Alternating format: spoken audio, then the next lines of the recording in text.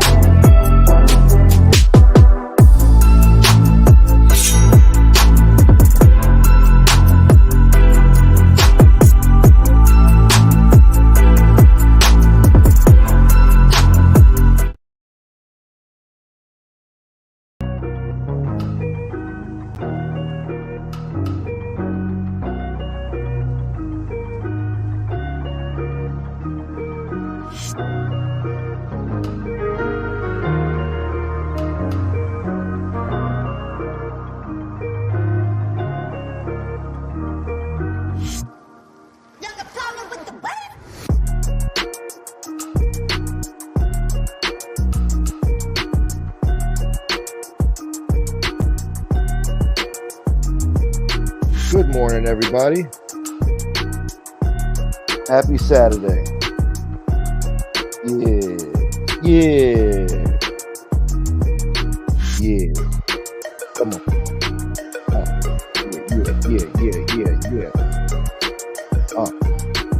Yeah. Gangster. Hey, who we got in here, huh? Redheaded stepchild, first guy in here. Salute, brother. Good morning. Joey Dimes. I was just watching you right before the show. I was watching a video of Tony Pizza stuffing his friggin' face like a cow. Remind me of that scene in Jurassic Park where they're feeding the Dilophosaurus, that tree branch. And it starts chewing like a cow. I don't know. That's what it looked like to me. But good morning, Joey Dimes. Good morning. Chris Capello. Good morning, sir. Trevor Smith. Chris Capello's the man. Antonino, salute. Good morning. Salute to Spend again. What else we got in here? Come on. Williams, salute.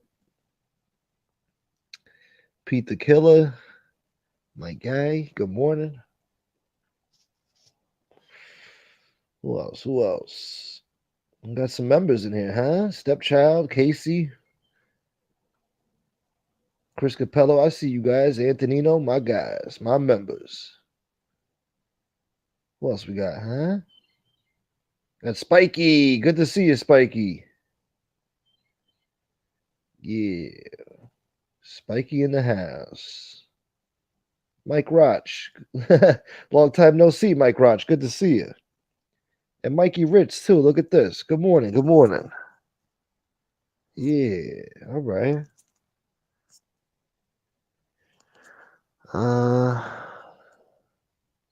Who else did I miss? I hope you guys hit the like button on the way in, damn it. Tina Pizza, good morning, you woke jokes. God bless. God bless you, woke joke. Good morning. Oh my god, imagine him eating like a friggin' egg McMuffin or something. Ugh. Bits and chunks of it just falling out of his mouth, all disgusting like, you know? Ugh.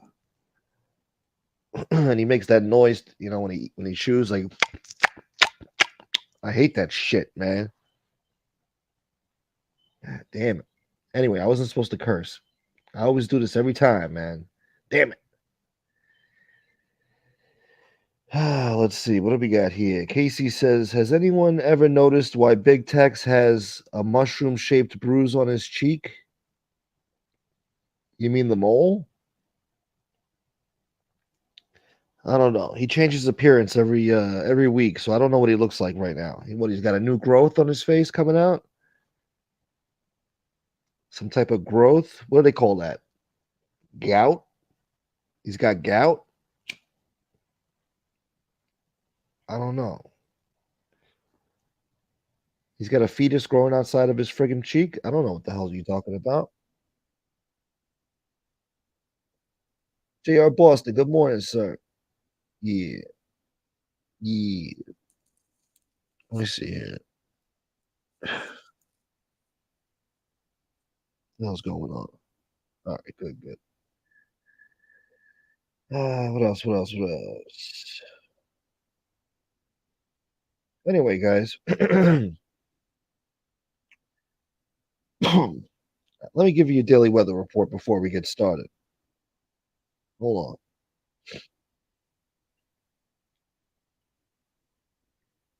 30. Well, it's going to be 37 degrees today. It's currently 32 degrees. It's cloudy. It's going to remain that way. Tomorrow it only says wind, so I assume it's going to be sunny. Since it's windy, I don't know. High of 40 degrees tomorrow, and then on Monday it's definitely going to be sunny. High of 43. Tuesday it's going to rain. Same thing, 43 degrees. And that's your friggin' weather report. Let me set up this thing here. We're in trouble, guys. We're in trouble. Think I need this shit?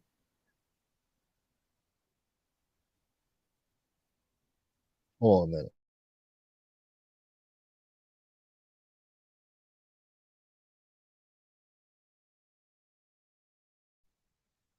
All right, damn it. Here we go. You guys didn't ask for it, but you're gonna get it anyway. Here it is. It's time for the news, people. You want it, you got it, even though you didn't ask for it. All right, here we go. This thing loads. All right, here we go. Yep. Let's see.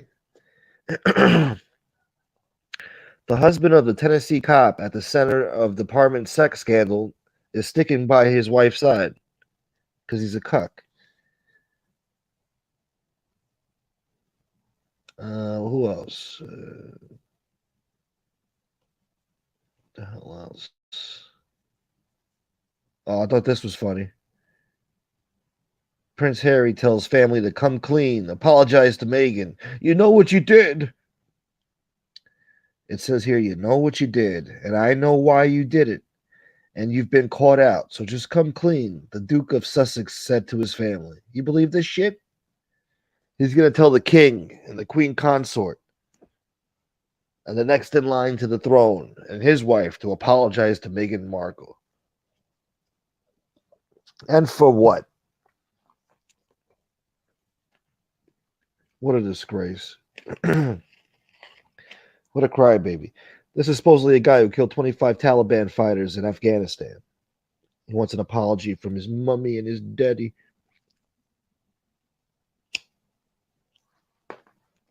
Anyway, what else we got here?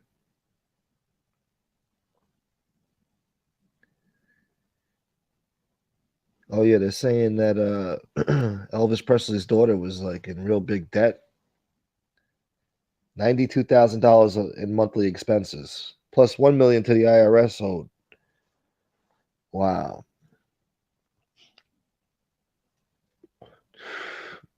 She was still making 100 grand a month from the Elvis Presley I don't know, catalog. But if you got $92,000 in monthly expenses and she had some other shit going on, I mean, Jesus Christ. She was paying over $1,000 a month for a friggin' Maserati. Now over $1,000 a month for a car, I mean, I like Maserati, but there's flashier shit you can get than a Maserati. Sometimes Maserati's too reserved for me, the design of it. For that amount of money, that shit better have all the hood scoops and all the side scoops and all other shit. That thing better transform into a fucking airplane. But anyway, I digress.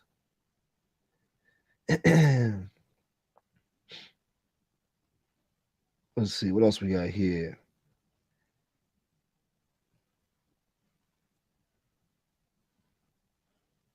Oh yeah, Kim Kardashian's jealous.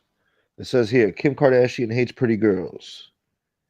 She hates Kanye West's new wife, Bianca Censori, which is just basically a younger version of her. I mean, I don't know what she's hating on. But anyway, let me get back to the chat because this sucks right now. I shouldn't have done this show. Shouldn't have done this show. Oh, look at this. Casey Robinson, $5. And Trevor Smith, £5. Nice. Thank you very much. Grab a coffee, bro. Thank you. I need it, man. I just woke up a little while ago. Haven't been feeling well. Thank you very much. Trevor, you're the man. And Casey Robinson, $5. Yeah. Show Gunsmoke some love, guys. Yeah, please, guys, hit the like button. And if you love me, you know, throw me a few dollars, huh? Help a brother out. Support the channel. Let's keep this friggin' shit alive, huh? Maybe I'll come up with some subject matter for you guys. God damn it. Tim inbred jerk offs. Yeah, well, I guess. This Harry's becoming a real problem. 500 years ago, the king would have had him friggin' drawn and quartered and feathered for his insolence and his treason.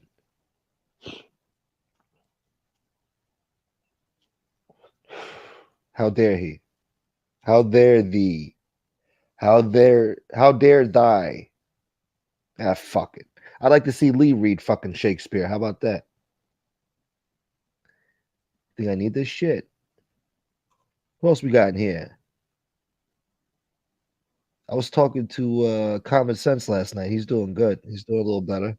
He's still messed up though. He's not 100%, but it was good to talk to him. Shouts to Common Sense out there, holding it down. Hey, Charlie. Good morning. Good morning, sweetheart. Good to see you. Yeah, I got some familiar faces in here. That's great. Some old familiar faces. Yo, Muggs, what's up, Muggs? They really hold on. I can't sit like this. It's fucking up my whole speech pattern. I can't. Let me do something. Hold on.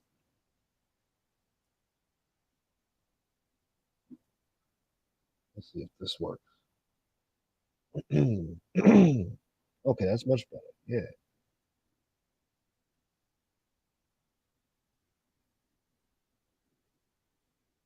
I'm gonna stop the screen for a second, people. I'm gonna drop a link too. Maybe somebody's up and wants to talk some shit. Yeah, the real gangster. Chris Capello says, wasn't he an interior decorator? His apartment looked like shit. He killed 16 Czechoslovakians.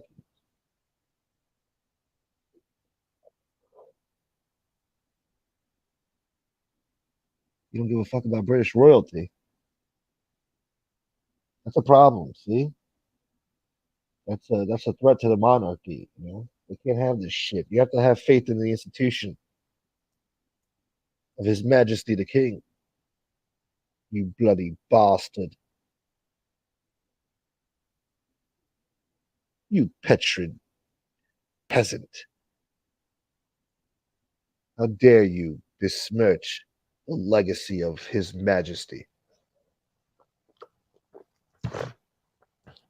and the throne? How dare you? You will bow down and curtsy to the king, you son of a. Mike Roch says, keep her lit. Good win for Man United today. Oh,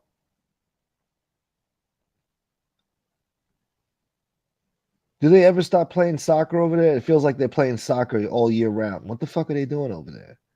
Do they ever have a championship?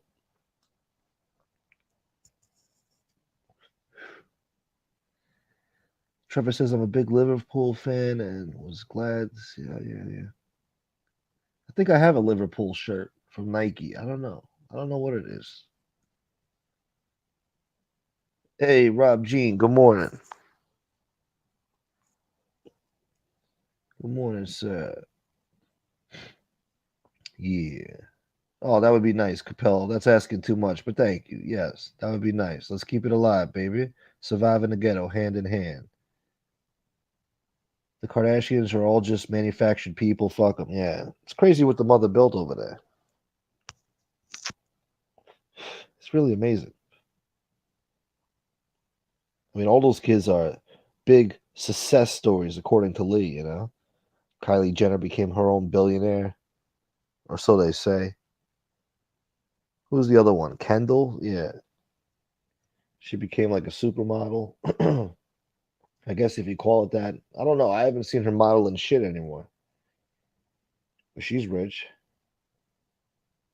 I don't know what the hell Chloe does except fucking cry and complain about her baby daddy cheating on her, getting all these cosmetic surgeries to compete with her sister Kim.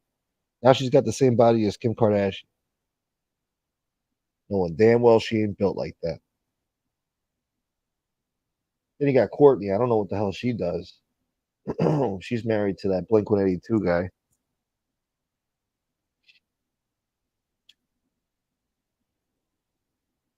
I don't know, but they're big success stories over there.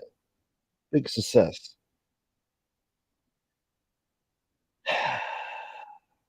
Damn it.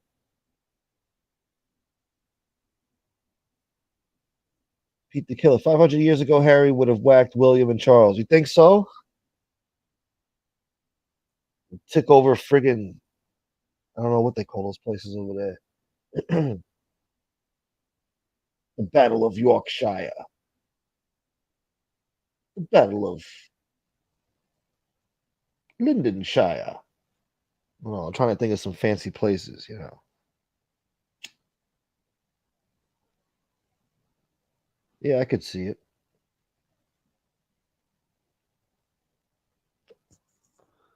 Hey, Otis, thank you so much, Otis, for the cash app. That's beautiful, brother. Thank you. Oh, I got another one too. Who sent me this? There's two of them. Wow. God bless you guys, man. Oh, Chris Capello, thank you, brother. Good morning, sir. Thank you. Shout outs to Chris Capello and Otis, man. My guys. Yeah. See? That just made me happy. That just brought new life into me. Yeah. Maybe it's gonna wake me up. God damn it. Sorry I didn't do a show last night, Otis, man. I fell asleep early. It's too tired for that shit. But maybe tonight I'll do one. I'll do one tonight. I have to. I gotta try to survive the ghetto, man. It's hard out here for a pimp. Trevor says Harry is fucking them up royally. Excuse the pun. Yeah, I mean, I don't know. Is he fucking them up though? Like, do you think he makes them look bad? I think he's making himself look bad with all the complaining and crying and carrying on about the shit, you know? And the shit he's exposing, it's not like, it's serious, deep, dark shit. It's like, ooh, Kate Middleton was upset because her daughter's wedding dress wasn't fitted right. And uh, Megan gave her a little snooty attitude about it and made her cry. And, it's like, I don't know. Harry got mad because William said, please take it slow with this one. You just met her, Take it slow. She's an American actress, probably only out for money and fame. Why don't you just slow it down? And Harry, Harry couldn't handle that. That set Harry off. That's what started this whole shit, really. Is that William told him to take it slow with this actress. He was so appalled and taken aback, He had to start this whole friggin' war now. Damage is done, There's no repairing that, He already embarrassed the family all over the world. Now he's writing books and documentaries and all this shit about it. What's done is done. They'll never be able to patch that up, And she'll divorce Harry in a few years, She'll get rid of him. She'll find some NBA player or something, Some football player. Maybe some Saudi prince or something.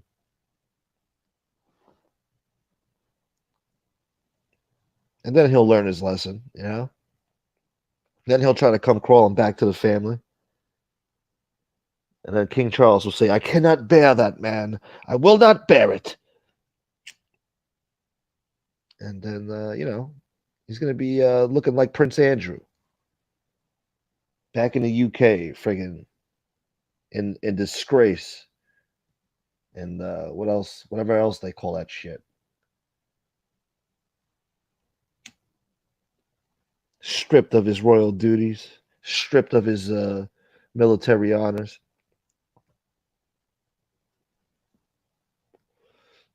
Ain't no queen here to protect you now, boy.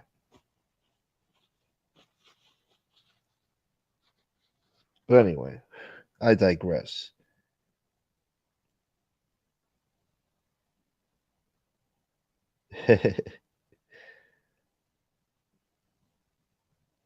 Alan Smith, good morning. Lee trying to read Shakespeare would be like teaching a dog to recite it. The dog would do a better job. Nikki Blade. Gunsmoke, ding dong. We like you. We do. Hold on a minute, guys. Give me one moment.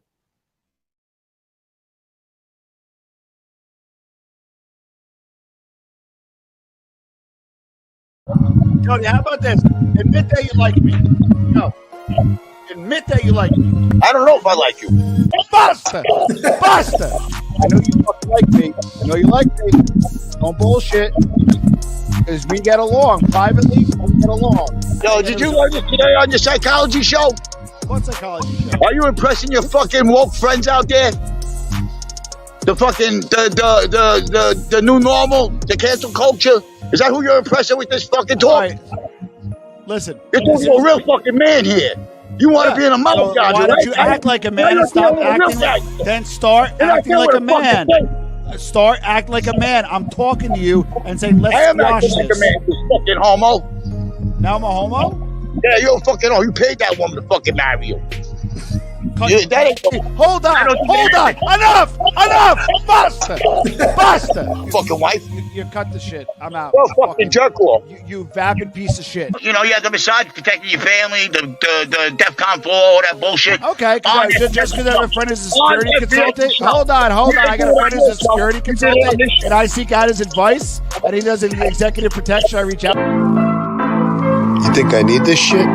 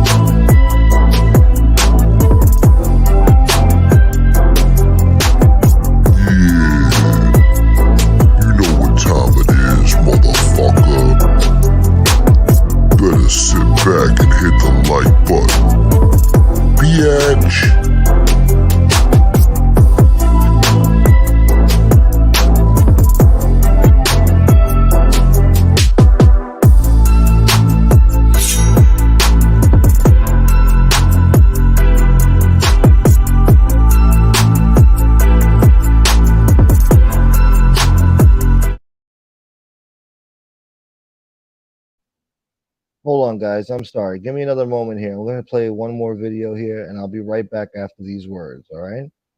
Let me try to get the longest video I can get. Here, I'll play this.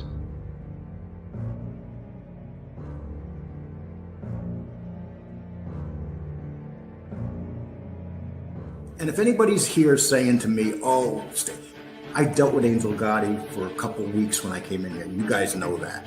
I made the mistake dealing with her.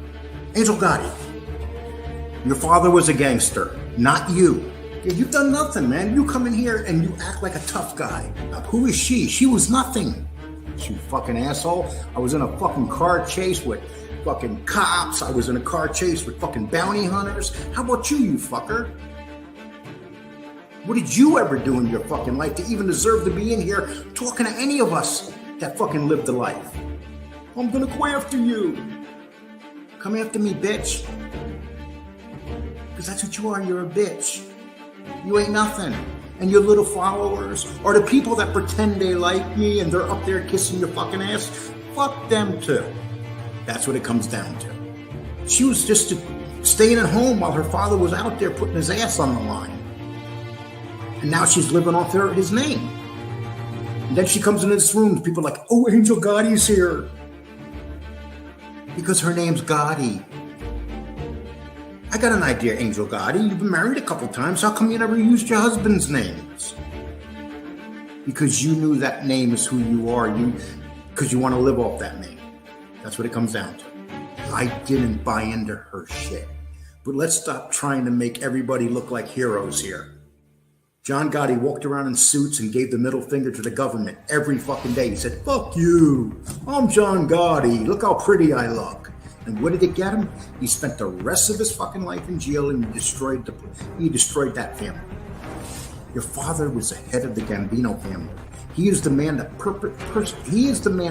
personally destroyed the Gambino family. He destroyed it. When he went to jail, when he got done, he handed it over to his moron son. And his son should have never been in charge of the Gambino family. Nobody on the street respected him. Nobody on the street liked him. And what did John Gotti Jr. do? He destroyed it. And the fact of the matter is, he did a 302. No one knows how much he snitched, but he did snitch. That's the reality of it. And you know what? I'm not saying that I wouldn't have. I don't know. Nobody knows what they would do if they're sitting and looking at 30, 40 years in jail for the rest of their life. And then when John Gotti went to jail, what happened? He got the shit kicked out of him. Why? Because in jail, in prison, it don't matter what the fuck your name is. It doesn't matter whether you're John Gotti in prison. And yes, the story's true. He did get his ass kicked in jail. And you got Angel Gotti out here trying to change the narrative of her family. It's like, please shut up. And then you got like a Victoria trying to change the other sister, saying that that the guy that hit her brother was drunk. He was a drunk driver, and that's why the kid got killed. No, that's not what happened. The kid got killed because he rode a mini bike into the street, and a man killed him. An innocent man that your father killed. That's what happened. That's the reality. This is the truth. No, America didn't love her dad. America didn't know her dad. If America knew her dad, they would not love him. Look at the family pictures of the Gottis. I can look at the family pictures of the Gottis, and not one person in that family picture was smiling. They all look like someone was forcing them to take the goddamn family picture.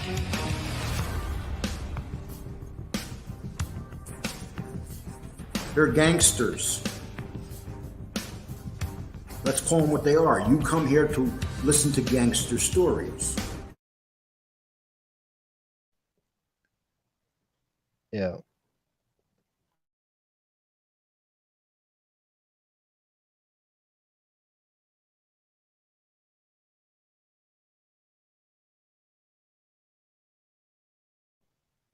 Hold on, guys. Sorry. I'll be right there, guys. Damn it. I'm so sorry, people. Hold on, people.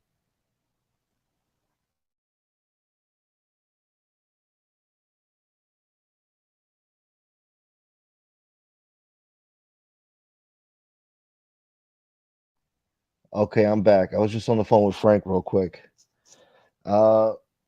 Anyway, guys, hit the like button. I'm so sorry about that wait and that interruption. Arthur Stewell, $5. Good morning, Gunsmoke. Everybody smash the like button and donate if you can. Thank you very much, Arthur. That's very beautiful. Thank you. Good morning, JC. Is it raining over there? He says, speaking of woke, it's 7 a.m. in California and I just woke up. You are woke, JC. You're a woke joke who just woke up on the West Coast. You woke joke, West Coast blowhole. Scott H., good morning. You finally caught a show, huh? Good to see you back. I'm the king of my castle, so fuck him. Hold on, I skipped over here. Somebody said, what are you, a friggin', since when did you become a royal expert over here? Where is that comment? Oh, yeah, it's the jacket. He says, who made you a royal expert?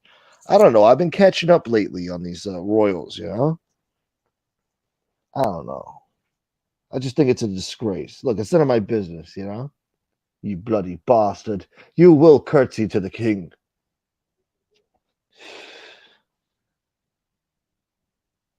Boston J, salute, brother. Good morning.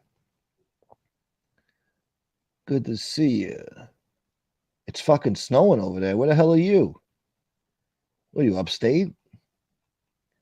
Rob Jean says it's snowing. I haven't seen snow over here all year yet.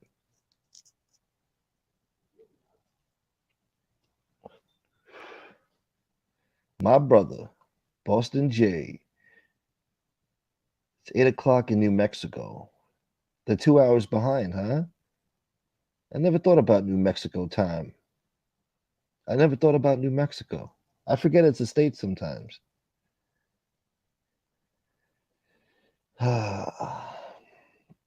It's like the forgotten state or something. Like Staten Island's the forgotten borough, you know? Otis says, never apologize, bro. It's all good. It's all good in my hood, baby, baby.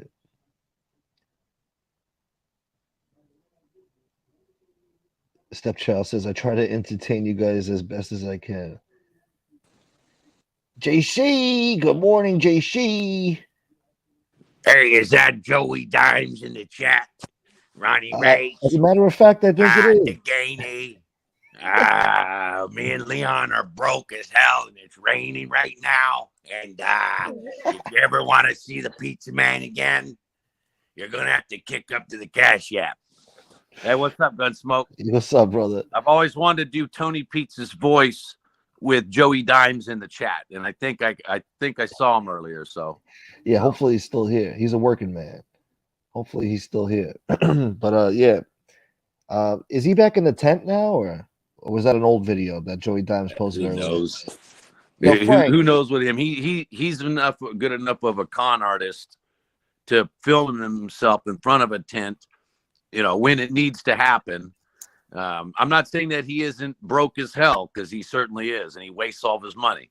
But yeah, he's smart enough, or I should say cunning enough, to film himself in front of his tent when he needs money. And of course, he'll always show the hotels, because then he lets his donors know, see, I have a hotel, and see, haters, look at you. All you other broke bums that I used to live next to on the streets of New York, look at me. I'm staying at the Waldorf now because two schmucks decided to pay my tab yet again for my lobster and steak dinner.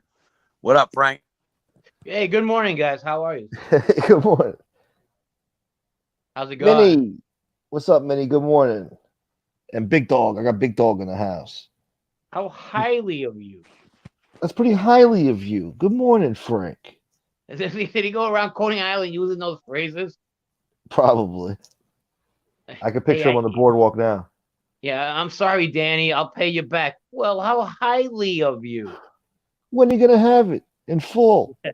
It's like, Been months right, now. yeah, fucking like some kind of shit from England. You know, he has an England accent.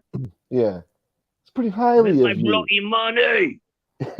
You blowhole. What now? What does he say? Yeah, You blowjob. he's of English descent, I believe. Yeah, probably was Smith. Yeah, Captain John Smith. Well, yeah, probably came here with the Mayflower, though. Nothing Probably, recent. Yeah. They could trace his lineage back to the old country. They can smell his white trash from back then. A limey bastard. Limey bastard. You know how that term came? You know what that term is about, right? I got that from a show, Deadwood. I don't know. Yeah, What is it about? it's because when the English talk, the Americans say they talk like they have a lime in their mouth. Oh, Yeah, blah, blah, blah, blah, blah, you know what I mean? you bloody bastard. Especially the ones with the real thick accents, like from Liverpool or London. I forgot what they call that accent. JC Easy. probably. We got some Liverpool fans in here. Be easy. Ooh. They were talking about it earlier. They're big Liverpool fans, so Yeah. don't make fun of their accents now. They get upset. No, of course.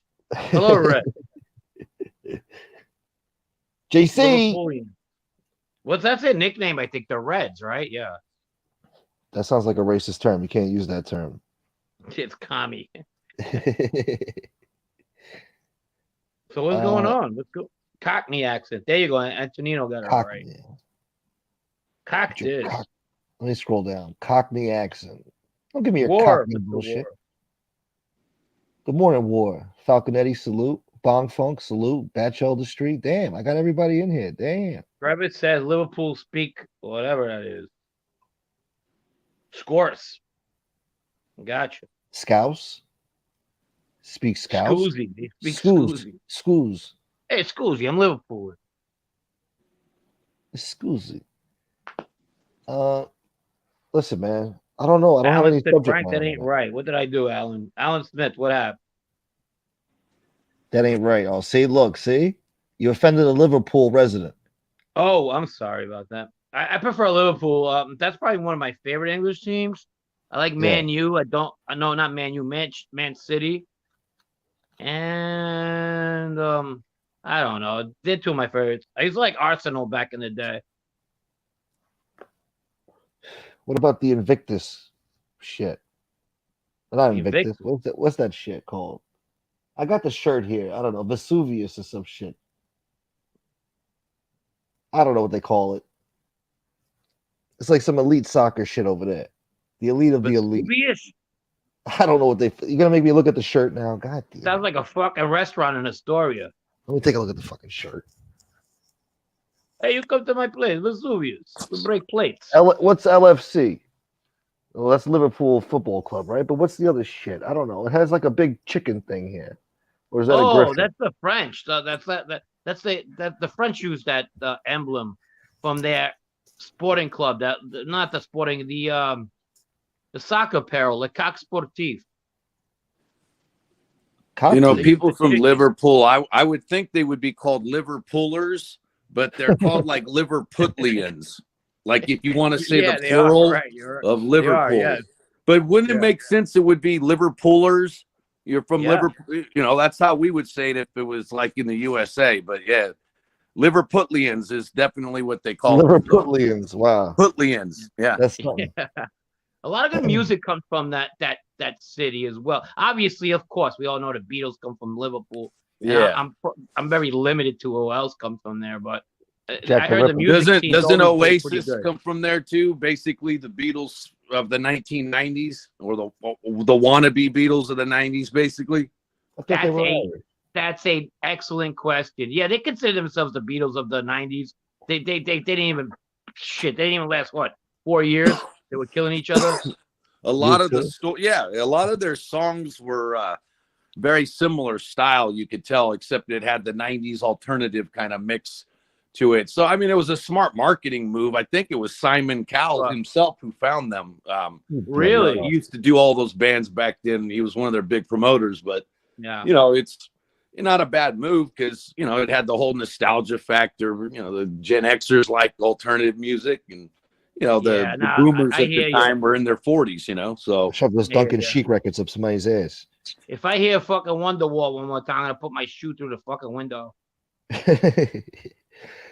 I like that song, I guess. Or Speed of Sound. Is that them? Speed of Sound, I think. No, that's what's that? The one what? God damn, I know. I get them confused, man. I'm trying to look for them right now. Coldplay. Coldplay, yeah. I get them confused. Coldplay and U2. They're I always actually get them from confused. Manchester. That I know. Yeah, Coldplay's all right. Yeah, that's a not good bad. song. Nobody. I mean, If I had to pick between the Beatles and the Stones, I'm more of a Stones guy. Yeah. Yeah, and That's then some old school rock and roll gangster shit. yeah, I like the Stones. I like a couple Stone songs. I read a book back huh? not actually not too long ago, The maybe 6, Quran. 7 years ago, and it was comparing the Beatles to the Rolling Stones. And now the Beatles had the squeaky clean image, and the Rolling Stones had that like rebel fucking like we're gonna do whatever we gotta do, and Well, 4 people got killed teenage at a concert, right? anguish. Well, that was around Homeboys in the neck of the woods, JC's. That was the Hell's Angels when they Yeah, killed somebody. Yeah. But but they compared them to, and believe it or not, the ones that came out very poor were the Beatles. They came out from nothing.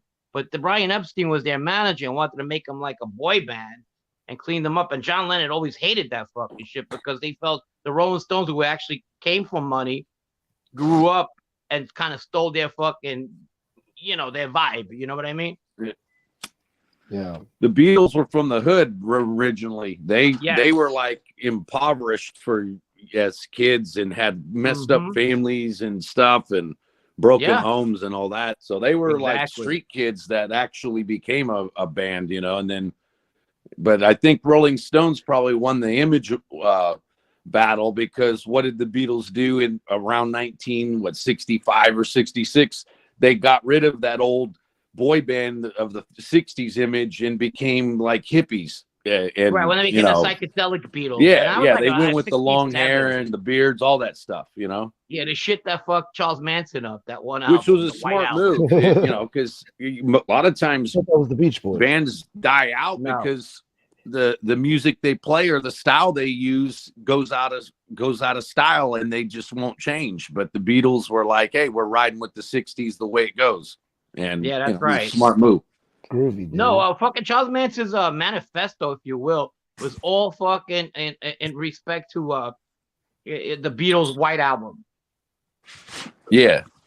Yeah, and they listened to that shit without a Rubber Soul. I'm pretty sure it was a White Album, the one with Piggies in it and Helter Skelter, obviously. That's where he got that shit from, huh?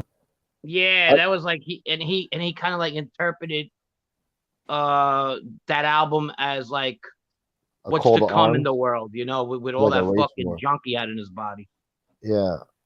My co-defendant in my 1994 case was ended up violating probation and was shipped to Corcoran for a while.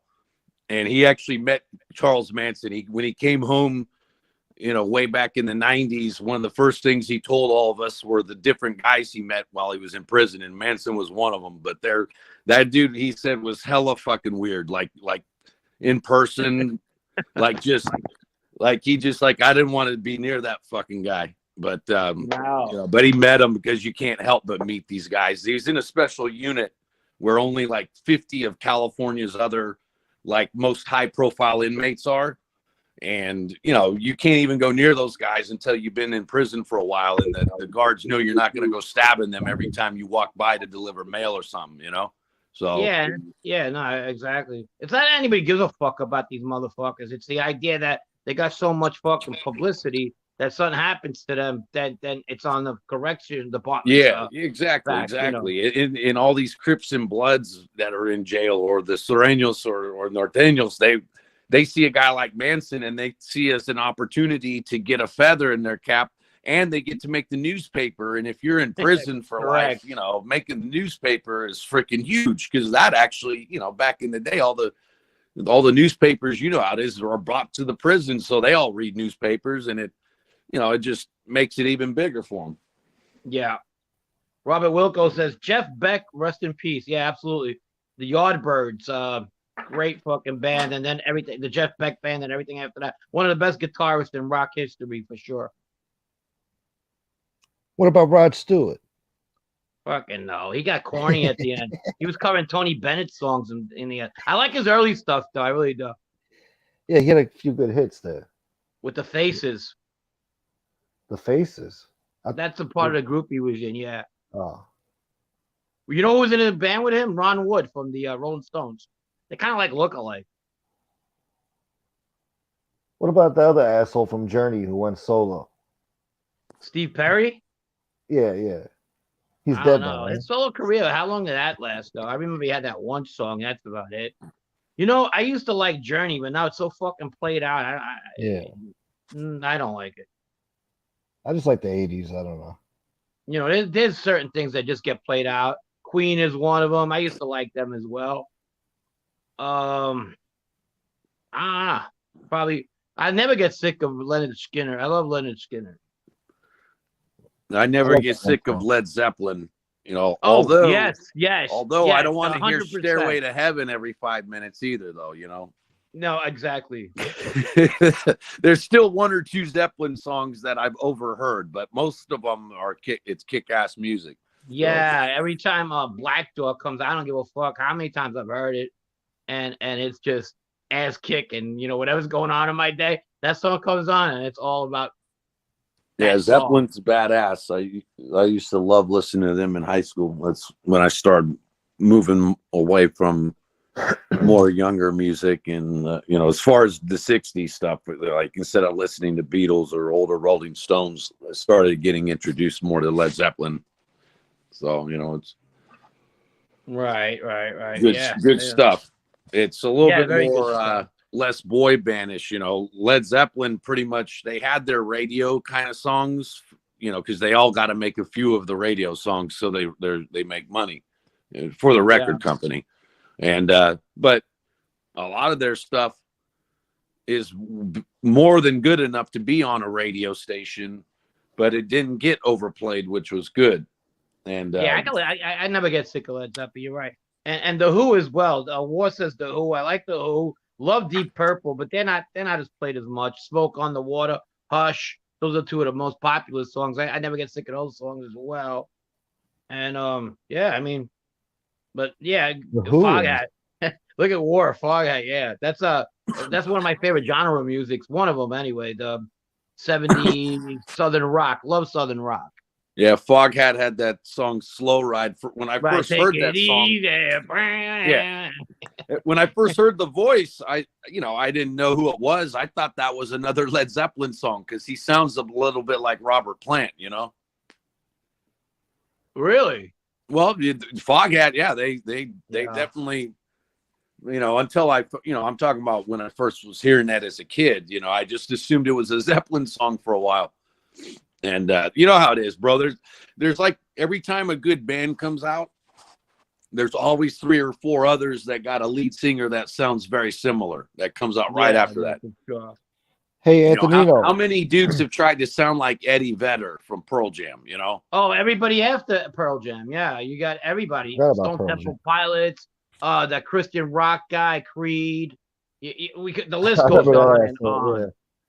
With all that band 7 Mary 3, that dude sounded blatantly like Vedder. Take you to this place and show you everything. Right, that's on Lee's alarm clock.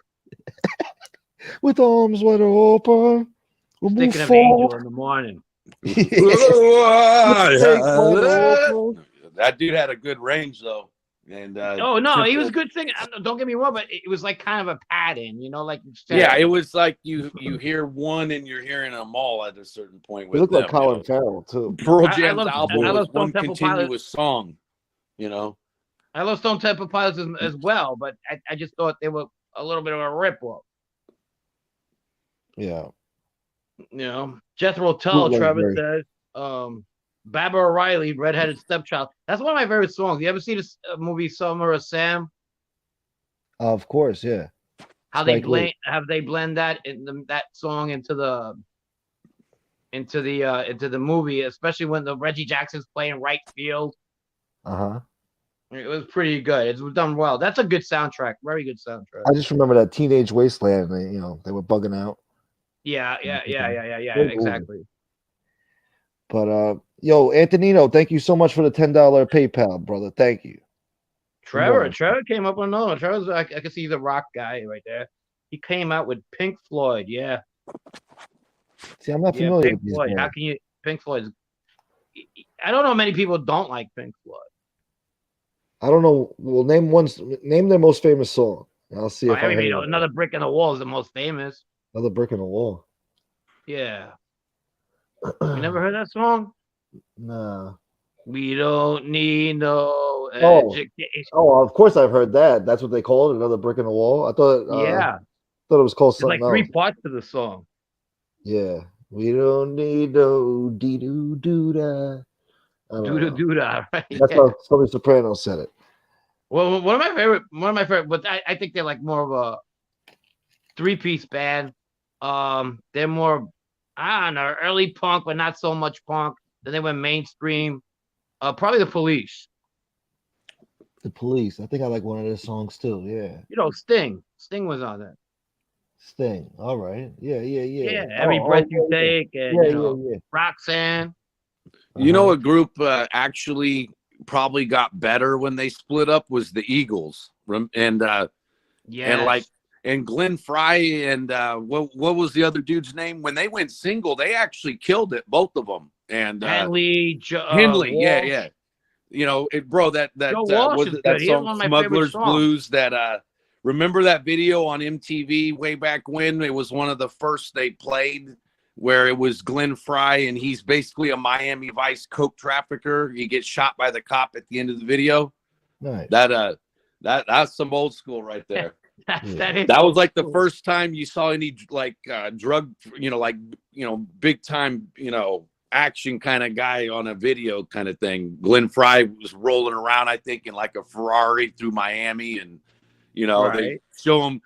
It starts off, and some dude, like a Cuban dude or a Colombian dude, gets shot by mistake or something while they're trying to do a deal, and he runs out with the dope and the money. And he's basically trying to escape the city after that and get all of his stuff, whatever he's doing, packing up his stuff and getting out of town. And then by the end of the video, though, a dude that's dressed up as a cop, and it turns out to be one of the guy's friends, pulls him over and shoots him. But that was some badass shit back then, that the whole Miami Vice kind of thing. Glenn Fry had that one hit, The Heat Is On, right? Yeah, that was another one. Smuggler's Blues, The Heat Is On. There was a few. He had on many of them. Yeah. The The Eagles put out some. You know how the Eagles started, right? That was your neck of the woods again. Linda Ronstadt. They were backup musicians for Linda Ronstadt. Yeah, that's something else. Yeah. Yep. How far are you from the San Francisco, JC? If I leave here, it takes about 3 hours to get to the city. Yeah, they had a great music scene. Santana. Yeah, they did definitely at one time. That's the Grateful Dead was always around there. I wasn't a big Deadhead, but I did go to one of their shows because the shows were something different, though. That you didn't have to like their music to enjoy those shows. I was blown away. It was like a 3-day thing, and all the drugs that were everywhere, and it was blatantly being sold. I was like, in 1994, or 5, whenever it was that I went, I was, that was some new shit for us. Nowadays, people can order mushrooms on the internet, or weed, whatever, and have it at their door. But that was like the first time I saw where you could be walking around and people are just blatantly selling the shit, and the cops are just ignoring it because they don't want to. They've tried it before, messing with them, and it just leads to riots and problems. And the police just sort of contain it. No, I get it. Yeah. So I mean, the Grateful Dead in general are a jam band. I mean, like I don't know if you ever heard of Widespread Panic. They're in that league, not in the same league, but they do the same thing with the following and the drugs and whatever. And there's the other. What's the other one? Oh, Fish. You ever heard of them? PHI. Yeah. That's all the. As soon as Jerry Garcia died, that was the band that the bandwagon. They're in the same genre, right? Yes. Genre. They're in my genre, dude. In my library, dude. Oh man. I mean, a lot of good groups, man. A lot of good groups, especially in that area. Yorkville hated the Eagles, man. I like one song from the Eagles. I forgot the name of the song, but it was a good one. Mustache Pete, he goes, Fish is the same thing. They're a jam band. Yes, they are. Yeah, I wasn't a big Eagles fan myself, but I liked how Glenn Frey and Don Henley did their stuff. No, I don't like that song Hotel California at all. It's the most annoying I song for love that me. song. Yeah, because where I live, oh, I live, you got to understand. every bar is Every playing that. time there's a bunch of drunk chicks at a bar, that flipping song comes on. And, you know what that song's about, right? It's about apparently, and you guys could dissect it. You guys could give your opinions, but this is what I've heard by multiple people. It's Not a about ghost. no, it's about devil worshiping for the rich. What? All right, break that Yeah, down. yeah, it's an organization that's about it's about devil worship. It didn't work. It wasn't gonna get no radio play back when it came out in the 70s, actually the mid to late 70s.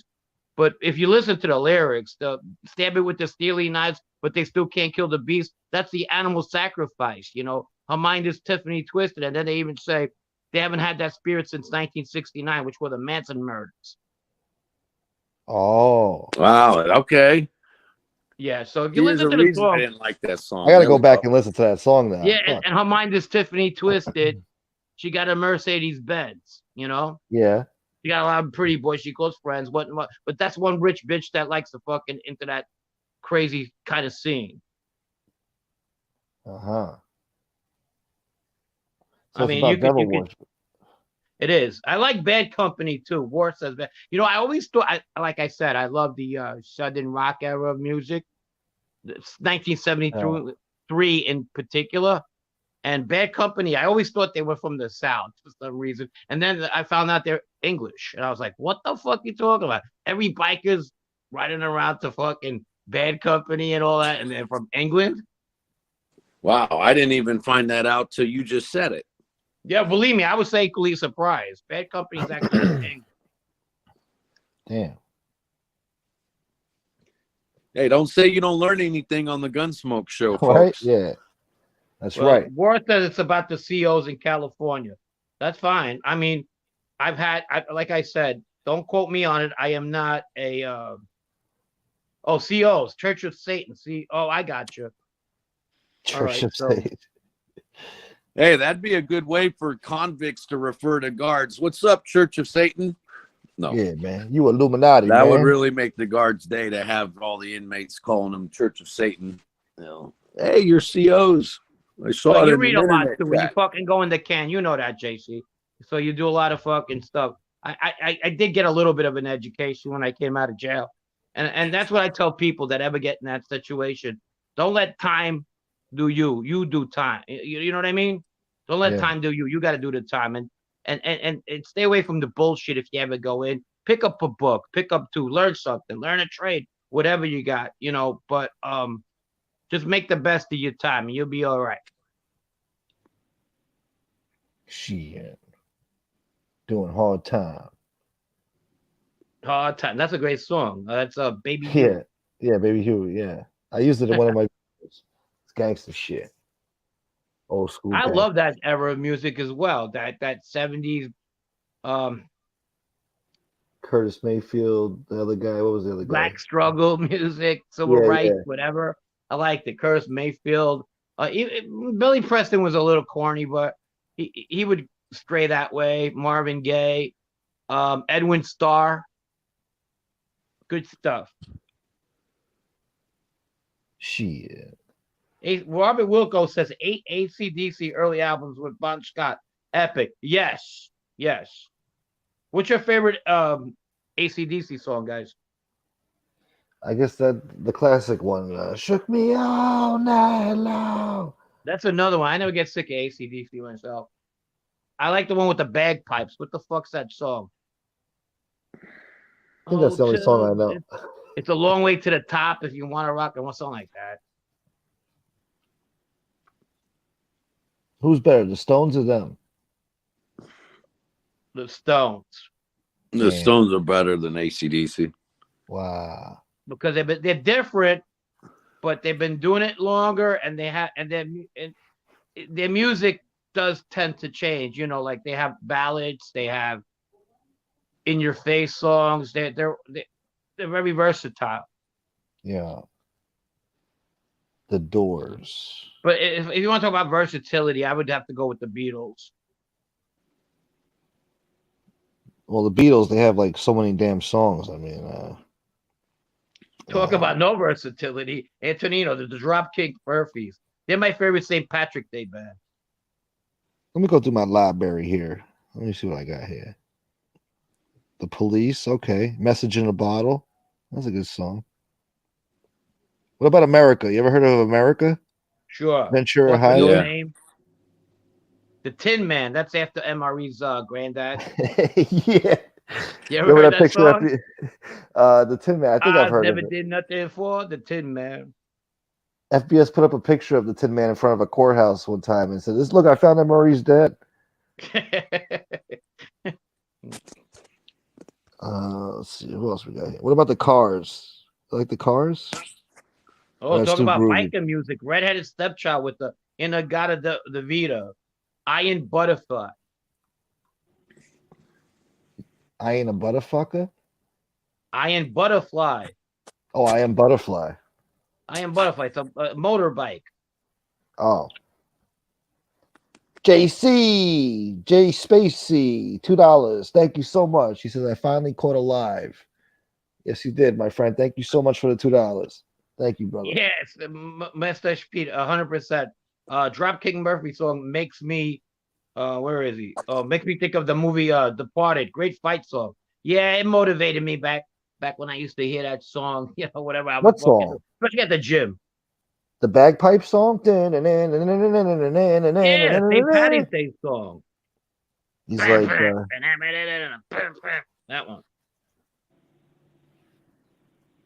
I like that scene. That's one of my favorite scenes of the movie. He's like, when I tell you to dump a body in the marsh, you dump them in the The marsh. Not Marsh, yeah. someplace where Johnny Hancock gets a hand job from Susie every fucking Thursday. Don't laugh. This ain't reality TV. Wow, Wise And Guy then TV. Actually, Wise Guy TV. Another great song is "Under the Bridge" by the Red Hot Chili Peppers. Yeah, that's actually one of my favorite Red Hot all-time Chili songs. Peppers. Love it. A lot of Which bad song? times. A lot of bad times today. It's about heroin use and doing heroin under a bridge. I think it was the Anthony Kiedis experience, but I never did heroin. That God doesn't mean but I always it always got me through tough times. Great song. Mustache Pete. For me, nobody can touch the Stones, Floyd, and Zeppelin. Those are his favorites. Scorpions. What the fuck? The Scorpions put on a show, huh? Yeah, here I am. Rock me like a hurricane. That's a Scorpion. Van Halen, Oh, great band. California California sound. Rest in peace, Eddie Van Halen. One of the best guitar players ever. yeah. Didn't they sell his guitar or some shit? Like that was like the guitar that he made like all the classic songs with, sold for a lot of money. I don't know. I remember Well, that a few probably. years I mean, ago. yeah, he was a legend.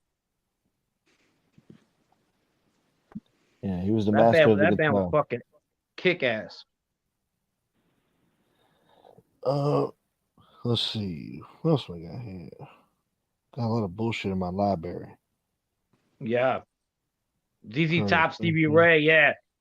Yorkville Charlie, yes, definitely. When I was living down in the South, that was like a staple of every fucking bar, And like if you go in the Northeast, right? You go to Northeast and you go to a neighborhood bar in Brooklyn and Queens, you're gonna see Frankie Valley, Frank Sinatra, Doo-Wop Dion, and all that shit. You go down south, that there is ZZ Top and Leonard Skinner, the Allman Brothers.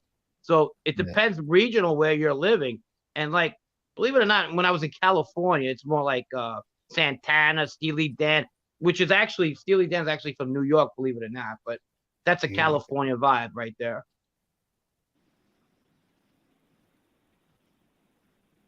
And then you get Seattle. What the fuck? I mean, I came to Seattle. It was all fucking grunge at one time. I came. It's all No Yeah. indie. shit. What is it No now? doubt. Indie, the indie sound. Indie. Oh, Yeah, fuck, like Force to the People, Dido, fucking not Dido, but the Dido. other Feist. Uh, who else? Who's a real Fucking bitch? Moby. that Camp for Cutie. She fell funny. Fuck it, yeah. It got lame. But they do have a great music scene. A lot of good musicians out here in Seattle. Yeah. I don't know. I think I'd like Seattle with all the rain. They and fog produced and- Jimi Hendrix too. Jimi Oh, they Hendrix did? Yeah, was from he's Seattle. from Renton. He's from Renton. I've been to his graveside. Renton is in where what is that? Boeing is it's not too far from where I'm at, and that's where he's from. Yes, I got a trivia question for anybody. Which two? This is easy though. See, you because you gave it away, JC. But which two Seattleans are left-handed guitarists and both died? And left-handed guitarists are hard, by the way, and both died at the age of 27, and they're from Seattle. One of Yeah, them. it's not too difficult to figure out there, huh? Well, yeah, because I gave you brought out the harder one. The easy one is the one that you guys need to guess. Say the question again. It's Kurt Cobain. Robert Wilco got it right. It's Kurt Cobain and Jimi Hendrix. They both died at 27. Yeah. They're not actually from Seattle, but they're from Washington State because Kurt Cobain's from Aberdeen, Washington. I've been there, and that's right off of Olympia. It's like 4 hours away from Seattle. Yeah.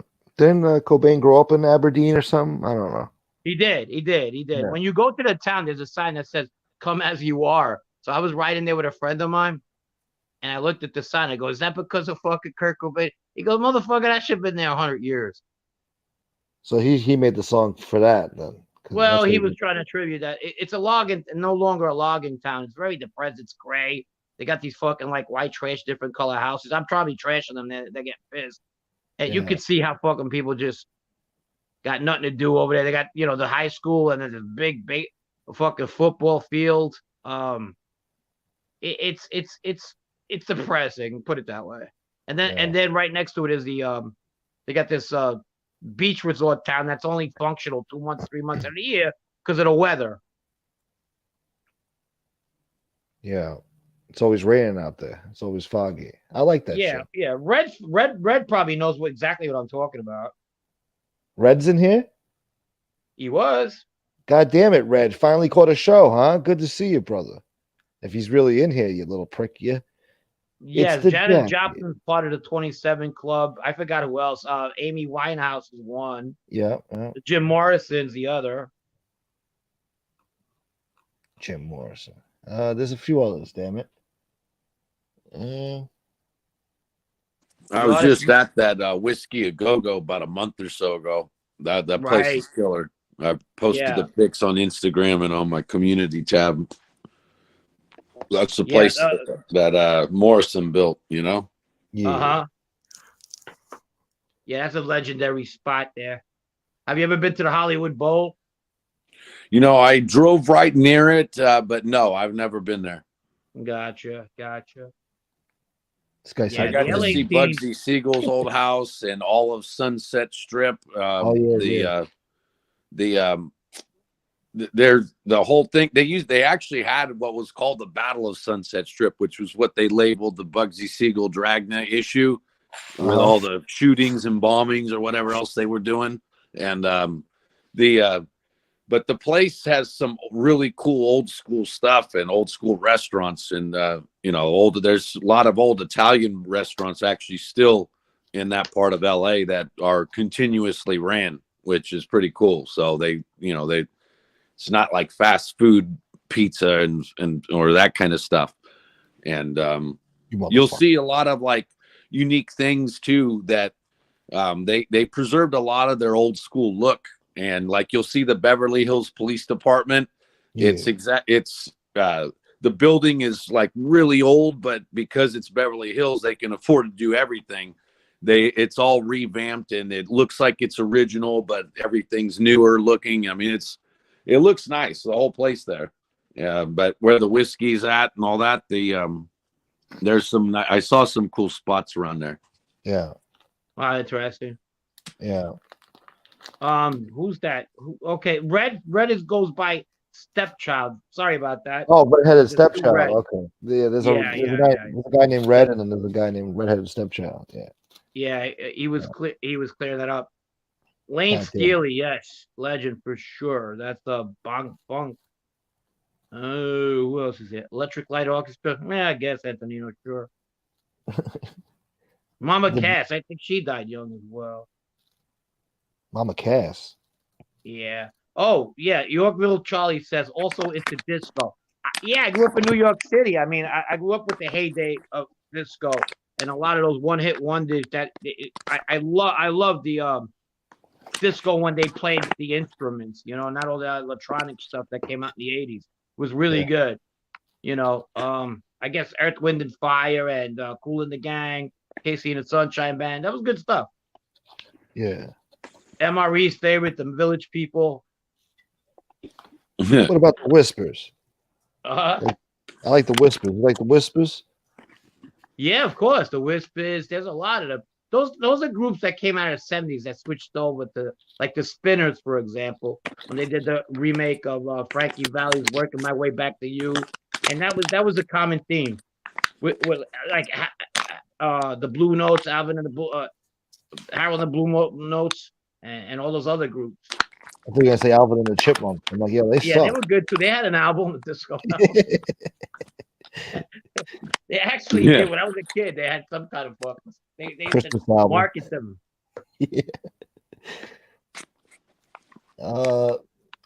The jacket says, "Did you ever go to the KTU Beatstock concerts at Jones Beach back in the early 2000s?" Yeah, Yes, one of my yeah. girlfriends Well, not dragged me there. 2000. That should be, yeah. Yeah, well, 2002 for me at Jones Beach. She dragged me to a Green Day concert, and Blink 182 was there. It was a good time. Bobby Barbarian says Bonnie M. Now, Bonnie M is, I think it's a Dutch band. And they were actually, the guy who produced them was the same guy who produced, ready for this, Milli Vanilli.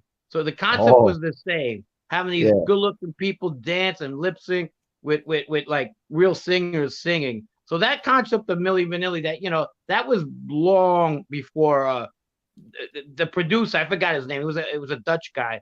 That came out way before Milli Vanilli, and they just got caught doing it, I guess. Yeah, I don't know what they're thinking. Like, how do you not get caught doing that? You know? Yeah. Joe I Root, mean- yes, we did have very good music for sure. Well, that's all over now. I mean, you don't Yeah. even have live instruments anymore, really, when they make the music. It's all computerized shit now. Yeah. And nobody's creative. Back then, bands were all different. They had their own sounds, and now you hear the But radio, you can't even tell who's who. Yeah, if I do hate, and I try to be open to all types of music, but if I do really dislike, rather not hate, dislike fucking any kind of music, is that freestyle club music that came out, that electronic shit with the whiny voices and stuff. I hate the cover girls, Noel, and all that crap. I hate that shit. Oh, freestyle back- music? Ugh, man. Like let the Expose, music play. Or you know, what was that? anything I would listen to the fucking clubs when me and my buddies used to go out. So you hit a freestyle like "Spring Love, come back to Right, me." exactly. Stuff that you hear at a fucking salon. So you wouldn't like that show Gravesend then, because that's all they play in there is that 80s freestyle music, early But 90s. look who listens to that show. Look who watches it, okay? William DeMeo. Yeah, you know, Yeah. my father. Oh Oh, I yeah. love that song. Remind me when I was in the back seat of a car.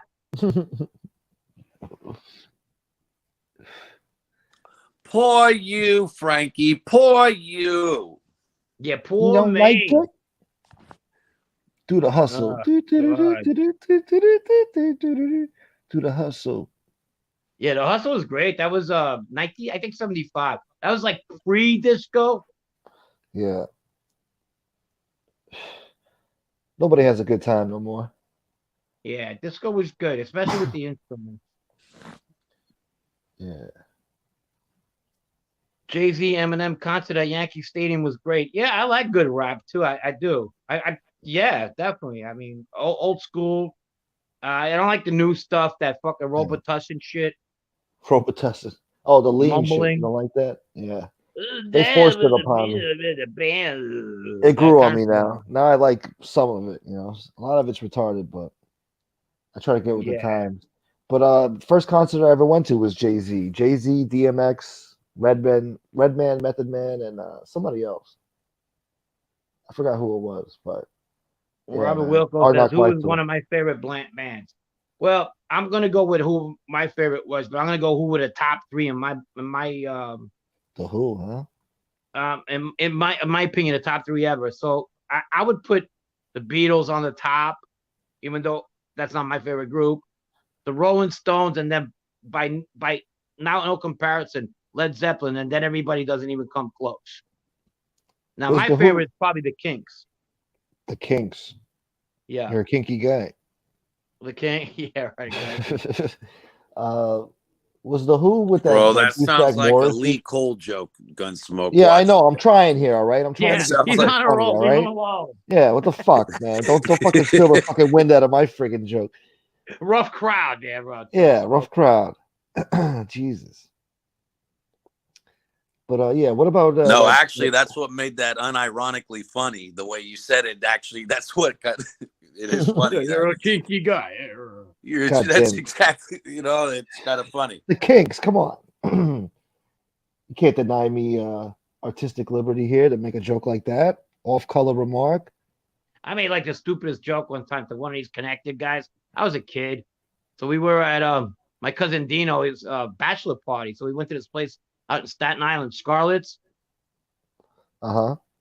and there was a guy at the door. He was probably given the job there because he was a half a wise guy rather, older guy. Hey, you guys need singles?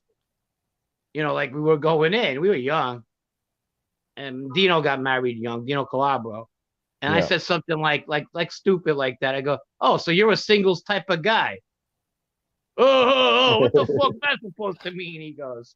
I was like, my cousin was, "Come on, walk, man. What the fuck? Yeah. All right, we're not even in yet. You're gonna get us kicked out." No, I didn't offend nobody. I didn't upset nobody. Give us a drink. What about Ja Rule? You like Ja Rule? He's all right. He's not bad. He's not bad. No, I No, don't. somebody's just fucking with you. It's the jacket was asking that. I did like. Hey, he should be selling gyros though. That whole get a gyro from Yeah. gyro. Get the Lee Cole discount, baby. That's right. Code Cole. Bro. Joe That's Root, funny Joe Root shit. is quoting Lola, the King song. That's one of my least favorite songs. I like the early stuff. Like I'm not like anybody else is one of my favorites. And I like, but even when they went disco a little bit, like Superman was one of my favorites. Superman. I Want to Fly Like Superman. I never heard that. See, what happened was in the 80s, the late 70s, a lot of these rock groups started putting out disco songs because that was like the way to go. But a lot of like the loyal rock fans of these groups were getting pissed off. Like Kiss had I Was Made for Loving You. The Rolling Stones had a couple like Miss You. You know what I mean? And they were going that direction. And the Kinks came up with one too. And that was back in the day. What was the Kinks a song? popular Show me thing your to do. feet. Huh? What was the Kinks song? I want to fly like Superman. Check it out. It's pretty cool. Oh, okay. The jacket. Let me shout out Antonino here. $5. Great music talk. Thank you, Antonino. Yeah, I mean, I like this stuff. I like this. Hey, give some money up over here. I got things to do. All right. Yeah, please. And I go don't ahead. get paid for this shit. Give the kids some money. Yeah. What's that song? Money Is All I Want by the Beatles. Money. Oh, That's another one. Hey, yeah, that's right. Songs with that have the word money in it. money. What's that one? Money for Nothing and the Chicks Are Free. What was that? Dire Straits. I like the Talking Heads too. Oh, wait, I got another special guest coming. Maybe he likes the freestyle music. I can see this guy listen to freestyle music. Definitely. If that's who I think it is. Definitely. Definitely smoking the cigarette at the club, not in his head. Hey, Frank, did you ever listen to like 80s new wave stuff like Depeche Mode or Yeah. Duran and those groups? Yeah, and I appreciated the synthesizer, I appreciated that they were really talented. Morning, fellas. Morning, Synthetic drum. Good morning, Howard. What's up, Frankie? Ask him, oh crap. getting ready for fucking breakfast in a little bit. I'm glad you came on because you could lead it away. But what's going on? What are you doing, buddy? No, I missed. I just finished watching most of FBS's show from last night. Yeah.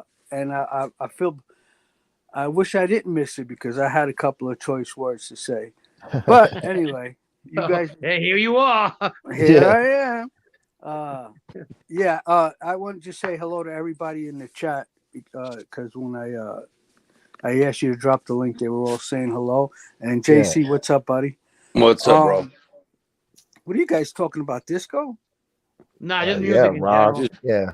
Old school music in Bobby said general. the Roland D50 was was the sound of the 80s. It was. It definitely was, Bobby. And the sound of like the late 60s was the Hammond piano, the Hammond organ, which was you hear it in a lot of Doors songs, the Animals, a lot of the British groups from the other side too. Good stuff. Damn. Oh yeah, definitely good stuff. The Animals was there is a house on your Rising, the House of the Rising That's a Sun. good yeah, group House for of the sure. Rising. Huh? They were great. They didn't get Yeah. enough credit because they were a little bit too out there for the older folks back in the day. But they were the most rowdies of the British invasion. They were really good. Yeah, there was a lot of good groups and singers came from Britain. From England? Yeah. Yeah, from England. Yeah, the British invasion. Yes, there yeah. was. Rolling Stones, all of them guys. My favorite is I got to get out of this place if it's the last thing I'm gonna do. And Yeah, Madonna. they have that song too. They gotta spill the wine, take that girl. Well, that's War. That's the same guy. That's Eric Burden, though. That's the lead Yes. singer, though, right? Yes, 100%. Guys, I was kidding about Madonna. I was just Yeah. I was like, No, I thought she was fake Madonna's a British. trend. She started a trend. I mean, look, would you have I don't know, argument's sake, all these Christina Aguilera, Britney Spears, or even Lady Gaga without like Madonna's being who she is. Probably not. Hey, you know what fucking Yeah. that guy Kane Shades said? He That he wants to be Madonna? No, that he was talking about freestyle, like Florida was the only place that called it freestyle music, and No, 'cause, absolutely not. That was What big a in New York fucking too. retard. It was nuts. Yeah, but look, Yeah. I mean, look where you're getting your reference from. This fucking kid lived in his house in Miami, in the garage, in his man cave over there, wherever the fuck he is. yeah. How was he gonna know? They gave him a Judy Torres album one time, and he went from there. Judy to What were you saying? Something about smoking a cigarette and bopping your head? Right, pallets. Well, listen, I don't know about your crew, but my crew, we never even bopped our heads. We were like the guys standing up and wouldn't dance. No dancing at all. Yeah. No.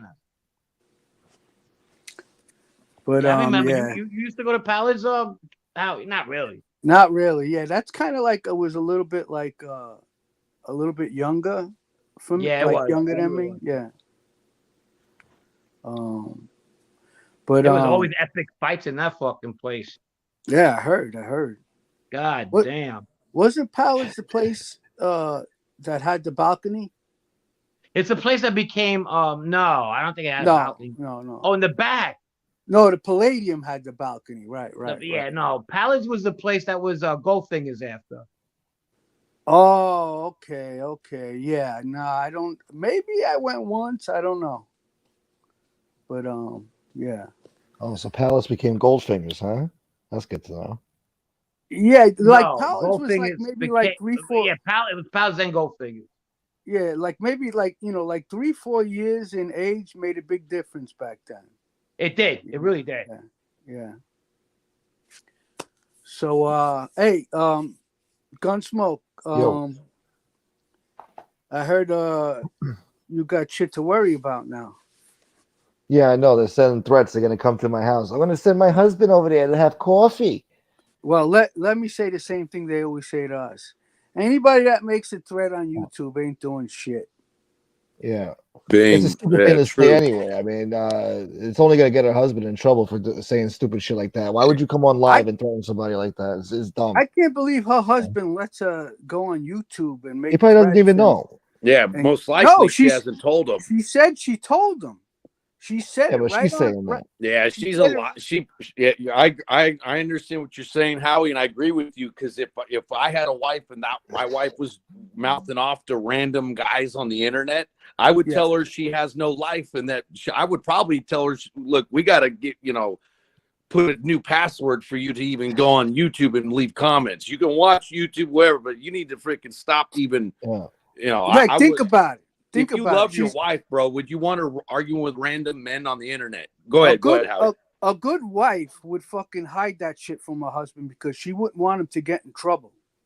I think she Okay? spends way too much Guys, time on guys. here Yeah. for her husband not to Hey, know what's going on, oh, is that everybody. Pete? Yeah, Hey, what's what's up, up, Pete? Pete? What's going on? How's it going, guys? But before she did say on Angel's show that she let her she showed her wife and he saw the video of what was being said, and she said that her husband said that even these informants these guys wouldn't talk to these people on the street, and they're just using these content creators to have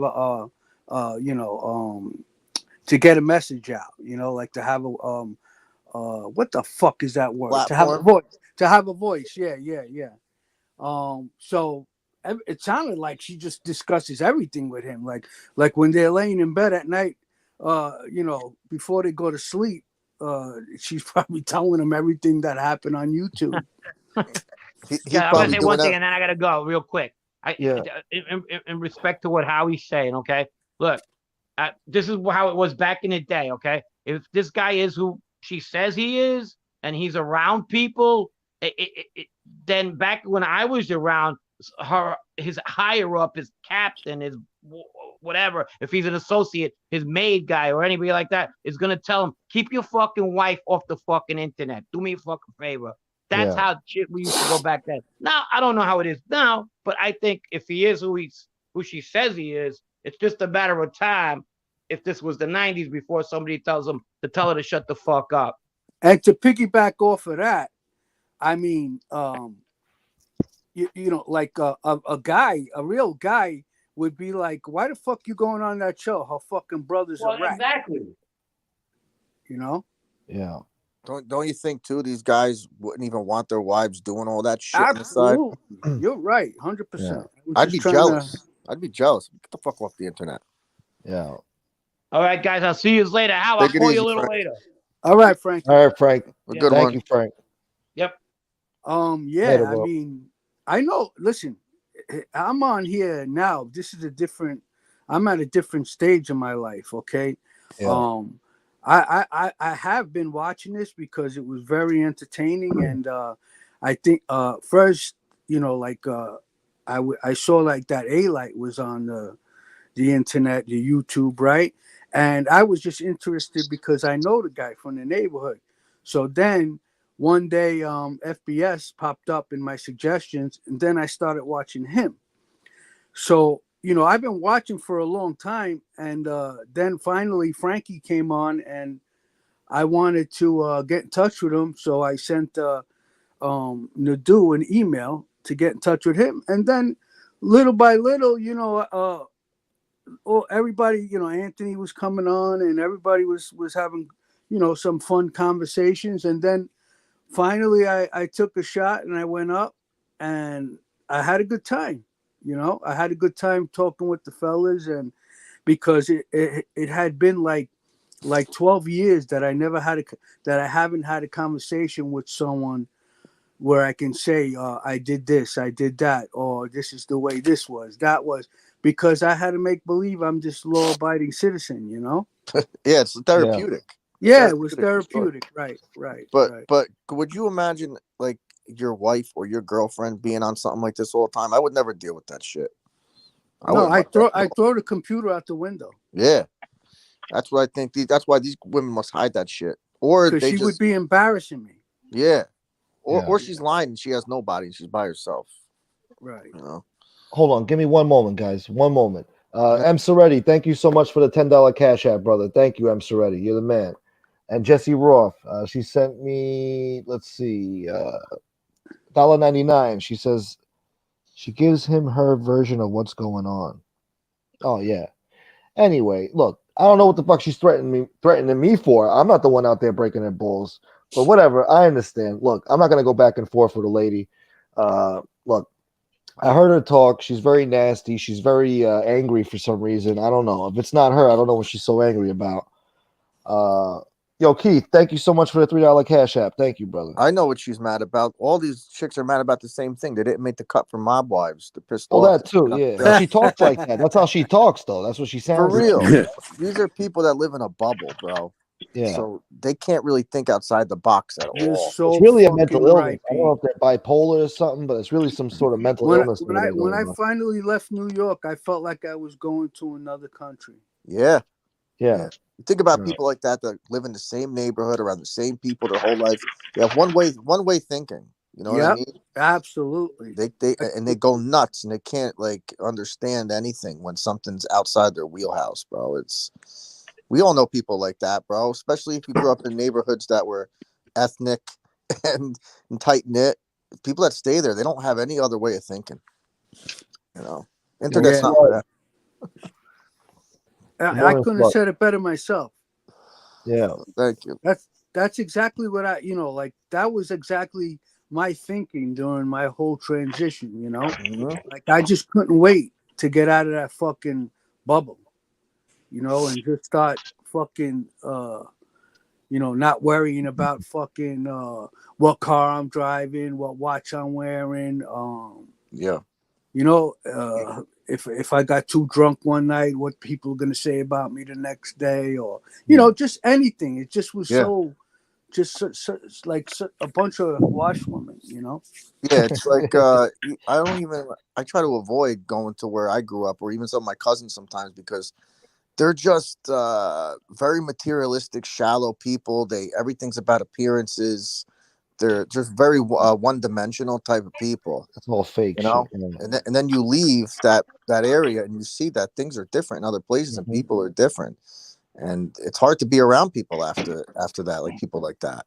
Yeah, I couldn't wait just to get away and just be a regular guy. Yeah, a regular working guy. I had nobody to impress, and just live my life without worrying about my dog getting kicked down, without worrying about, okay, we got to beef with this person, that crew, just it's like a lot of stress off your shoulders. I bet, man. Yeah. I got a question for you, Howie. Yeah. Wouldn't you be upset if you found out that your wife was on YouTube, basically telling everybody that she was going to sick you on them? Yeah. Right. Yeah. She's trying to get them locked up. It's crazy. I just basically said that, but I phrased it differently. Yeah, absolutely. You're 100% right. Yeah.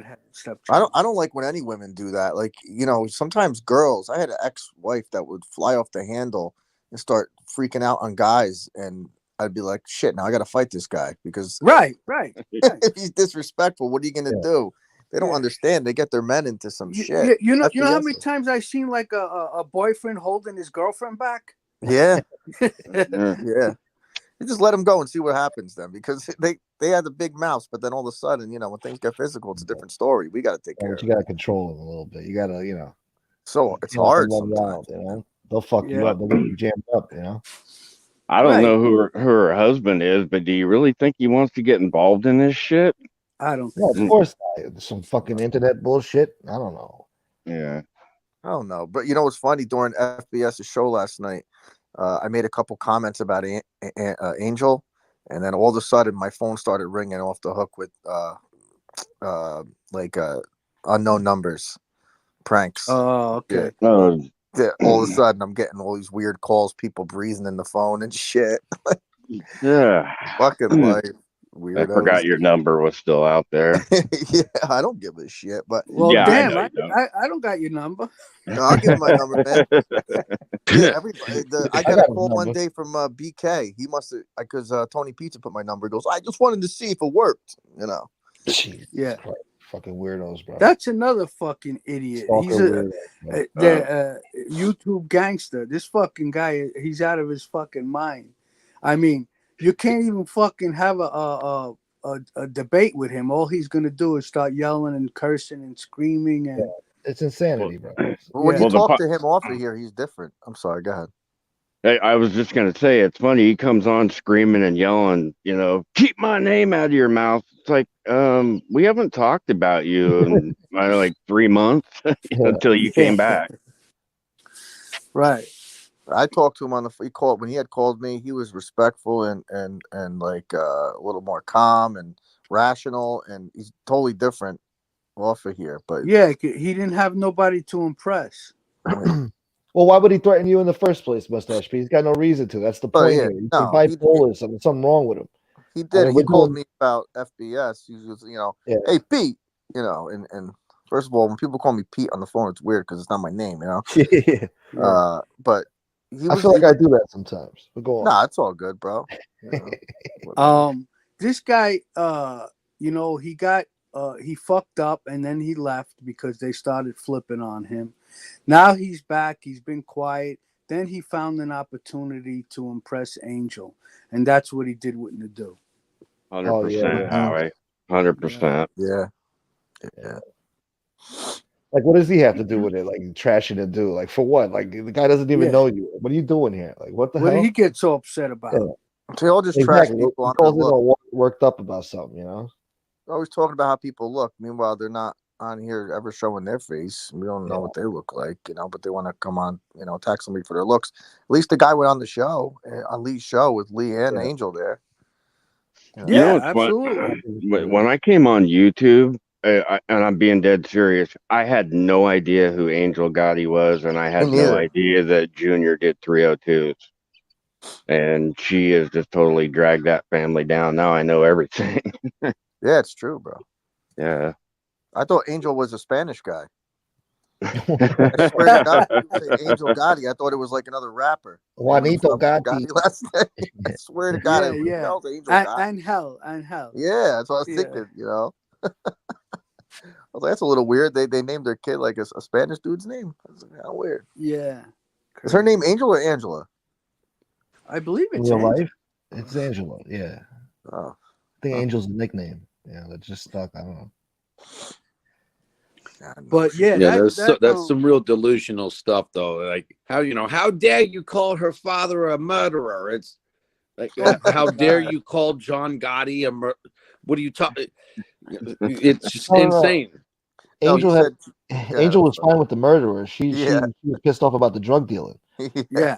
Well, yeah, that was another Yeah. point too. That whole, they were pushing heroin. That's a fact. They, yeah. It's just they were guys- violating the rules, and they were doing it. So I mean, everybody knows that, but they don't want to admit that stuff. Let me ask you guys a question. They keep saying that that Nadu said that John Sr. was a piece of shit. Did any of you guys hear that? No. No, I don't think. Yeah, Jeff would I don't say He did a something like video that. once about him that. being assaulted in jail, and I don't think she liked that. But he was just telling facts, Now, Yeah, why but he he did that never video, said I don't know. piece but- of shit. Now, No, I don't think so. that lady Angela, and they're saying that he came on and called her father a piece of shit. So now I don't remember him saying that. I think they're projecting. Oh, yeah. Only a piece of shit would do the things that her father did. Well, Yeah. I mean, Well, they I like don't to know. twist the truth. He fucked. Yeah, how the fuck did they come up with that?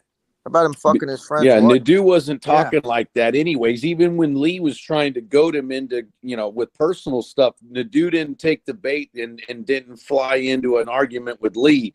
Oh, he was and instead he Yeah. kept his attack methodical. And so there's no way he said that. And what he said was that your brother, he did say your brother's a rat, but and then she tried to say, well, he had quit the mob, I guess, and apparently if you do a 302 session after you quit, that's no longer snitching when you talk to the feds or the cops then. So quit the mob. Apparently there's a new contract clause in the mob where, there's these new technicalities. Apparently you could put your resignation in. Yeah, exactly. Put in your notice. Yeah. Well, Howie, you're no longer anything you did won't matter because from from what I hear, you had resigned before you did all that. So Yeah. whatever position you had, you had quit. John Jr. was a civilian when he did the 302. So Yo, Howie, it keep my doesn't matter. fucking name out of your mouth, you fucking God. Fuck you, you fucking pussy. You see this shit? Oh, he came in on a Arranged different fans, man. avatar. This It's guy arranged watches fans. more YouTube than I do. Yeah. You believe this shit? Jesus Christ. I bro. This had shit a goes feeling so that well. was him when I saw the M. I don't know. Yeah, I was thinking that too. I Yeah, was what's like, up, fellas? What's up, Rob G? Hey, Yeah, what's up, Rob? Rob? What's up, Rob Jean? How are you guys? What's All going right. on, brother? Nah, just driving to fucking East New York as usual. Yeah, But me I too. I'm having a Careful. cup of coffee. I got you in a good section, so. Actually, last time you went to East New York, we weren't able to, see anything because of the connection. Yeah, But I read the news. I saw it because I know the area he was driving in. Yeah. Oh, he's So on Pennsylvania Avenue.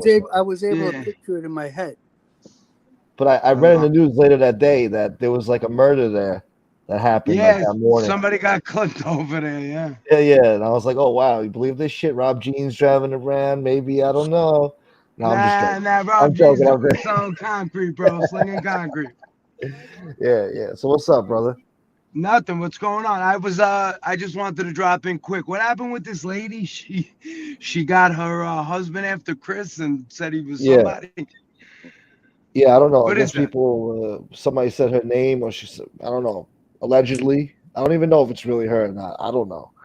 But apparently it is because she's upset, so it probably is. And That's she's out of making a whole bunch control. of threats, Yeah. Yeah, but on the YouTube, like, or calling and doing the threats. On the YouTube, I think she was doing shows and doing her own videos too. Yeah, she does. She made her own video. Didn't people learn their lesson with me? Didn't people learn their lesson not to meet up and all the bullshit? Yeah. Come on, didn't they learn by now? They never intend to do it. That's why they'll never actually do that shit. Hey, Rob, how would you feel if your wife was getting you involved in beefs? Are you crazy? My wife checks my pockets every time I leave the house. If she knew I was on the YouTube, she'd go crazy. Right.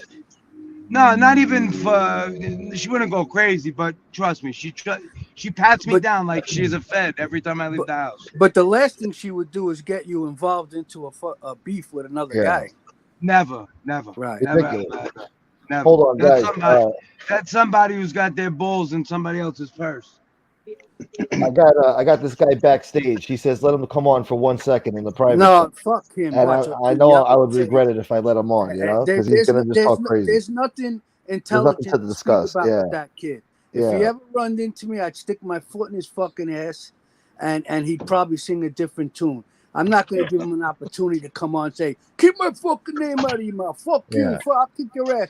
Come to New York." He's just clout chasing. Then he'll come meet me at this random gym right now. Especially when he knows that I live on the other side of the country.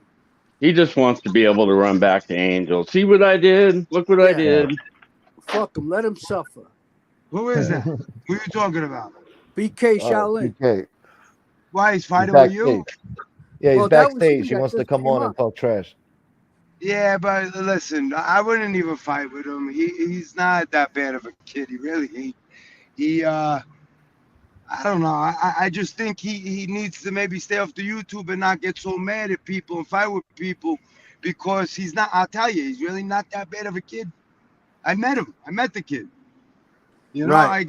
I guess I don't know. I don't know what his reasoning, for that to be, unless somebody provoked him and then he got mad. Nobody provokes him. That's the thing. Nobody ever provokes this guy. Nobody's even thinking about this guy. And he gets all upset. He calls into these shows and threatens people for no reason. Then he makes up with them. I don't understand what his deal is. I mean, there's something wrong there. He's been doing it for a year and a half. When he's by himself, he doesn't have anybody to impress. Yeah, but you know what? You could speak, like when I spoke to him face to face, it was a normal conversation. It wasn't like because his asshole was pulsating. He understands the bullshit with the YouTube. He's not he understands that it's all fantasy world. You know, Right. so I don't know. I don't know. I really can't answer for that, Howie. I don't know. I don't get it Well, either.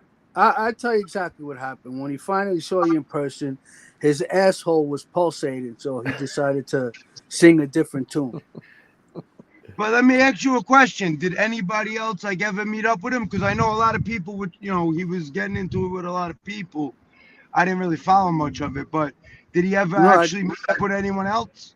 I don't No, think I so. think you might be the only one. I don't know. No, you're the only one. I Yeah. honestly gotta say, I don't know. Maybe it's for the YouTube. I mean, he's not really a punk kind of guy. Like he's Hold on, normal. I'll be He's a right normal back, guy. guys. He says, "Let me." He says, "Let me on. I'll talk calm. You got my word." No, He wants I to don't say- have. I don't want. I ain't got. Do you believe this? I don't want to hear anything he's got Yeah. to say. Okay? Hold on, I'll be right All back, it's guys. gonna- I'll be right all, back. all he's gonna do is take cheap shots because he knows I can't fucking get my hands on his neck. But why did you start arguing in the first place? Because he jumped on Lee Cole's show attacking Jeff Nadeau when Nadeau was debating Lee Cole and Angel, and he didn't like that we said that he was trying to impress Angel by jumping on the show. Oh, So now I he's got saying you. keep my name out of your mouth. Okay. I don't know, man. I don't get it. I really don't. I don't get it. Well, isn't he like fucking 30-something years old? Yeah, he's not a young, you know, he's not a young kid. No, he's 30. He's got to be in his 30s. Yeah, that's a young kid. Yeah, I mean, he's got to be in his 30s. I mean, Yeah. honestly, Howie, you know, certain times you run into people, you know, you can't keep going. I can't keep going back and forth on this. You're a personality on this now, but you know, I can't keep. So I wanted to nip it in the butt, and you know, he was a, I don't know, he was a decent guy when I met him. Yeah, well, you know what? The only thing that protects me is that I don't live anywhere near these people. So, you know, even if I was tempted to, I can't go meet them. What am I gonna do? Hop on the fuck? And I'm not that stupid either. I'm not gonna go meet somebody in their area, and then it looks like I went there looking for the problem. You know what I mean? Yeah. You That's get why rid- I think sometimes when people meet in person, you know, things change. You know, thoughts change. People are they Absolutely. become more rational. You know. yeah, because How you're not many just talking times, to an avatar. Howie? How many times have you gone to go see somebody over a real problem in your life, and you were able to, you know, figure it out in a mutual way? You know. Dozens of times. Yeah, I mean that's how the streets work. That's you know That's it. Right. you try to meld shit out. You know. Well, it's what Lee Cole would do. If Diamond. Lee Cole wouldn't be talking tough, you know, if he's not from in his room or whatever. If anybody was around him, and I don't mean just guys that are strong and well built, any regular dudes that Lee Cole has ever talked badly about, I guarantee if he ever ran into them in person, the first thing he would do is suck up to them and say how it's all just for entertainment. It's all for It's all entertainment. good. Yeah. You know, But I he think lose that people energy. like You know what I'm saying? I think people like Lee JC, they understand that this is a fantasy world and that they could do whatever they want. I mean, he Yeah. really is. He lives in fucking Texas, the guy, don't he? Or He New told. Orleans? That's what he said to FBS. He said, "You think I'd be talking to these people this way if I lived near them?" Right. But it's Yeah. he's an old man too, isn't he? Well, yeah, man. He's all big as shit. Old and unhealthy. He's like 63 going on 98, you know? Yeah, that's Yeah. whatever. Yeah, I mean, listen. listen, the guy's his own worst enemy, so that tells you right there. I know a lot of fucking 60-year-olds that are in great shape. Yeah, me too. You kidding me? Yeah. Hey, Gunsmoke. Yo. Have you heard anything more on that video you dropped where Lee was totally trashing the Gotti family? No, I'm I just never heard wondering. nothing about it. I heard the other day that I don't know if it was Lee or Angel. They said it's like, I think it was Lee. He's like, I already apologized to her, dude. We already spoke privately, dude. I apologized for everything. You know, I guess she don't care. I think she said, I heard everything. I heard it. I don't know if she heard my video specifically, but I didn't hear no blowback or fallback specifically from that. No. Well, let's He be said, honest. "Angel, we talked about this." Yeah, Yeah. basically. those were his true feelings right there in that video. Yeah, I Well, mean they're that's not gonna what he they're really not gonna felt. acknowledge it. I mean, that's the worst. He said worst shit that I ever said. I don't think I ever said half the shit he said. I mean, he was cutting deep with that. He was trying to really piss her off. I guess Yeah, she don't care about that. that was back when Lee Cole was making believe he was a knockaround guy from back in the Oh, day. right. Yes. Yes. Did he really do that? He really made like he was the guy? Yeah, he says we were the gangsters, dude. Guys like us, dude. She doesn't know about living that life and freaking what really blew me away was he talked as if Angel should have been like carrying a gun and handling business, herself. He was like, you didn't show revenge your father. You didn't avenge him. I mean, like, whoa, you expect Angel to start busting caps now? He said, He said, I'm that Scorpion guy. at that. He said, I'm that guy. I'm a mean motherfucker. I'm that guy. Really? Man, see, he realizes this is a fantasy world. He knows he's not a dummy when it comes to that. Yeah, and the reason why he tried to put on that persona when he first came on was because he was getting into the mob genre, so he wanted to make like he had things in common with the people he's going to interview.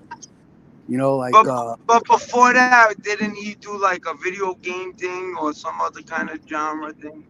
Well, he tried the politics. I don't like know. with his kid. He was doing one with his kid or something. He had something. He had something on here when he was talking about politics, I think, too, for a little while. So he knows that this is a means of making some kind of money, and it's a fantasy world. You could talk to people, you could do whatever the fuck you want. Right, but you can do that without insulting people. 100%. I never insult anybody. You know why? Where's that gonna get me? Exactly. What's that gonna do? I'm gonna have an argument with somebody on it. I don't want to do that. There's no need to insult anybody on here. I don't know, unless they're insulting you. But yeah. Yeah, exactly. But it's pointless because it's a fantasy. But it does. Listen, all you guys on here know that drama brings views. Yeah. That's why I'm kind of tempted to bring him on right now. I'm kind of tempted to bring him on just so he could talk his shit, and it is entertaining. He's whining backstage. But it's a small world. You never know who you're going to run into. You know what I mean? Yeah. Especially on the East Coast. Yeah. That's why these people don't want to show their face a lot of time, because God forbid that happens. Me, I'm all over the place. So you'll catch me in any part. Bay Ridge, East New York, Staten Island. I'm all over. Damn.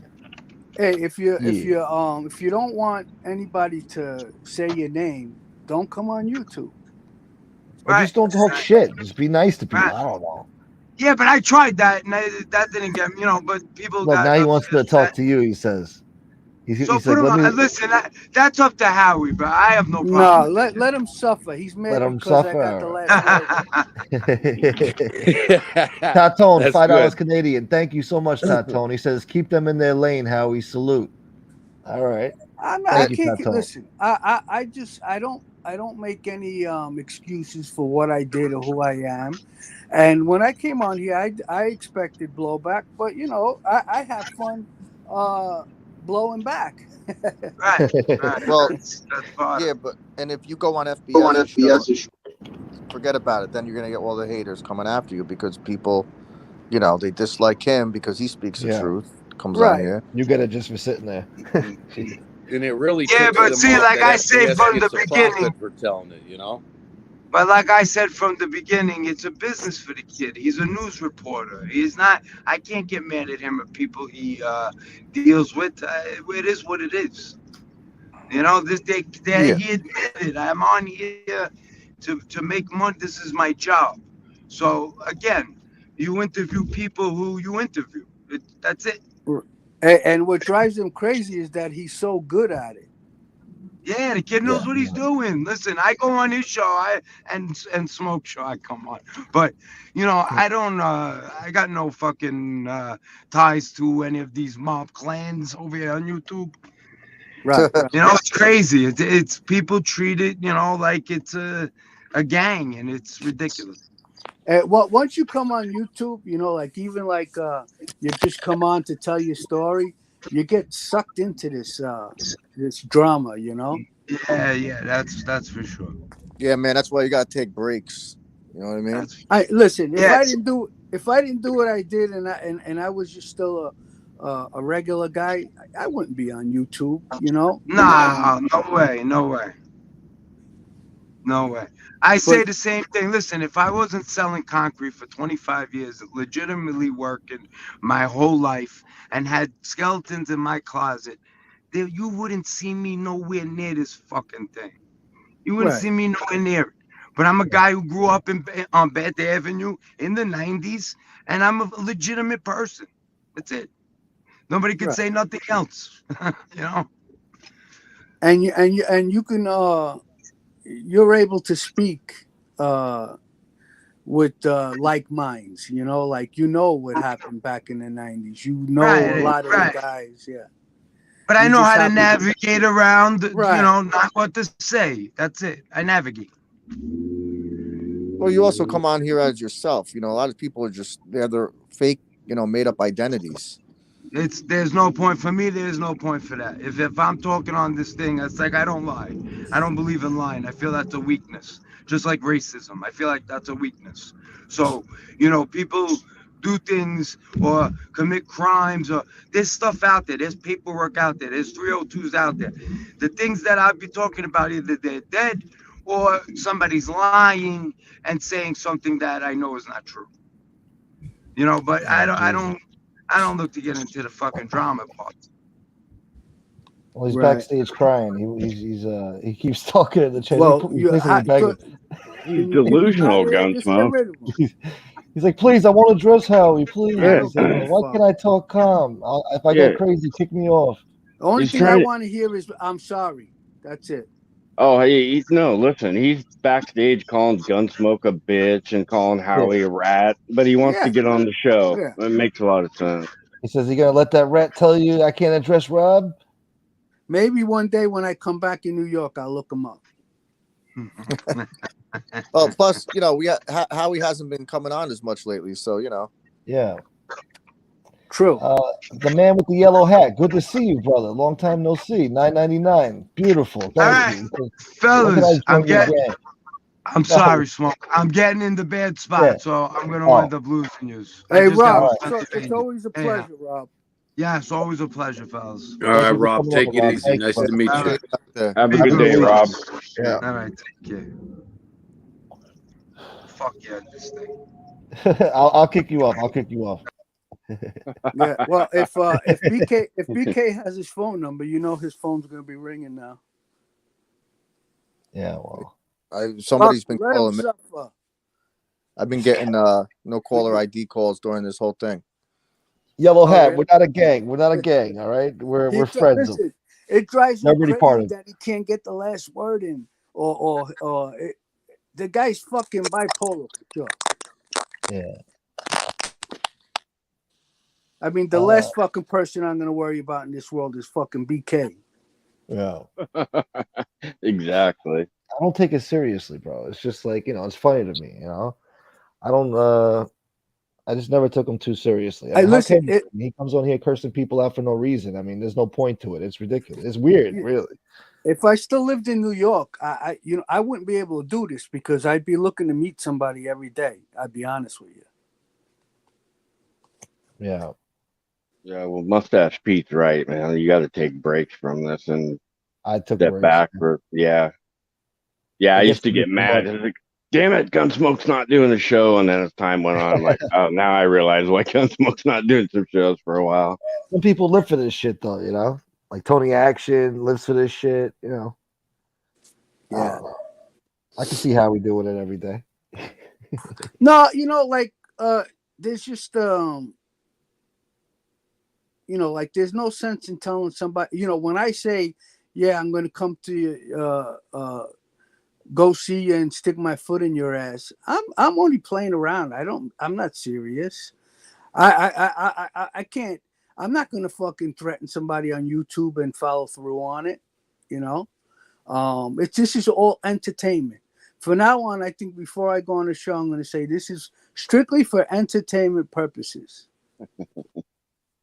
Yeah, exactly. That part, homie. Yeah, entertainment purposes only.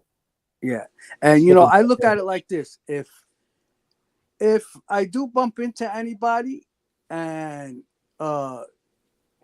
you know, maybe break their nose or something, that means that they invaded. That means that they invaded my space and they were close enough for me to punch them in the nose. So that's once you invade somebody's space and you're able to reach them, that's a threat.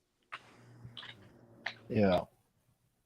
You know, I gotta assume anybody that's coming into my face has got bad intentions, you know.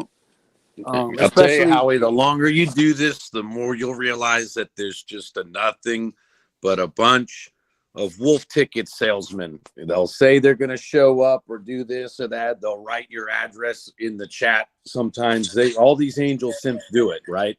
Yeah. And then the longer you do it, or longer you're around, and Gunsmoke can back this up, the less you pay attention to it because it's so routine the way they are, and they never act on it, and it's just a waste of time. I mean, I knew that coming on, that nobody would you know, everybody's just talking shit because they're tucked in safely somewhere, or well, remember the clown that I addressed on Lefty's show? That guy they had been trying to get my attention for like a year, and you know, people that watch all these shows would tell me so and so keeps saying this, he's threatening that, blah blah blah, and I just ignored him, you know. And the only reason why I even went on there that one day was to show Anthony, Arlotta, and you, like, this is what happens. Watch, you'll see. They'll argue out of all sides of their mouth. You cannot argue with a hater. You can make a very good point, and the whole chat will agree, as will the panelists. But the dude that hates on you will just simply choose to not agree or believe it, or then they'll go to another angle. They'll move the goalpost, and you know, that's what happens. That's how they are,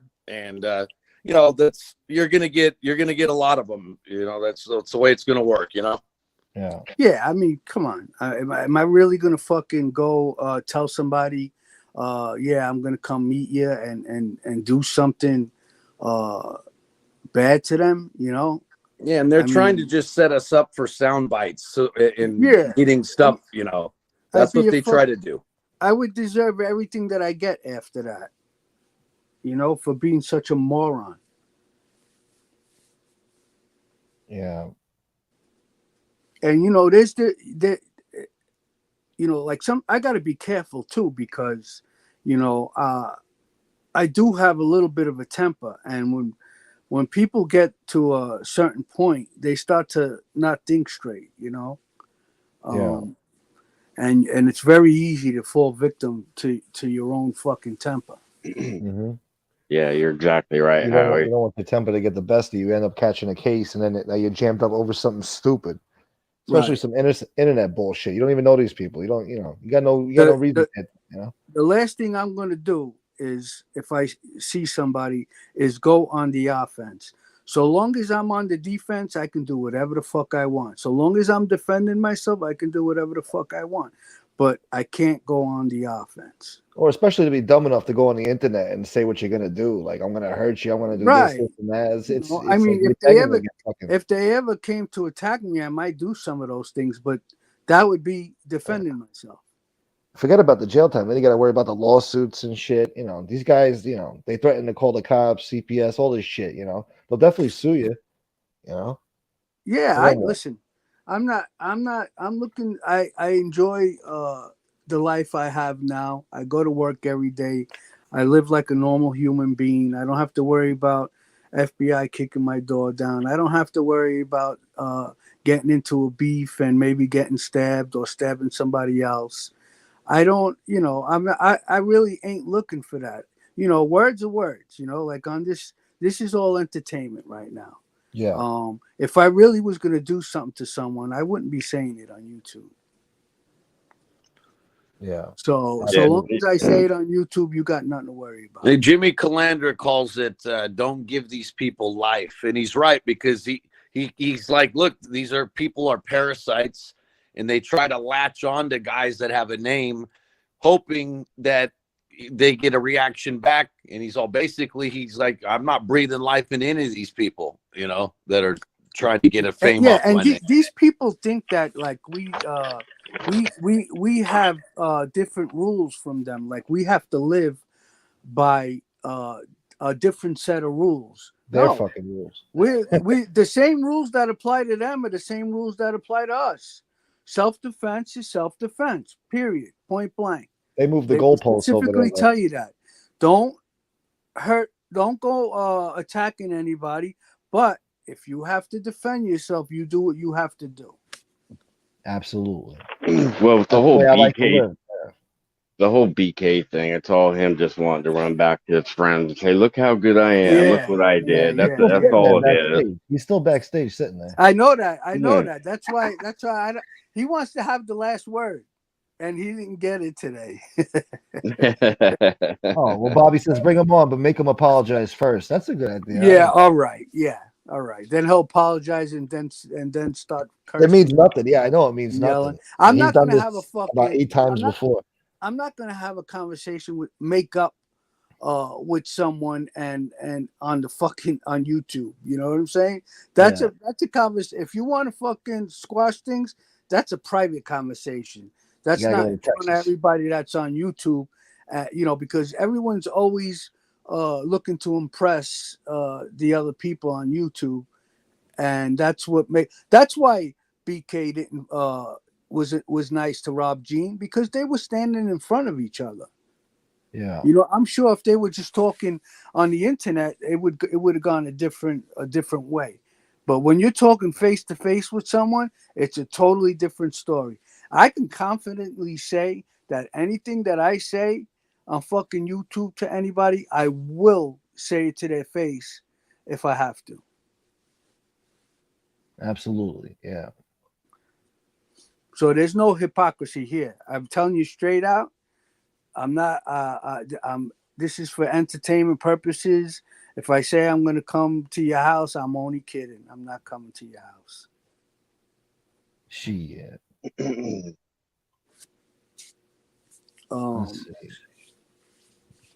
Junior Lollipops, good morning. Hold on, let's see here. What the hell is this? Just had Mustache Pete on the phone, bitch. He says, let me defend myself, you cunt. That's between him and Mustache Pete. Yeah, whatever. He's talking all this shit. He expects me to bring him on. Talk nice. Yeah. Listen, I don't want. What does he think? I'm a fucking idiot? Oh no, I'm gonna talk calm. Yeah, all right. Get more with honey than with salt. He's not gonna talk calm. He can never have a calm conversation with me because I tell it like it is, and he's not gonna like that. Hey, BK, you have a funny way of showing respect, trying to get on a show. Just and saying. I'm not a submissive guy, so it just will never turn out. If he's a submissive guy, it might turn out okay, but the impression I'm getting is that he's not going to submit so easy. So, especially on YouTube, in person, he'd come walking over with his hand extended out. Yeah. He would hand you the pipe, Howie. Right. He says he's not addressing Howie, though. He doesn't want to say nothing to you. He says, throw me off if you have control. Well, he's already... let him go and fucking talk his bullshit on Angel's channel. Yeah. That's true, yeah. He doesn't have to do that here. You're right. Right. I'm just trying to entertain the people because I know he's just going to entertain them, yeah. But I don't want him insulting my guests. That's the thing. See, I don't like that. That doesn't fly here. You're not going to come on and trash my guests or my viewers and shit. That's okay on the other channels. Yeah. Another thing too, it's fucking 9:00 in the morning here, and I have somebody in the next room. They're gonna think I'm fucking fighting with somebody. Pete just texted me. He says he's full of shit. He just called me yelling and making threats. You see, there's no point in talking to this guy. I mean, nothing good comes out of it. I mean, there's nothing to accomplish here. I mean, I don't know what he wants to have a discussion about. Hey, BK, you're just clout chasing right now, bro. That's all it is. Just run along. Isn't Mom making breakfast? Yeah, egg McMuffins. Where's Anthony at? He wants the opportunity to badmouth the next gangster. Yeah. What's up, Brian Miller? Good to see you. He says, "How you doing this morning?" I'm doing all right. Doing okay. It's Saturday in the ghetto. We're shining. I just Who's want to hitting say to everyone in the chat, I'm not looking at the chat right now. So if you guys are asking me questions, I apologize. But it's not that I'm not answering. I'm not looking at the chat right now. Sorry. Well, I finally hit 100 people in here. Hit the like button, baby. Thank you guys for being here. Barry, my cockiner. Long time no see, Barry. Barry, my cockiner. I'm That sorry. I laugh avatar every always time I see yeah, that every name. time. Yeah, the avatar gets me too. I did guess 8 people years on the 10, huh? people must like text each other or call each other because it's like when drama happens on the show, the number goes up. They Like all how know many about it. viewers. Yeah. They're like, oh, Gunsmoke show is actually worth watching today. Let's tune in. Yeah. Right. Because I think God. how many did you have? Like 60 people when I came on? Yeah, that's like my average. Yeah. Right. Lately. You don't give yourself enough credit, Gunsmoke. Oh, thank you. I try not to. You know? I try to be humble. You know, whatever comes, comes. Yeah. Yeah. I can tell that FPS Chris is upset that they threatened you. Yeah, I mean, Oh, yeah. I watched it this morning because I missed the show last night. I fell asleep early, so I saw what he said this morning. So, shouts to my brother FPS.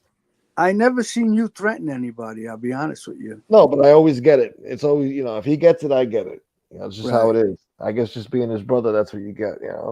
But yeah, I don't give a shit. Look, I'm not gonna go back and forth with that lady. I mean, she used to have a wrench over here. Truth be told, she used to have a wrench around here. But, yeah, I'll be honest with you. And this is the God's honest truth, and I don't mean any offense by it, but I would have loved for fucking BK and Joe Bay 8th Street to come to my house if I lived in. And what? Catch a case, go outside. Then the cops would be like, "Well, you went outside." So, hey, they came to my fucking house. Yeah, they came to my house. They didn't come up to my door. They didn't come up to my door. No. I'm not trying to. I'm just. Well, saying, you're saying something that I gotta, tell you how it is. If I go outside, I'm gonna get arrested. I would have did. I'm gonna get arrested, or somebody's gonna get hurt. And for what? For some fucking trolls? I didn't even know I had beef with them. They had a beef in their own fucking mind watching my show. Yeah, that's true. Sick deranged shit. That's some weird bipolar, stalker shit. You know what I'm saying? They didn't come. They got to my address door. from Tony Pizza doxing me. I was stalked and shit. And it wasn't just them; it was other guys in a fucking minivan at the bottom of my block for a few weeks too. At 2 a.m, cutting off the bottom of my block so nobody could come or go. And then when they see me, drive off with the lights off. I've been through way more shit than just fucking these clowns screaming up and down my block outside of my house. They did nothing. If they kick in my door, it's another story. Then I have a right to defend myself and my family and take care of business. And for what? More viewers? Yeah, I'm speaking on a situation totally different than what happened with you, because I know that they didn't come to your door. I'm speaking hypothetically if they came to my door. Yeah. I might have even cracked the door open and said, "Hey, I'm over here." Yeah. But I get it, Gunsmoke. You got your grandparents in the house, and yeah, of course. And you know. can hear a fucking pin drop at 2 o'clock in the morning on my block. So of course, yeah, no, by no means. If I go out there, did I mean my grandmother's gonna have a fucking stroke. My grandmother's struggling right now. That's why I keep leaving the show to go fucking take care of her right now. Personally, I think you'd probably one by one you kick both of their asses because you look. Well, they tried to make a fuck out of me. And it backfired on them. Well, they were already crying like in the car when they showed up. They were so scared. They didn't even do nothing. And they were scared. They left for fucking 2 months. They laid low, like something was gonna happen. I didn't go to no cops. Yeah, that BK looks like a squirrel. That's why I don't take these people seriously, bro. They're coming out here outside screaming, "You piece of shit! You live in a shithole!" And then they just drove away. So what the fuck am I supposed to go out there and stab 2 guys to death? Look what they did. I said one thing in return to defend myself. They called CPS and told them I got guns in the house. I definitely wasn't insinuating anything like that. See, I'm just saying there's a difference between because that bitch what's her name was saying that last night. I was a Yeah. criminal, so I think different than you would, you know. Right. And I didn't say I wasn't trying to. I'm not getting a criminal record fucking around with these clowns for Yeah, some I imaginary beef wasn't they trying had to in their say fucking that, you head. know, like you were any less of a man because, Yeah. but your situation was different. They didn't No, but even that's come the to your narrative door. on that side. That's what that I'm Angela just bitch is saying. talking I'm about. just saying if they came to my door, you Yeah. know, like That's a obviously, different story. You if kick I in my go out door, to the that's a different sidewalk story. to meet them, then Yeah. you know, it kind of changes the situation. Yeah. It's like you went looking for trouble. Right, You know what I'm especially saying? in New York. Yeah. In New York, you ain't got no. In Texas, you can stand your There's no ground. stand your Florida, ground, right? yeah. Right. Fucking New Yeah, York, no, you know, different story. But listen, I did absolutely. at the end of the day, I did the right thing. I don't got no court cases. I ain't in and out of court fucking seeing a judge because of these fucking idiots. You know, it could have been really bad for all of us. Not just Yeah, me, not just them, all of us. It could have been bad. So absolutely. it was You're a stupid thing 100% to right. do. Absolutely, Yeah. Gunsmoke. And I always said that you did the absolute right thing. Yeah. Because they can say whatever they want on that side. Angela can say whatever she wants. She's the coward. She won't even show her fucking face on here. You people know my name, my address, my face. I don't give a fuck about showing my face. I just don't You've feel like never shaving and fucking getting dressed up right now. you've never portrayed yourself as a tough guy. That too. You I'm not never on here screaming gang gang and all that shit, right, gangster shit. right. Well, You that's never just said it. you was a knock around guy, you know, committing No, crimes and right. no. And You I had my little crew back in the day, but we didn't, you know, we sold a little weed and got into little fights yeah, here and there and everybody shit like does that. Nothing crazy, you know. Yeah. I've had a gun to my head. I've had a knife to my neck. I don't come on here and talk about that shit because it's none of anybody's business. You know what I'm saying? I've Right. Yeah, robbed but people. I don't want to talk about that shit. Gunsmoke, Yeah, I've you're had not guns on to here my When you're head. attacking young, you know, people. you're young, you're crazy, whatever. I'm a fucking, you know, I'm older now. I'm calmed down. I don't fucking, I don't want to come on here and portray myself as a gangster and a tough guy and shit. That shit brings you nothing but trouble. Nothing but troubles. I've seen all my friends go to jail over crazy shit, you know, acting like tough guys. You know, it's no good. I didn't want that life for myself. You're smarter than the average guy, that's for sure. I managed to Well, keep myself out of jail by the skin of my balls, bro. There's plenty of times I could have went to jail and they let me go. I mean, with an ounce of weed in my shoe, what you know, it's just a whole bunch of shit, you know. See the way what you're explaining is basically the way that I have to be now because Yeah. I can't afford to get in trouble. No, you can't. No, you want to sit back in jail and sit for what? You know. I Yeah. mean, my life is shit already. I don't need to have fucking court cases and restitution and community service. Right. There's people out there still looking to catch felonies. I can't afford to catch any more felonies. Yeah. You know, I remember when I was younger, I couldn't wait to get arrested. Yeah, when I was younger, yeah, you know, I mean, it's kind of like, you know, becoming a man, I don't know, going to jail and Yeah, shit. You think you're cool, tough, you know? I don't know. yeah. It's not to the extreme as Goodfellas did it, but Yeah, it is like you know, a everybody rite of patting on passage. your backs. Yeah. You know, I yeah, think rite of passage. the Hey, you broke your frustrating, cherry. Yeah. I think the frustrating part is Gunsmoke doesn't come on here attacking anybody. I've never heard him attack I anybody, but break he gets Lee's these balls, you attacks. know? I'll break Yeah, Lee's balls. I'll do little impressions and shit, but I'm not talking about his family or trying to right. dox people or fucking making threats that they're gonna get hurt and shit. That's that side Right. that's doing that, you know, not me. Right. I'm just Right. breaking balls, making fun of these fucks for the hypocrisy and their fucking, you know, supporting neo-Nazi shit. You know, being rats, talking about calling the cops and fucking, you know, but they're rat crusaders. You know, it's like you're threatening to sue people, call the cops, call CPS. You know, and you know what. But you're a rat crusader. I don't get it. That's all I expose on here is the hypocrisy of these people. That's all. I'm trying to do a fucking show and earn a living. I'm not trying to fucking hurt nobody or insult nobody. Really. Lee Right. Cole's got it coming to him. He should know that. I don't know why Lee gets upset with me. Lee Cole knows he's a fucking asshole scumbag and how he fucked me over. I didn't fuck him over. He's the one who fucking left this show talking shit.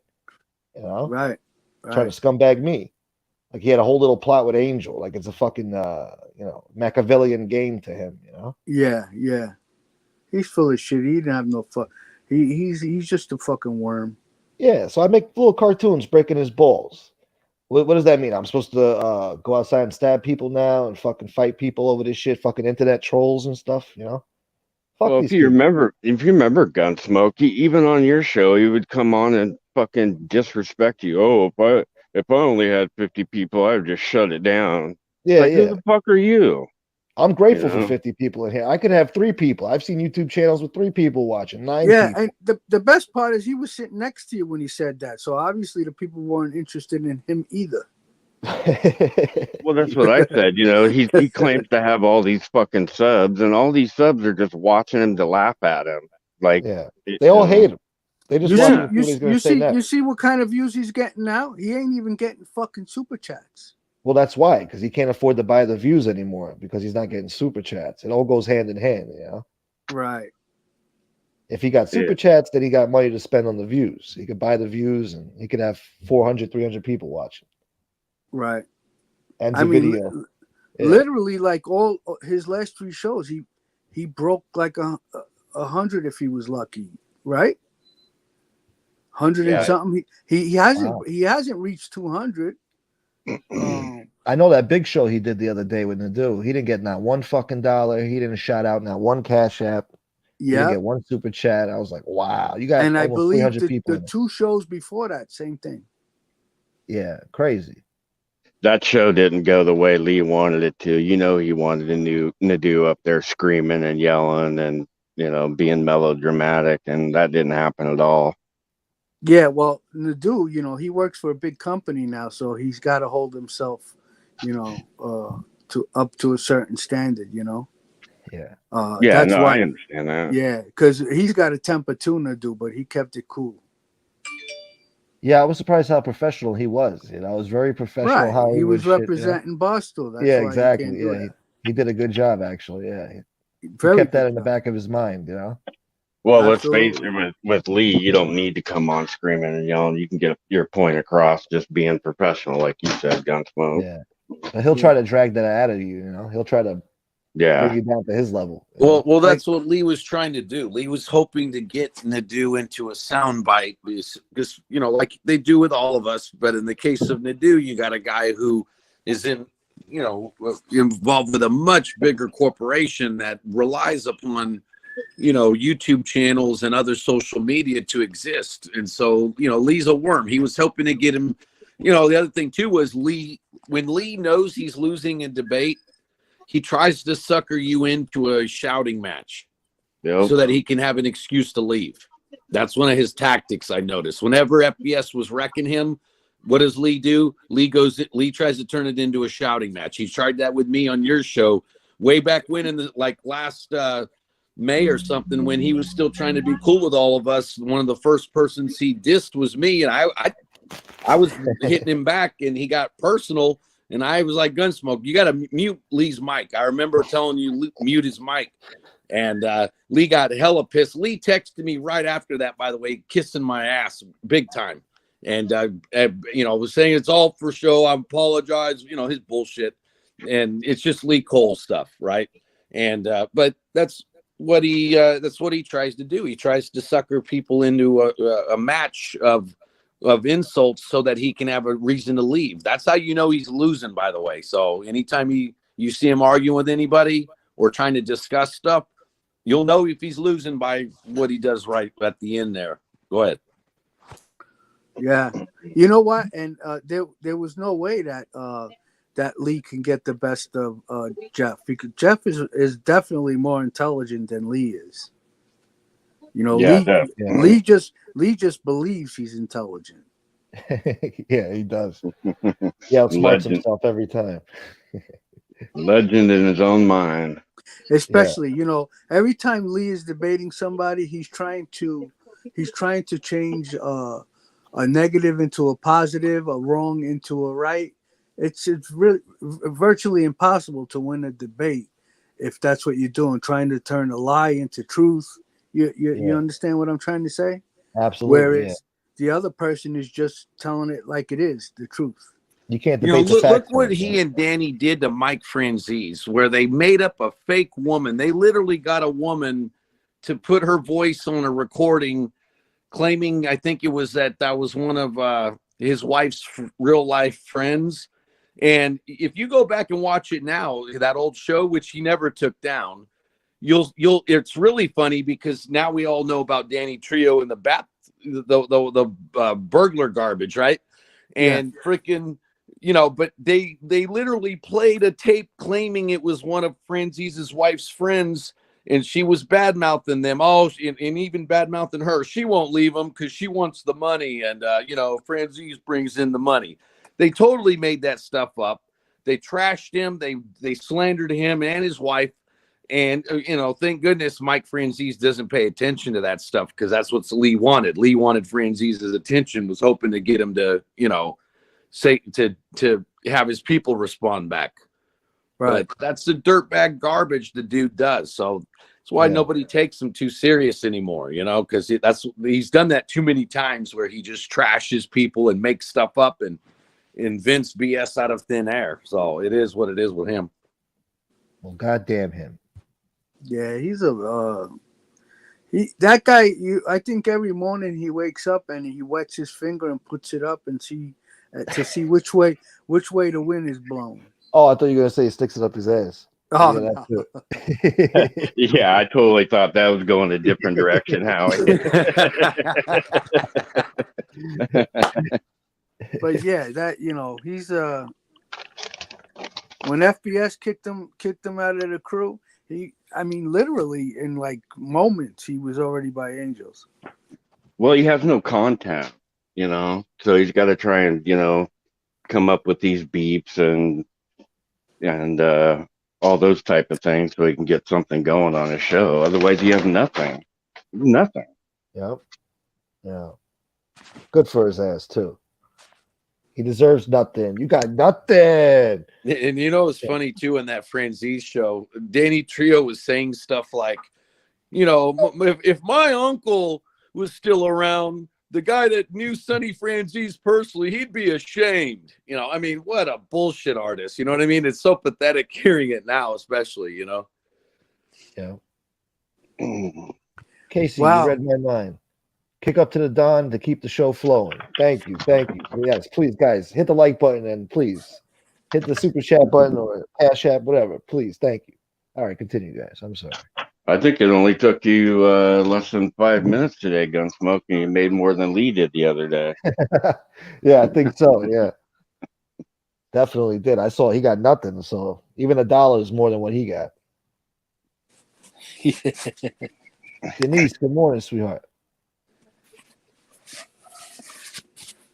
Wow, I just flipped over to look at That's funny shit, Argo. Look at all the messages, fucking BK. BK Please left? let me on. Let me on. 1 minute, please, let me on. Let me on. Well, look what he's calling you, Howie, and then he wants, I'll come up and be respectful. Yeah, okay. Come on. He won't even talk to me on here. Yeah. You get more with honey than you do with salt. You know I'm a fraud because I won't talk to him on YouTube. yeah. That's their logic, yeah. If you want to get to know me, BK, just go to Gangland. There's plenty of information on there. No, he's not here anymore, Trevor. He left finally. No, I'm just saying he's probably watching, but yeah, you know, if he wants to get to know me, we don't have to do that on YouTube. Just go to Gangland, and then you'll see. You'll get to know me. You know how you said something really wise the other day. You said that you're noticing that there's all kinds of haters who claim that they don't watch what you do or watch our shows, but yet they can describe every single detail of what was said. Yeah. Yeah. They come up with the details better than we do. Yeah. Yeah, they're all full of baloney. I don't know what it is. Why is it like a bad thing to admit you watch somebody's show? You know, it's like almost like God forbid you let somebody know that you were actually watching their show, you know? Yeah. I don't watch their shows regularly, but if something's going down, I'll definitely tune in to see. Yeah, I'm the same way because I don't have the time for their shows. Yeah, absolutely. And all of ours. But people will tip me off as to when like the most exciting parts are, like with the Nadu thing. You know, people were like, hey, you know, he hops on about such and such time. I'm like, all right, I'll watch that. Or the little 5-minute clips where Lee like gets with triggered, Angels, with you know, Angels that kind of show, all stuff. you got to do is fast forward to when Lee Cole pops on. Yeah, no doubt. Yeah. Yeah, I You do know, it I for mean, who the educational fuck? purposes. Nobody's gonna be able to sit there for 7 hours watching a fucking show. You You know, know, like I do those long shows. I even have some people texting me clips now. Yeah. They're texting you more clips than they text me. I don't get clips anymore. Oh no. Sometimes. JC will send me sometimes and maybe a couple others, but that's really it. I used to get a lot more stuff, but I don't know. I can't Yeah. respond to everybody. I guess they want responses, you know. I don't well, know. that's a sign that we're winning. We've won basically too. When there's a lot less material coming back, Yeah, that means they're, you that's know, true. they know they've lost. You know, they're not attacking back like they used to. You know what I'm saying? Good. Yeah. I come on YouTube for one simple reason. I enjoy talking to you guys. Therapy. Yeah, it's therapy Yeah. for you. That's how I look at it. I'm not coming on to try to become a YouTube star, you know, like like portray myself as this big fucking gangster back in the day. I Yeah. just enjoy talking to you guys. Thank you. We enjoy talking to you too. But Lee Cole, he wants to be like this big gangster hotshot from Yonkers and Skaturos and all this shit. You know? Yeah. Churros. You know, He had fucking if Wild it Bill Catullo if across it the street. if it may sound like I'm bragging or something, it's not. I'm just telling the truth, and Yeah, you're just telling the unfortunately, story. some of the truth sounds a little bit, braggadocious. Yeah. Well, you've been involved in crazy shit, you know. So some people, I guess it seems like you're glorifying it, but I don't think so. I never thought that way. No, they just hate that. They hate the circumstances in which, you know, guys like Howie and Frank ended up on YouTube. So they always go down the, you know, the rabbit hole. You know, that's always their last line of defense. Oh, he's a rat. He's a rat. Plus times have changed. I mean, you have to evolve in this world. You know, like back in the day there was no internet, but now there's internet and social media, and you have to adapt. You know. Yeah. Some of these people don't even know how to friggin' behave on here. They think they're content creators, but then they can't even take a fucking joke or an insult. They get all worked up. They want to threaten people, all this crazy shit. I mean, they just don't have the temperament to be on YouTube. And then when you start to see like some of the comments by your viewers, and that you realize like how some of these people are really nice people, and they say good things about you, and they make you feel wanted. Like Yeah. they enjoy listening to you, and that makes you want to do it again. Yeah. Some of those shitbags over there, they get freaking amped up too by the crowd, and it could be a bad It's thing like depending on who. I know some of these people in the chat, but really I don't. But and I do like there are some people in the chat that like Christopher Capello. He used to work at Roosters on the Bay. Yeah. Yep. He did. Yeah. Yeah, And Christopher's a good guy. Yeah, he's I never see him saying a bad thing about any of us. No. And he shows support and love. I mean, Chris Capello is great. He just sent me a Cash App earlier. And look, he's a member. Look at this. God bless guys like Chris Capello. God bless him. Well, I think a lot of us come on here and we judge you for who you are now. You know, we're not dwelling in the past, and those people love to dwell in the past and the whole rat thing. It just, I don't know, it drives me insane. Yeah, like who gives a shit what you did back then? I don't give a shit that you cooperated. I don't have to walk in your shoes. I mean, that's something you did for yourself. Whatever. I mean, I'm not in the mafia. I don't give a shit, bro. I'm not in the gang. It has nothing to do with me. You come on here, you tell your stories. You're a good guy. I mean, you have good conversations. I mean, what's the problem? These people are nuts, bro. They want to just judge people for their past, and they don't even know who the fuck you are. Well, they never did anything that would get them in front of a judge and maybe looking at 50 years or life, to have to make a life altering decision. But they think it's cool to say, "We hate rats." They think it makes them sound tough or something. Yeah, know, right. bunch And of most of nerds. them never even had a pair of handcuffs on them. Exactly. Bunch of nerds over there just trying to judge other people, hiding behind a computer. You know, it makes me sick, but it is what it is. And especially coming from a fucking channel that and a person that her brother did the same fucking exact thing as everybody else. Yeah, he didn't follow through with it, but he started the process.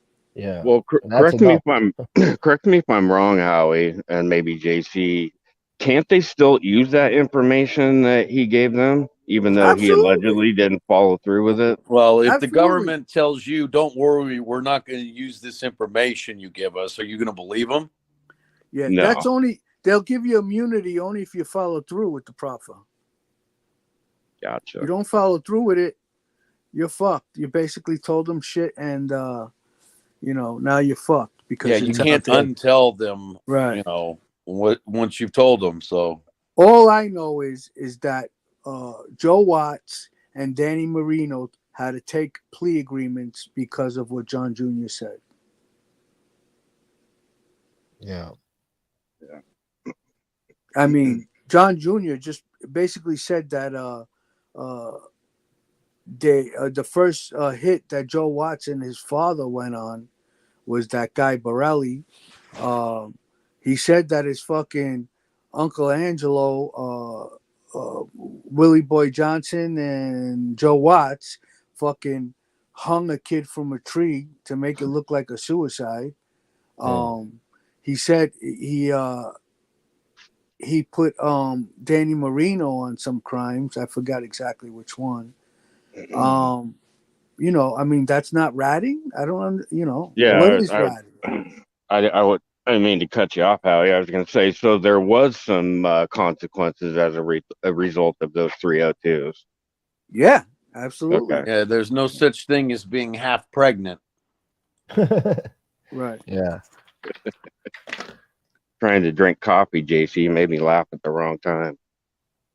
Yeah, I love that expression. Half So when pregnant, they say like, "Oh, who or is even a little bit pregnant." so when they say like, who did he affect with his testimony? Obviously, some people were affected. I mean, without testimony, but with his proffer 302, whatever you call it. Right.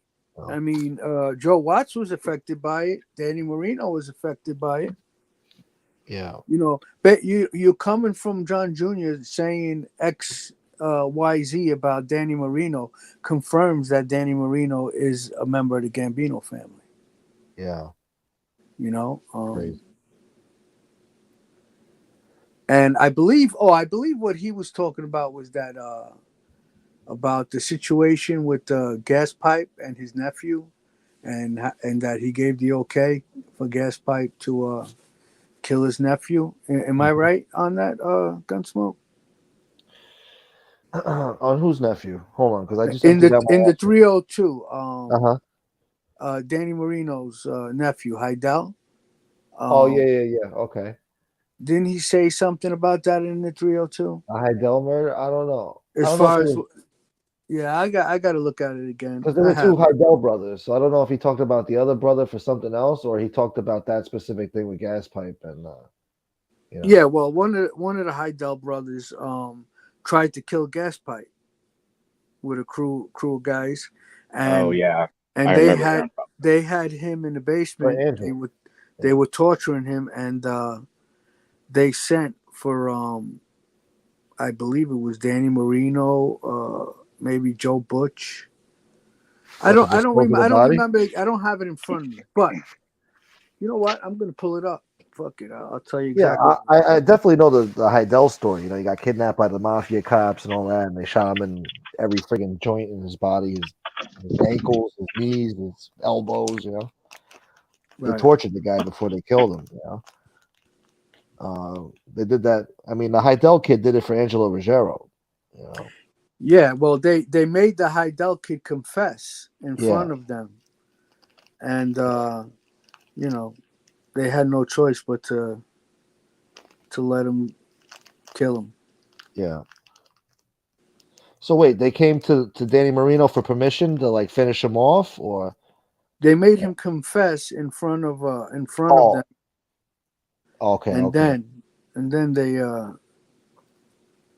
got they didn't want to. They wanted them to know that he was justified in doing what he did to the kid. Well, they also, I believe, Heidel said who gave him the order too. Oh yeah, so this way he could get reparations, restitution from the Gambinos. I mean, supposedly John Senior shelved Angelo Ruggiero because of that. That's why, yeah, he was pissed at him. He didn't even want to go to his funeral, I don't think, because he was pissed that he pulled that stunt. You know, right? But yeah, he talked. He also talked about no, like Gambino family, high-ranking members meeting in reference to a purchase of a garbage dump that fell through. Yeah, he talked about. Yeah, there's a lot of stuff in this this 302. She said it was only 5 pages long, though. 5 pages Yeah. is like, hey, good morning, how are you? Feeling good? How about yourself? You know, shit like that. Yeah, you can't put a whole lot of information in 5 pages at an FBI office, right? No, that shit's like a whole friggin' novel, fucking telephone book, you know. Yeah. So another reason why I don't argue as much with these people lately is because the more they say stuff, the more I realize that these people really don't understand how all that system works. Yeah. And if you can't really argue an opinion on stuff if the people don't even know the basic facts. Yeah. You know, the basic facts on things. You know, can't debate the it's facts. like with Lee still says to this day that when mobsters go to prison, they're treated like royalty and better than everybody else. That's not true at all. They're no different than anybody else, and they're you know it's.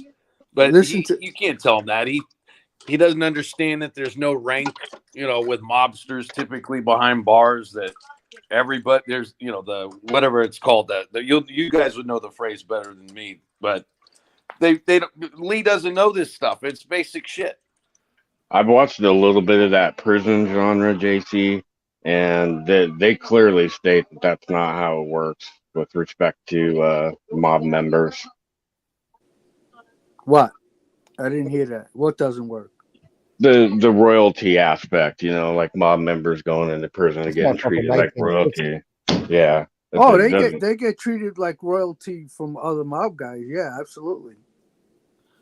Right, but I'm just saying with the general population, that's not the way it works. No, not with the. I mean, you may have a Spanish guy here and there that might respect them for who they are, but the majority they don't. They're not. If they try to throw their weight around, they're going to get their ass kicked just like anybody else. Right, right. That's what I was trying to say. Yeah. Well, at least he's Goodfellas, and he thinks that it's actually like they eat lobster and steak in there. Yeah, drinking the wine. Moment you get into the prison, they find out, oh, this dude's connected, so he gets to go to the special area where they get to bring in alcohol. They get to make home cooked food. It's a big party, yeah. They get to play cards all day, and TV. They get to sell drugs all over the prison and make money while they're there. All kinds of stuff, right? Are you going for a walk in the park? Yeah. Freaking Lee, he really does get a lot of this stuff from what he sees in movies and stuff. It's true. How would Lee know? How would he know? You guys got to watch YouTube Shorts, man, so you know what the fuck I'm talking about when I say that. There's a stupid thing where there's like, how would they know? How would they know? And they show you like a magic trick or something. But anyway, fuck it. That's neither here nor there. All right, here's the part I was looking for. Look, yeah. Prior to Heidel's murder, members of the Lucchese family summoned Gambino family members Jimmy Brown Fiella and Joe Butch Correo to the location where Heidel was being held, according to Gotti Jr. Fiella and Correo were summoned to that location so that they would be present when Heidel admitted Ruggiero's involvement in the murder. Hmm.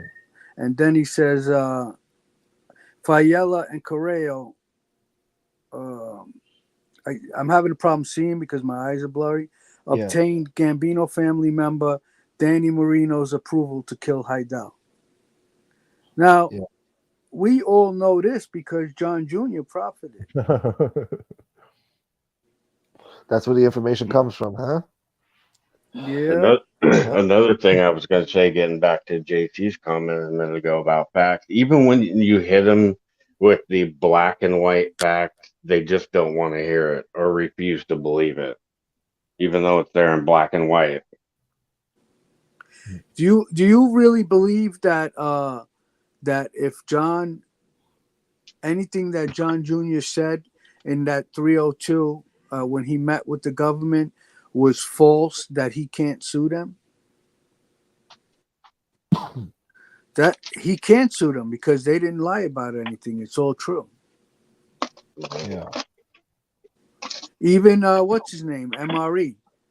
If he wasn't a white supremacist, you know how much money he can sue Breitbart for? Of course, yeah, but he can't prove that he's not. Right. Yeah, if a media outlet dared to call me a name like that, you better believe I would be. I would know you come up would, so JC. quick. I know My you goodness, I would take full advantage of that stuff. You know what I'm saying? The I only can see you reason on why TMZ.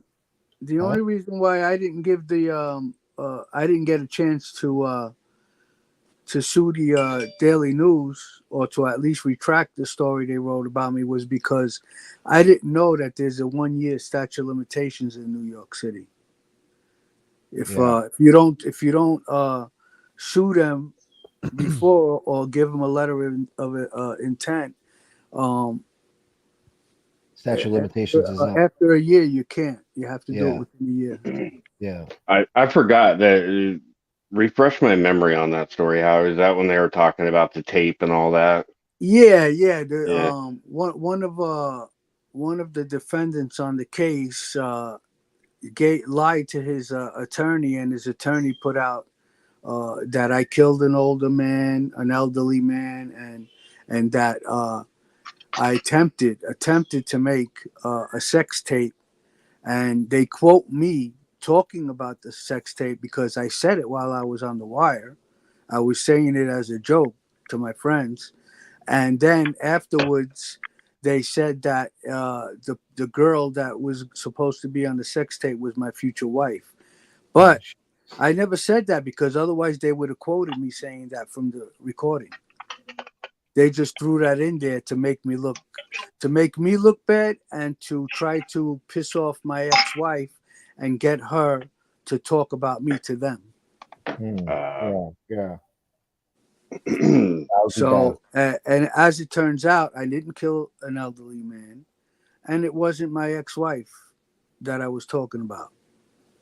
Yeah. And if you read the article closely, you'll see that they said I was suspected of killing that old guy. I believe it says suspected.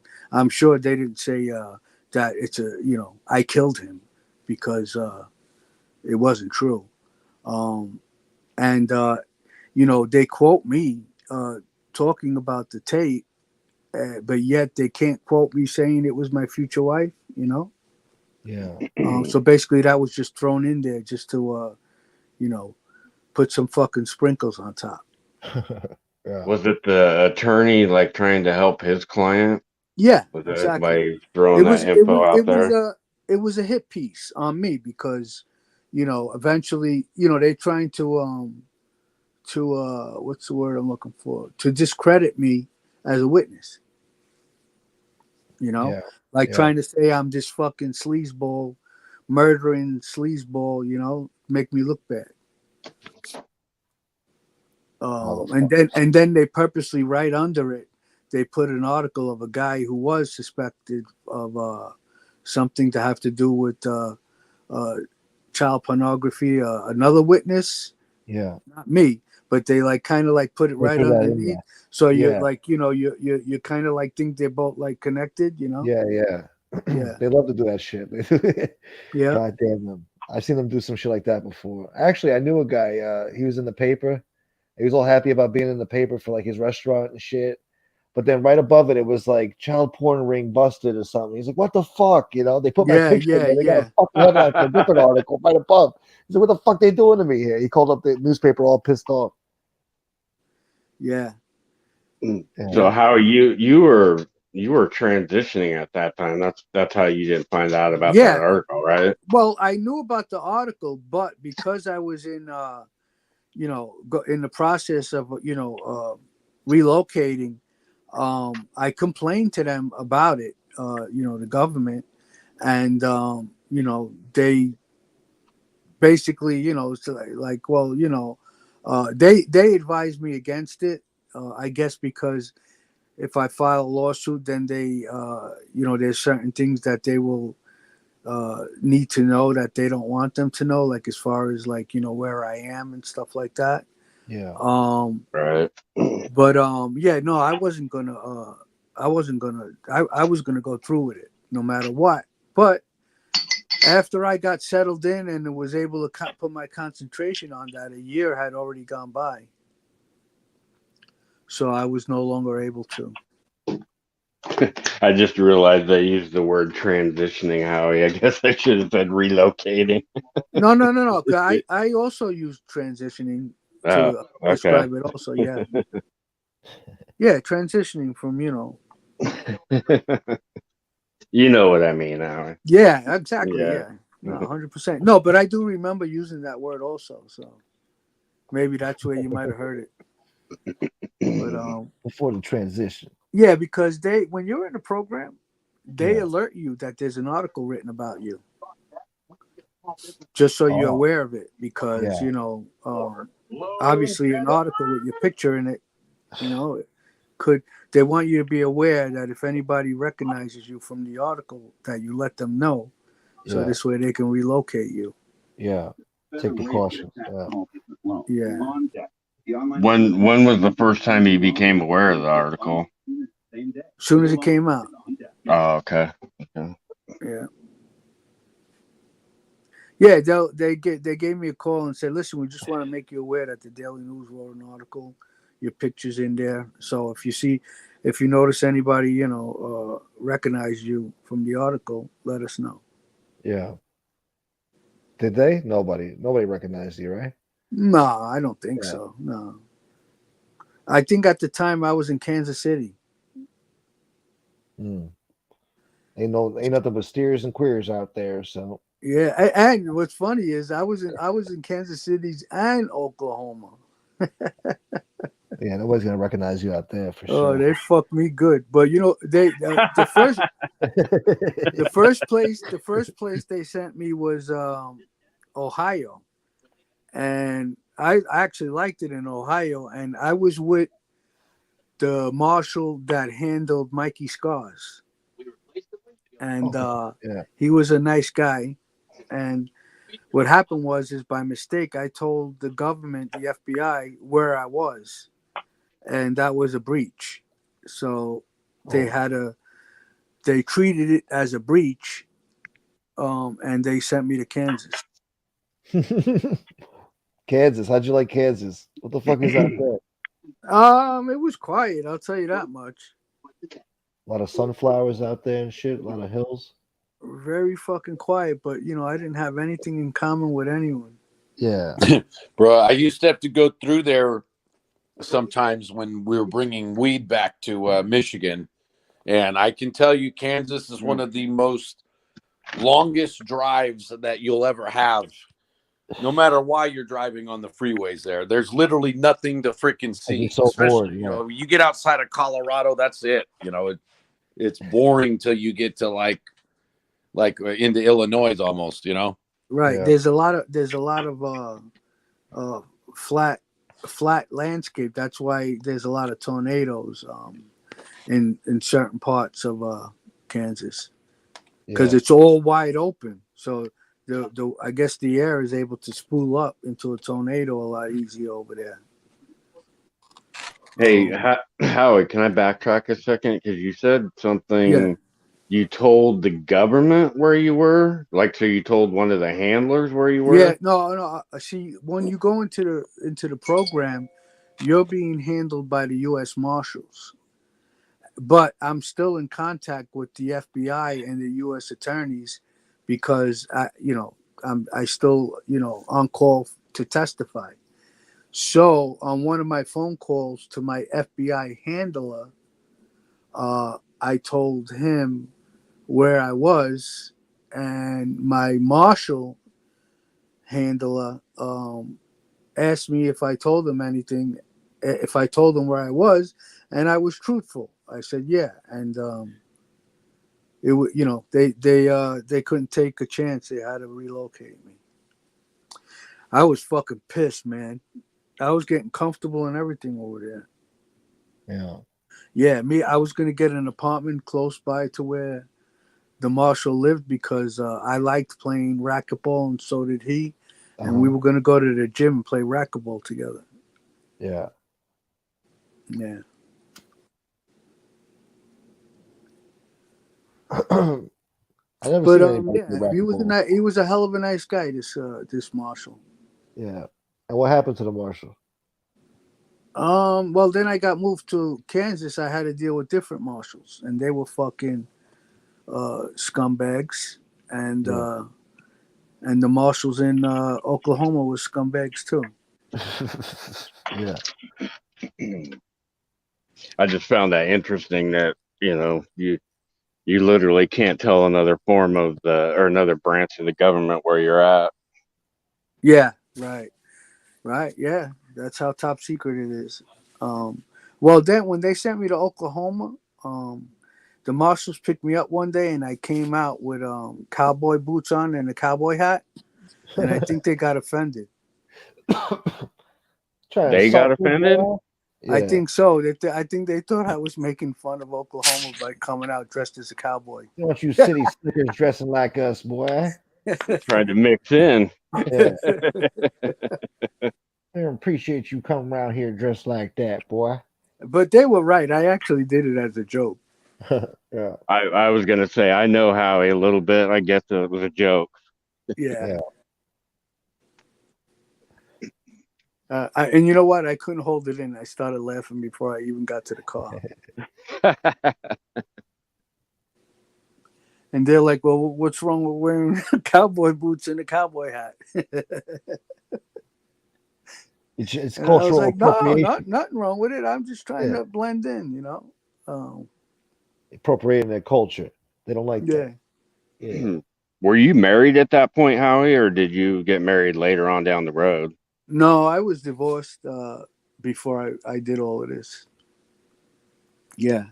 So I was not married. Um, you know, so it was a little easy on me being by myself, you know.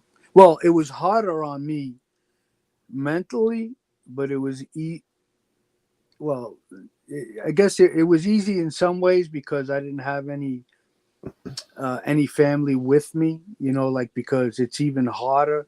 Like if you go into the program with your wife and your children, it's really hard on them, you know. And a lot of times it doesn't go so well. But you know, being that I was by myself, it made it a lot easier for me to deal with it, you know.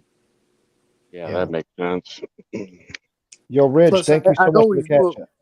I always knew I was going to sign out anyway, you know. After a while, once I got settled, and you know, but you know, the feds, they asked me to stay in, you know, until I was done testifying. So I was like, "Why? You think I might get clipped before then?" Yeah. But Well, that's what. yeah, I did the right thing by them. I stayed in. As soon as I was done testifying, I was out of there, and that's when I came here to Texas. Have you ever been to Topeka, Kansas? Yeah, Topeka? yeah, Topeka? Yeah. yeah. I was actually in Old Homestead. No. What am I talking about? Overland Park. Overland Park. Yeah, whoever asked you that question of Topeka probably knows where That's Overland. Otis. Otis drives all over, so he Yeah, knows Overland Kansas. Park. Yeah. Yeah. So how does Soon. that work, Howie? Like, do you have to stay in until you testify, or I mean, is there like an agreement, like you're staying in this long and then you can get out?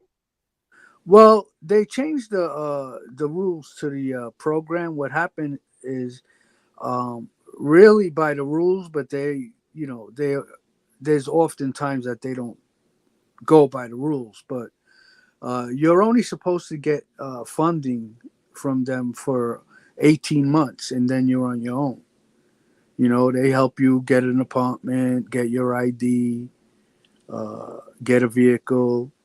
And then once you get settled in after 18 months, you're supposed to have a job by then, and you're on your own. But that's for a person that's already sentenced.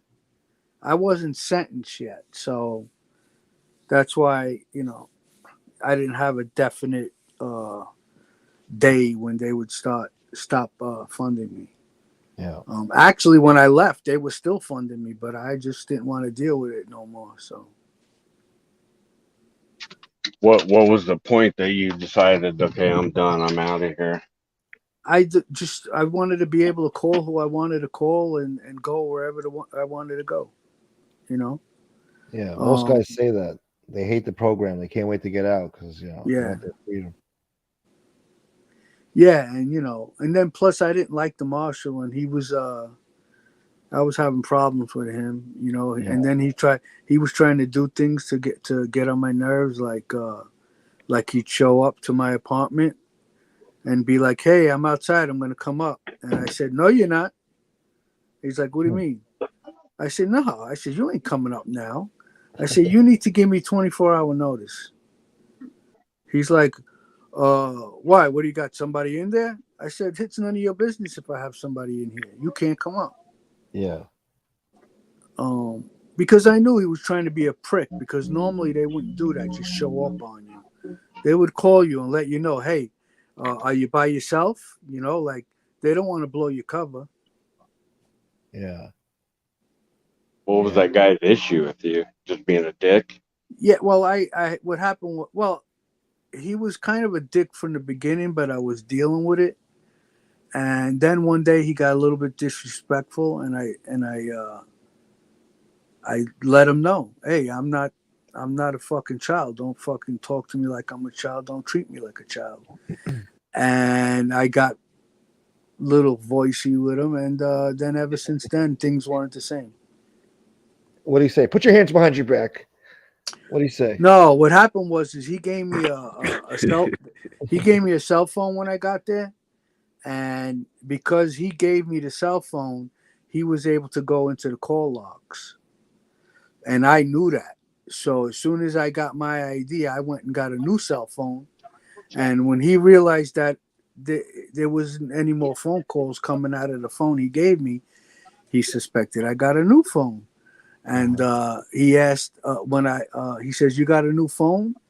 And he asked to see it. And I just put it up to let him see it. And he grabbed it out of my hand. Oh, that's not nice. You don't. And you then don't he started. touch a man's phone. And then he started asking me, who's this person? Who's that person? And I just fucking wigged out. Wow, really? He was looking through your phone, asking you who's this, Yeah. who's that. Wow, Yeah, complete violation. Yep. So, yeah, because he was pissed off that that he probably went to go log in to see what phone numbers I was calling and didn't see anything. He got pissed off. But he might. I guess he thought that I didn't know that he was doing that. Uh-huh. Obviously, I wasn't paying the phone bill. Yeah.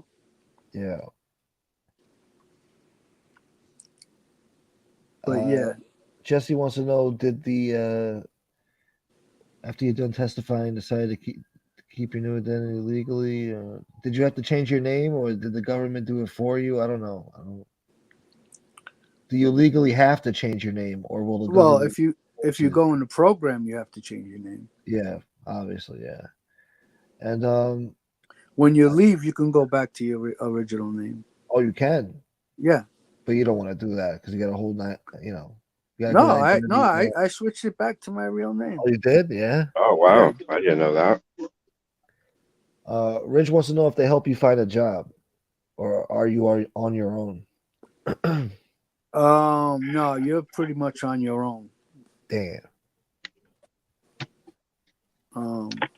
You know, there are some marshals in certain states that do like have connections with construction companies, and you know, like some construction companies, you know, they leave some space for like parolees to work and stuff like that. Yeah. Yeah, you know, but for the most part, you're on your own. They don't have to help you. They just help you with your new ID. Yeah, it's not a welfare program. Yeah. Right. Yo, Ridge, thank you again for the Cash App, brother. You're the best. Would it be a smart ass? Did they hook you up with Section 8 housing, Howie?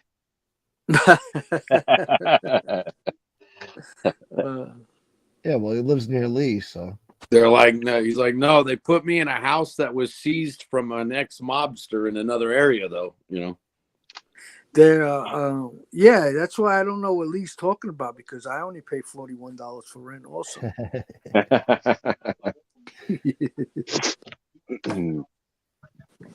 I usually have Lee's landlord in here looking for him, but she's not in here today. I don't know where Lee's landlord is. She's usually in here looking for her rent. $41.29 a month. Yeah. Do they what? Huh? Oh, sorry, Howie. I was going to ask, when they hook you up with housing, do they like split the bill on that for a while, and then you're off on your own? Well, they give you a set amount every month, so you pay for it out of that. Gotcha. Yeah, and it all depends on what state you're in. It goes by the cost of living. You know how much they give you. They'll give you a certain amount towards rent. If you choose to pay more or less, that's up to you. And then they'll give you they give you another set amount of money for your bills, for food and expenses. Yeah. Nice. And that's it. Basically, you do everything yourself. You just go meet them every couple of weeks to get reimbursed for what you may have laid out that they're responsible for reimbursing you for. And That's when you're like, sorry guys, but all the restaurant had left was the lobster and the filet mignon. That's what I was gonna say. So I had no choice but to order that meal. Here's the receipt for it. Oh no, they're not reimbursing you for that. No, I'm joking around. That's what Tony Pizza would try on them, though. He'd fucking. I'm sure there's people that try to milk those guys in that program big time. Oh yeah, I mean, I'm sure there is, yeah. But you have to give them receipts, so it's a little bit difficult. I could picture Lee in the program. Got a receipt for everything. This little prick doctor. What they will reimburse you for is until you buy a vehicle, they will pay for your cab. Freaking Lee's such a coward. He asked to join the witness protection program because he snitched on a co-defendant who helped him run out of Denny's once. No, I heard he was applying now. Dude, what do you mean you won't give me a new house now, dude? I'm telling you that he was with me when we ordered the Grand Slam breakfast, dude. But I heard he has applied for the witness protection program because he went to the feds and told them that he offended us cooperators and he needs to go into the program. He needs protection now, see? Yeah. No, he actually applied for a program called the Witless Protection Program. Yeah. Yeah. It's for dumb criminals. Yeah. That's hilarious. So Howie, what about the meetings? Is it like in the movies where it's all secretive in some, dive bar, down the street, or did you guys just hook up at Denny's? No, we would hook up in some parking lot somewhere and pull up next to each other. Okay. Nice. Yeah. Yeah, typical shit. You know how the movies makes it look all melodramatic. Yeah. Yeah, I mean, they try not to go and meet you in a restaurant. I mean, somebody might recognize them, and then they see you. There might be another witness that lives in the area, and he sees that marshal talking to me. Now he might think I'm another witness. So that was another question I was going to ask. Did you ever run into that where the government was like, oh shit, we put two, witnesses, not necessarily on the same case, but, you know, put them like together in the same town or same city? No, well, yeah, there has been times where witnesses have ran into each other, and then they'll just relocate them. But you're not the only witness in that state. Right, right. They will try to keep you like. There's a lot of like witnesses, people in the program, like gang members, and it's not just mob guys anymore. So you don't have to worry about those people seeing you running into them because they won't know you. But if they see you out with the marshal somewhere, they might put two and two together. So that's why they don't meet you like that. Yeah. At least the guys that I had contact with would just meet me at a parking lot somewhere. Yeah. Yeah, but there have been cases where people have bumped into each other, and if they were smart, they would just say they wouldn't say nothing because they know once they say something, they're gonna have to relocate, and that's a pain in the ass relocating, especially when when you've accumulated a lot of stuff already. Yeah, you're settled, Yeah. Yeah, because when you relocate, you're only allowed to take a fucking carry-on bag with you. Oh, you got to start all over? That's Start crazy. all over. They Wow. give you a certain amount of money for clothes, everything, all over. Damn. No moving truck, huh? They don't want to pay for it. No. Bastards. No, because they're gonna change your name, everything all over again. Yeah. You gotta look like a completely different person. New clothes, new furniture, new everything, you son of a bitch. Yeah. Yeah. It's actually very expensive for them if they have to move you to another state. Yeah. So with all the ID and everything, is that brand new ID from top, like social security number, all that from top to bottom? Just start over? Yeah. Yeah. Gotcha. Yo, Beck, what's up, Brooklyn? Beck, Brooklyn. You gotta start. You gotta build your credit all over again. Oh wow. Yeah. Don't they give you like a good credit score and like a PhD and stuff? No, they don't do that.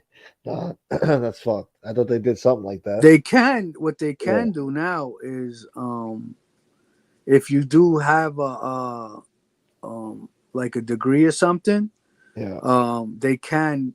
They will put it in your history, but under your new name.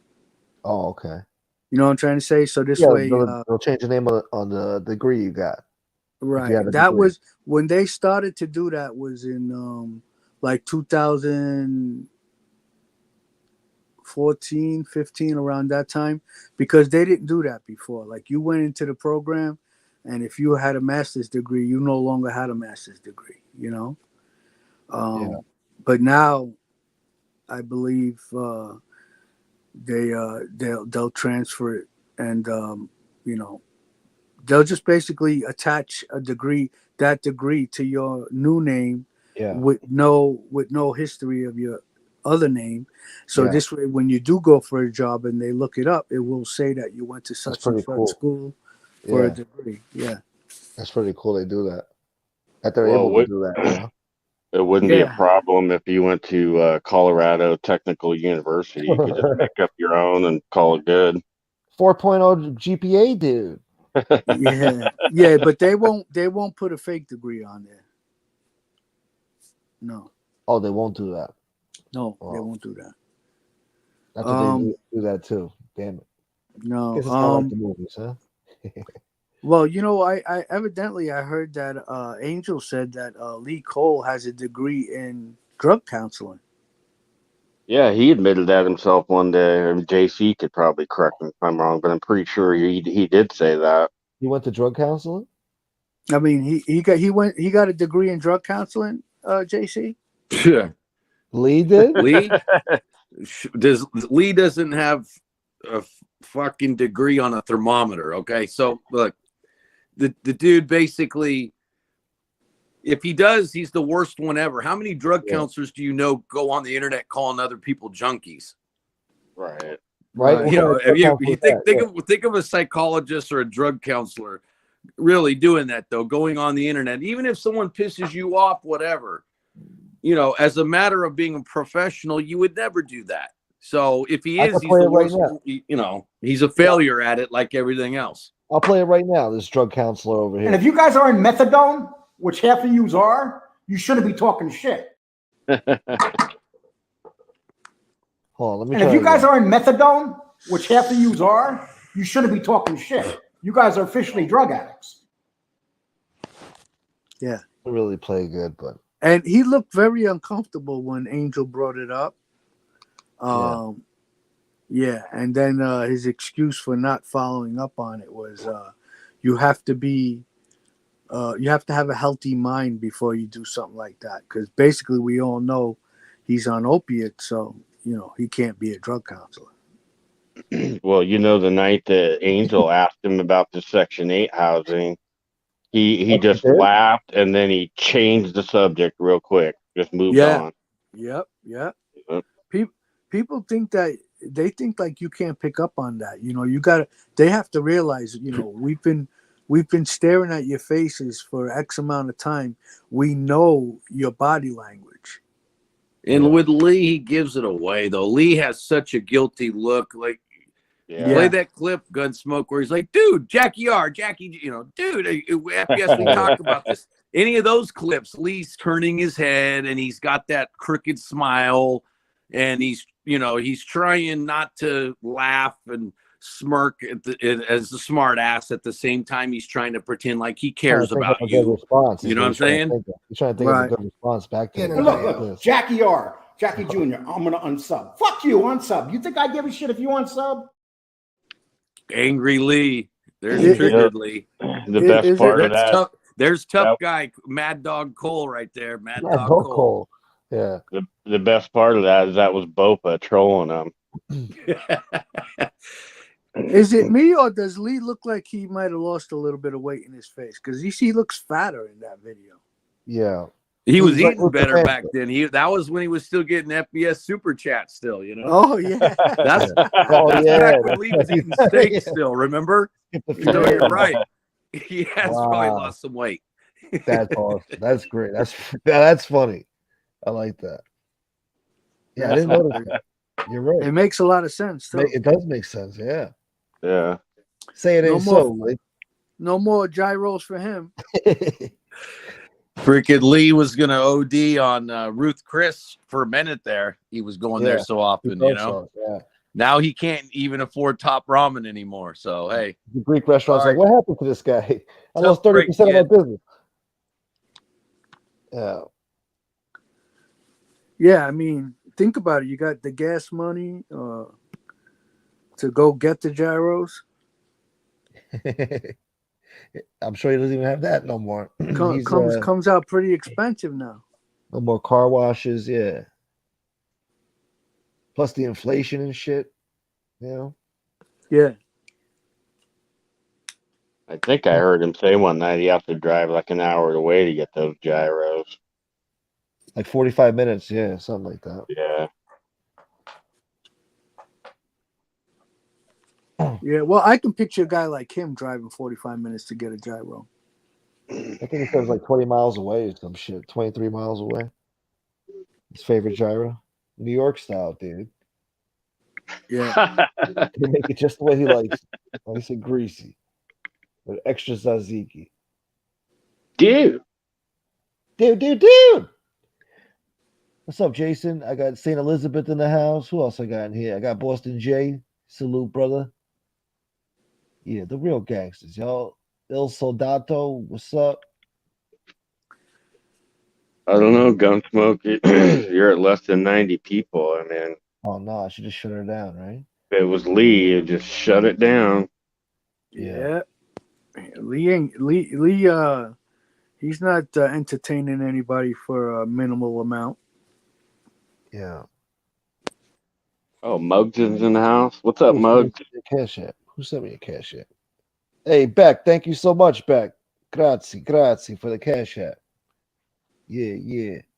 The real gangsters, y'all. Oh, look at this. Jesse says, Gunsmoke, I'm so pissed at how Lee did you dirty. Well, I wasn't the only one. I mean, he did everybody else dirty too. That's just what he does. I've come to accept it. You know?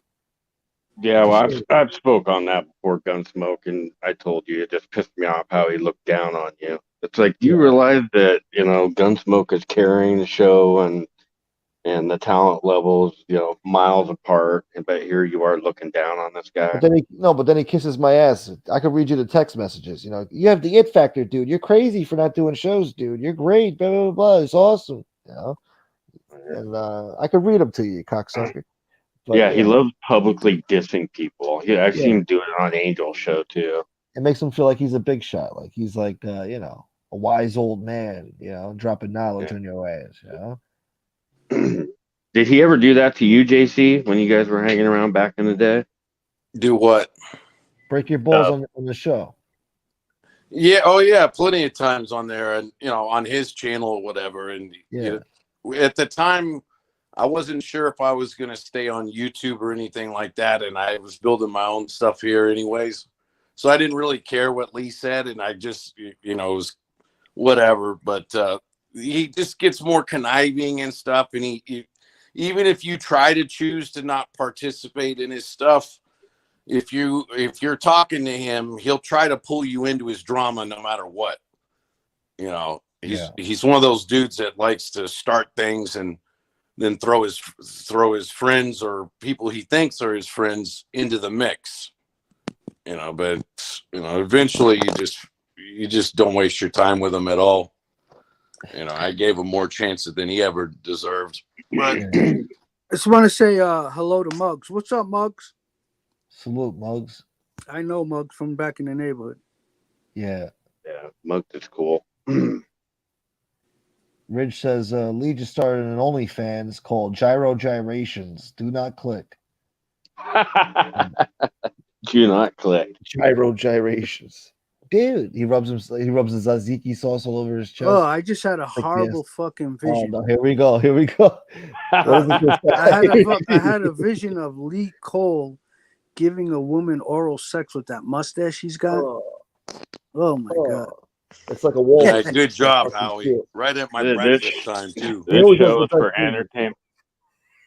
The show's for entertainment and educational purposes only, ladies and gentlemen. Yeah. That did not really happen in real life. He never ate a snatch. See, one of the things, Gunsmoke, that and Howie, you see this already too. If you don't pay attention to what trolls say or do when it comes to your stuff, it sends the message that they're not relevant. Yeah. And and there's so many troll attacks that over the last year or two that it doesn't really, you don't even pay attention to the stuff anymore. People want to say things or make videos or whatever. They're always preaching to their own little choir, and most of the time their fans are actually just bots that they purchased for their little channels, or a bunch of accounts they set up themselves, and then they actually will talk to themselves in their comment section. You'll see this stuff. You'll notice that these are all coming from the same IP address, or these are all coming from the same region of the country, and you're like, wait a minute, 2 and 2, these are the same guy, the same way of talking, whatever.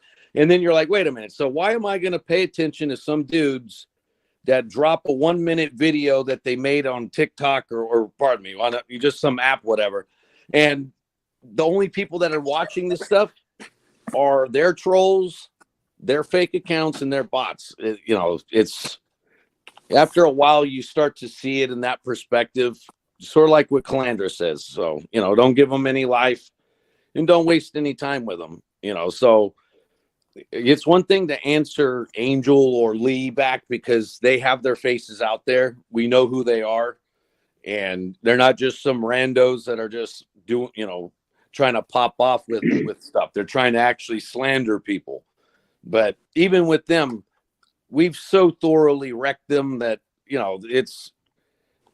we've beaten them extremely bad. Yeah. There's nothing that they can fucking do about it at this point. They're gonna still declare themselves winners though. Yeah, no they'll never admit it. No. They won't give you the satisfaction. Johnny the Greek is here. Look at this shit. I told him to show up to the next show, and he listened. Thank you, Johnny the Greek. He claims he was at the last show. Well, I didn't see him last time. I thought maybe I couldn't see him. Maybe he was invisible. It happens to him sometimes. So I'm glad to see you here, Johnny the Greek. Thank you very much. These envelopes, while you were away, they were kind of light. Better get your shy running right, Johnny the Greek. I know you've been hitting the mattresses. Anyway, all right, back to the show. Yeah, see, that's something true, Jesse. That the every time they have one of their some fake account in their chat or whatever, they just assume it's me, or they'll say it's Gunsmoke or a few others. But basically, it's just whoever they don't like, and it's kind of funny because we get to freaking make fun of, we don't have to actually do anything, yet they're still feeling like they're being attacked. They're being trolled. They feel like it. That lets you know how paranoid they are and how out there. And at that point, you don't have to troll them if they think they're already being trolled. It's already happening, whether you do it or not.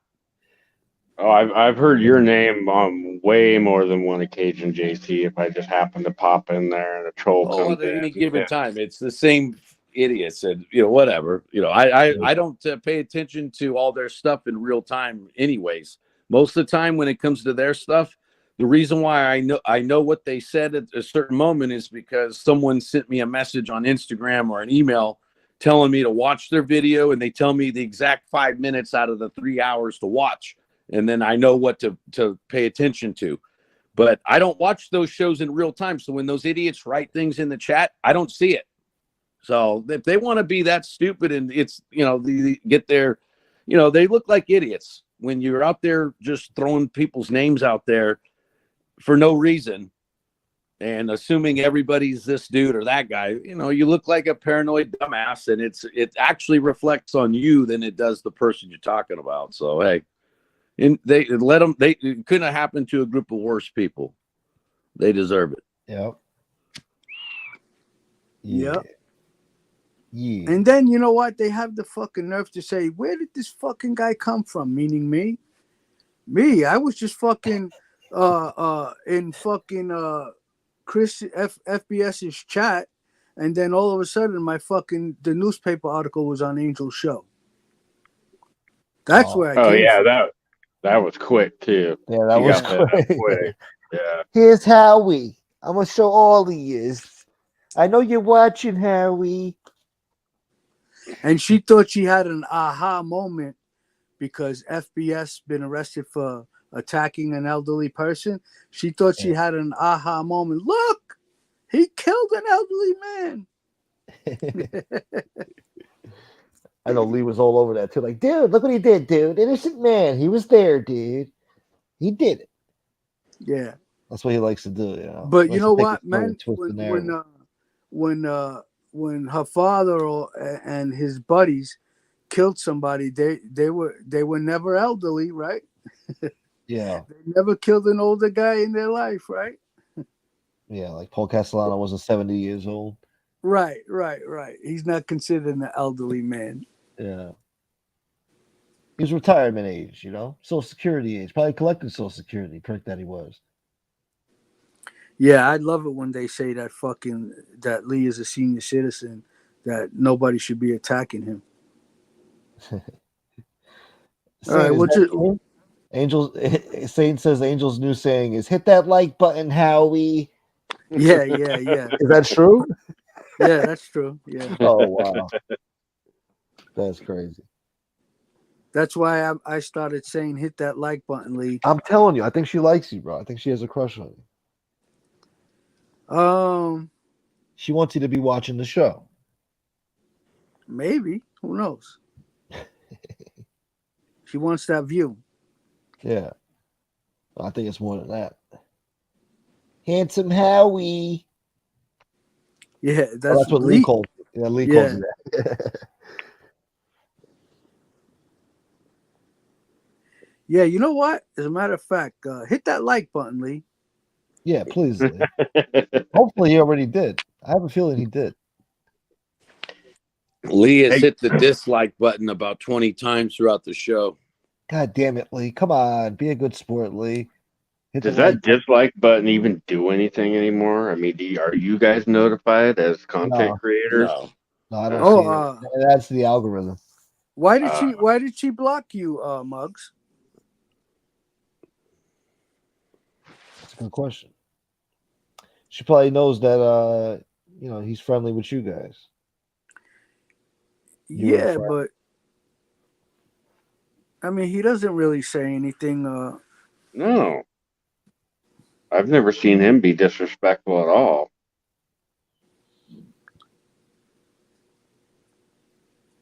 But you do know that it was Muggs' brother that Vinny Gotti, Richie Gotti, and Angelo Ruggiero Jr. tried to kill, right?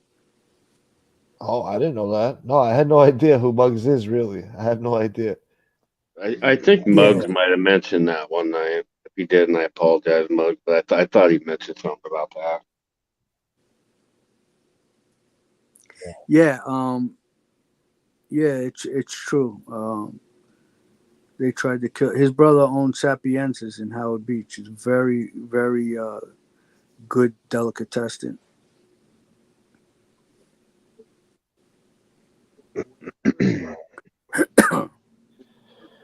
What about the Meat Oh, Supreme okay. on 18th Avenue? She found out who he was. That's why she blocked him. Oh, okay. I know you, you little punk, you weasel. You're What's your blocked. You're blocked out of here. Enough of you. God, she thinks she's a gangster. Yeah, well, Muggs is one guy that he can watch everybody's show and not offend anybody. yeah. You know, like he watches her show, he watches this show, but he doesn't. You know, He just he's comes in and just says hi to people. yeah, he's just neutral. He's just watching to know what's going on. You know. Well, he does tell me to go to bed. It seems like every time I see Muggs text or commenting to me, redhead stepchild, go to bed.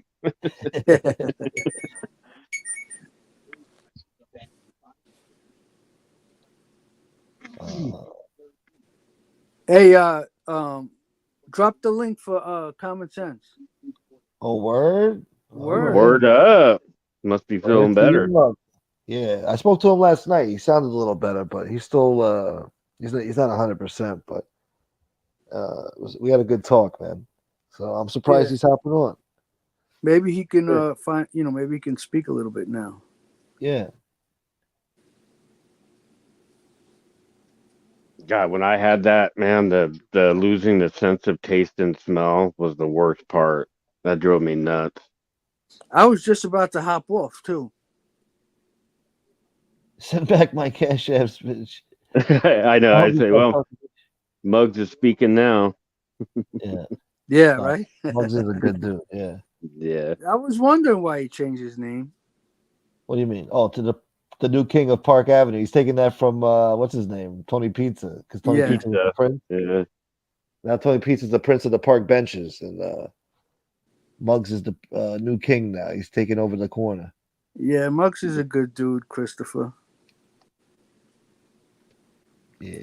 He always was. I never heard anything bad about him. No, I never heard nothing bad about him. No, I'm talking about even back in the Oh, day. in the street, back in the street. Yeah. Oh, okay. He was good friends with a friend of mine, Sean, Yeah. the guy who had cancer. Oh.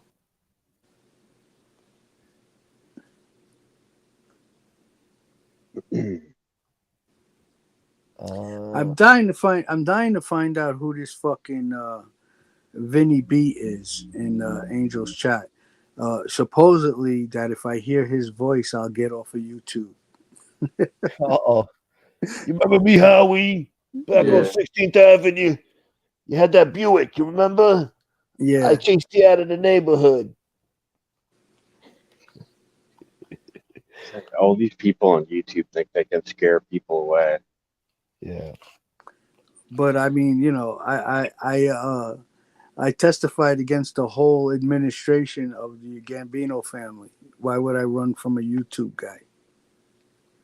Yeah. Especially the guy, he's probably using a blank avatar. I can't even see who it is, you know? Yeah. You know, I mean, I want to think it's somebody that I know who it is, but I don't think that person who I think it is would be, you know, like talking aggressively towards me because he didn't get in trouble for anything. So, and we actually were pretty good friends out in the street. So I don't know. That's what makes me think it's not him. Uh-huh. But who knows? Yeah. I heard a rumor that she has an actual, I don't know if it's active, but a cooperator in her chat. A few of them. Well, see, she doesn't know who she's dealing with, and a lot of these trolls. That's another thing. One reason why I don't pay much attention to them is the more that I did find out who they were in real life, when I used to be interested in it more and looking, well, who's this guy attacking me? And you start looking. These people are complete losers. They really are. They're like guys in their 30s typically. They chill. They literally live at their mom's house. All kinds of stuff like that, you know. And it's like, what are you gonna do? You know, if you, as a general rule, you know, Gunsmoke, me, others don't pay any attention to 99% of them, but you especially don't pay attention to any of them that are trying to build channels that have a lot fewer subs than you, because then you know what it's really about. It's about clout chasing. You know, do not give them anything to clout chase off of. So that's one reason why I won't even watch most videos, like if they throw me in there, and you know, especially if the channel barely has 50 or 100 subs or whatever. What's up, Common Sense? How you doing? Hey, what's up, guys? How's it going? Hey, Common, what's up? What's up, Common what's up? Sense? Hey, what's up? Who's that? How you feeling? Redheaded. Redheaded. What's up, brother? How you doing, man? Your voice sounds a lot better. Wow. Yeah. Yeah, I was man, I was sick as hell for a while. So I still don't feel that great. I just woke up actually, but I'm definitely feeling better than I was before, man. Yeah. So hopefully it's a step in the right direction, because this happened last time. I went out and I did like 2 things, and then it hit me all over again. So I'm just trying to take it easy right now, you know. Yeah. Well, good to have you back. Yeah, thanks, man. How's everything with you guys? Good, man. Good. Chill. You know, good. What's new? BK tried to get on to curse at me. Wait, BK Shaolin? Yeah. Yeah. Yeah. Wait, he's back? Yeah, he Yeah, he's reappeared, back. Common. Oh my god. Sheriff's back in town. Jeez. Well, he tried to come on here? Yeah. Yeah. He tried to talk to I had Rob Jean on too. He tried to talk to Rob Jean. At first he wanted to talk to Howie. Then he focused on Rob Jean because Rob Jean Well, called. he snuck on at first. Yeah, he snuck on at first. He just came on with the letter R and it was like a big M on the screen. So I'm like, I kind of figured it was him. Yeah. Right. But then he said something and I clicked him right off. And then he was backstage the whole time. He said, Howie, keep my name out of your mouth. I said, fuck you, pussy. And Gunsmoke blocked him. Yeah. Oh god. See, I don't want people disrespecting my guests on my show. I don't like that, you know. He must be fucking he must be off his meds again or something, dude. Yeah, I'm thinking He that. literally left. He literally left like 80 fucking messages. Let me on. Gunsmoke, let me on. I won't say anything. Let me on. Let me talk to Rob. Yeah. And then what was Rob saying? I haven't seen Rob in a while either. Rob hasn't been around in a bit, I don't think. Has he? He called into my show last time too. So he's been coming he did? around. So, yeah, he's been coming around. Oh. Yeah, on his way okay, to work. cool, Yeah. Yeah, I like Rob. He's a good dude. Hey, comment what Howie's not telling you is BK was in the chat the whole time. Howie's a rat. He's a bitch. Gunsmoke, you're a bitch. That's like his respectful way of getting on the show. Yeah. It started out like I won't say nothing. I won't curse or whatever. And then as he realized he couldn't get on, he started saying, "Howie's a bitch. Fuck you." Yeah, that's BK, man. Jesus. Yeah, it is. You gotta laugh, yeah. Well, I know I told it's weird. Gunsmoke, He'll let be him like, suffer. Let him Yeah, suffer. yeah. Let him stay back Bro, the there. funniest Let him look at BK impersonator is FBS by Yeah, far. yeah. You know, hands down. oh, I saw it. Yeah, that's why I was up for a few minutes. That's why I called Gunsmoke yesterday, because when I was up for a few minutes, SoFlo show was on, and I heard FBS calling to do that impression, dude. That shit is so funny, dude. It gets me every time. It's hilarious, bro. Yeah. That shit is the fucking best. You It's know, the best. you know how you fucking really, really, really piss off BK? You don't let him talk. You just ignore him. Yeah. Yeah. He goes irate. Yeah. Or even if That's you funny. say something about him and then just don't ever let him come on and comment on it. Like just it drive him crazy. I mean, you saw what it did to him today. When was it? How long you been out for a while? 3 hours and 40 minutes. So he was on like an hour ago, I guess. Well, Yeah. Oh yeah. Yeah. No shit. Wow. I've been on like 2 hours already. Yeah, definitely. Wow. Yeah, the time flies when you're having fun. Yeah. Yeah, it flies when you're on here for sure. Definitely goes by quick. Y'all. Hit the like button, everybody. So what? and please So donate what? to the What made show. him start? What made him start coming back around now? Nobody was even talking about this guy. Why Well, is he back Jeff around? the Dude came on Lee's show the other day to answer Lee's bullshit, and I guess he found an opportunity to trash Jeff and score points with Angel, because Angel was on the show. So I don't know. That's what it looked like. And yeah. No, I think all of them should be fucking ignored at this point. To be honest with you. exactly. What do I know? That's my opinion. Yeah, I agree. So they're not even worth talking about. old All they news, do is man. just lie, man. You know what I mean? It's a lose-lose situation. You know. They've been doing it for over a year now, year and a half. Same shit. It's the same cycle we go through with these people. It's like enough already. It's a new year. Why do we have to start off with that bullshit? Leave that shit in the past. I don't want to hear that shit. It's stupid. There's no discussions to be had. Well, yeah, trust me. I've been sick for 2 weeks, and I'll be honest with you. I mean, I miss talking to you guys and shit like that, but I definitely don't miss the fucking headaches of listening to the fucking nonsense, because it just gets old quick. You know what I mean? Yeah. It's pointless. You're arguing with a bunch of retards. Yeah. Yep. And I thought about Go on. even when you do fuck them, make a point, they'll just fucking, they'll make believe like you're lying or something. Yeah, Yeah, you can't debate them on the facts because they don't believe in the facts. They just ignore the facts completely. Is he still trying to say that fucking he got set up that day at the fucking bagel shop? Oh yeah.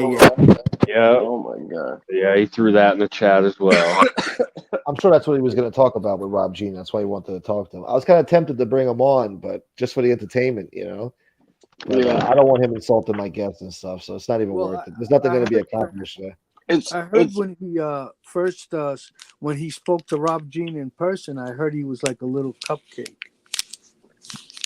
Yeah, he was a completely different person. Probably. Yeah, they were Listen, cool. you can't talk or act like he does in fucking real life and not get your head split open. There's no fucking way. You know what I mean? Yeah. There's no way he's talking like that in person, one-on-one. I don't believe that. Yeah. Not with somebody like Rob Jean, anyways, because I don't think there would be much talking. To be honest with you, But that's just that's my opinion. I wouldn't put up with that shit. But what do I know? I don't know. Well, the YouTube is his way of he becomes a different person. He can act like a tough guy on YouTube. Yeah, I guess. It's weird though, because he's like the one person that over there that you can actually, if you catch him at the right time when he's not all fired up, you can have a decent conversation with him. But then he'll fucking just, I don't know, go off his meds the next day and be back at it, or mid conversation flip. I don't know what it is, man. I just I don't know. I can't figure that kid out. Yeah. Because he'll be civil. Wasn't the last time he was on? Wasn't he acting civil with FBS and like he? Yeah, that's why they turned on him. Yeah. Yeah. So that's what I mean. Like a kid is capable of having a decent conversation and being level-headed, and other times he just I fucking forgot about snaps that and goes shit. ballistic. You know. I Yeah, I forgot did about too. that. Yeah, that His he was meds must have kicked in at the right time. that chat over there trashed him. So why is he coming back around over there again? I forgot all about that. Wow. See, he lays Yeah. low for a few months, and then he comes back when the crime wears down. He thinks the coast is clear to come back, and start When the dust settled, you know. Yeah, he starts up his shit again. So I wouldn't even associate with a guy like him in the street. He'll wind up Yeah. getting you killed. Or Yeah, start a problem that with somebody for no or- fucking reason, you know. yeah. Well, that's he, the truth. He'll get you into a fight every weekend wherever you guys go. Yeah. Well, it's Sure. like Common said. It's impossible. I bet my life he doesn't act that way in the street. There's no way. No way. There's no fucking way. Unless he does in like a nice quiet neighborhood or something where people think he's crazy and just leave him alone. But not if you're around any real fucking street guys. There's no way you're talking like that to a bunch of people. You're gonna get your head split open, guaranteed. You know. Exactly. You can't act that way in society, bro. You're not gonna last long, especially in the street. If you're, You get killed or arrested or something happens to you, Yeah, guaranteed. You know what I mean? definitely. Yeah, you'd have a rap sheet a mile long. Yeah, 100%. What was he trying to get Yeah, you to go to the gym and fight him at the fucking what the? Well, we didn't give him an opportunity to say Yeah, we didn't even give him a chance. He said You gassed him right away. Yeah. Howie I'm not vetoed gonna that real quick. lie though. It is funny when he goes on his little tirades. It is kind of funny though. Listen, Yeah, it's entertaining. He's so It's fucking fun. crazy. It's hilarious. Yeah, dude, you know? yeah. He He's gets like so fucking worked up. It's funny He's as like hell. Tony Montana when he was beating up the phone. Yeah, exactly. That's exactly what it's like. Yeah. Who do you think we're talking to, Mike? That's funny as hell. That's true. Look, Red's in the house. Here's Red. See, there's a difference between redheaded stepchild and Red. This is the Red I was looking for earlier. I'm like, Red's in here. He finally caught a show. Here Wait, he is. Red from the West Coast? I don't know if he's from. Is he from the West Coast? No, this motherfucker ain't from the West Coast. Oh, he is actually. I think he is. Maybe from, like- Arizona. he's from, or like, I think he's Washington or from Seattle or something. the Northwest somewhere. Yeah, he's from Washington or Seattle. I haven't seen him on it months, man. Yeah, I I know. was wondering how he's been. I haven't seen him in a while. Actually, I live in Washington State. Oh. Yeah, there's a I'm bunch not- of guys. There's a bunch of guys from your area that are redheaded. Hey, So how's you your live wife? near How's your Colbert, wife then, huh? doing? How's your wife doing, buddy? Is she all right? Yeah. Or it's been a while now. She's doing much better. She had to have a second surgery, feeding tube issue, and she's wow. just healing from that now. And I talked to the doctor yesterday because my big push has been to get her into rehab, just to kind of get her body and brain, working back in sync again. But we had that little setback, so she's healing from that. And they don't do like bed swapping or floor swapping on the weekend. So he said probably Monday morning, if everything goes well, we'll get her down there and get her back in the swing of things. Yeah. Nice. But she's doing better.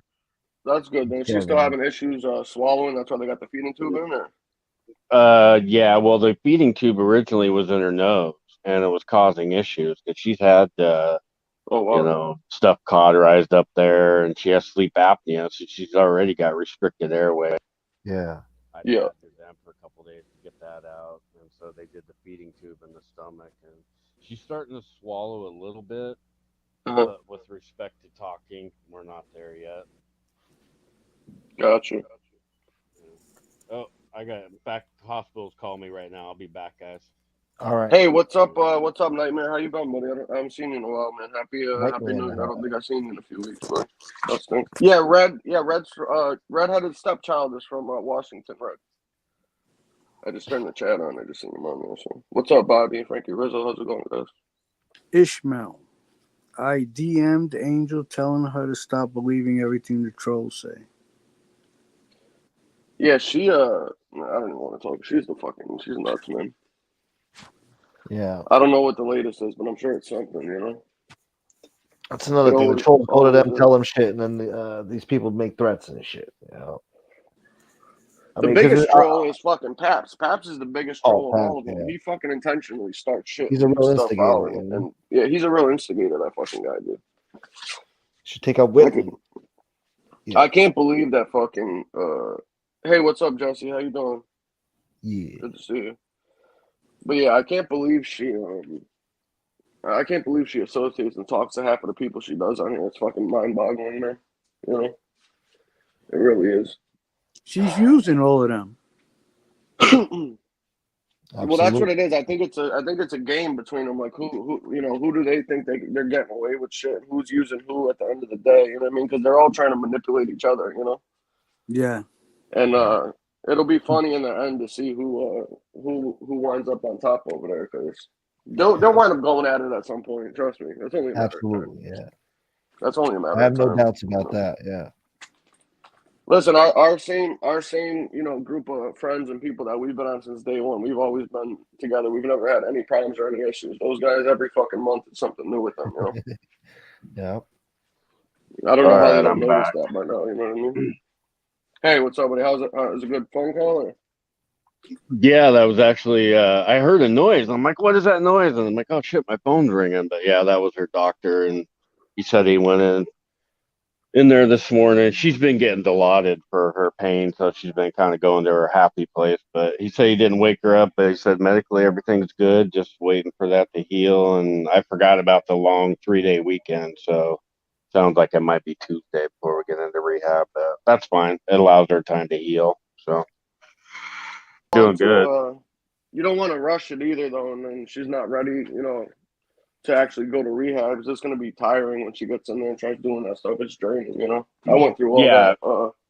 I went through that with my family members too, and it's not easy. And it Well, sucks too plus, when you feel helpless. You know what I mean? Because you want to get stuff done, and you're at the mercy of the fucking dude, doctors and places. I'm the most impatient man in the world. So I'm sure Yeah. she's sitting in there thinking, "Oh fuck, I got this guy taking care of me, and he's impatient."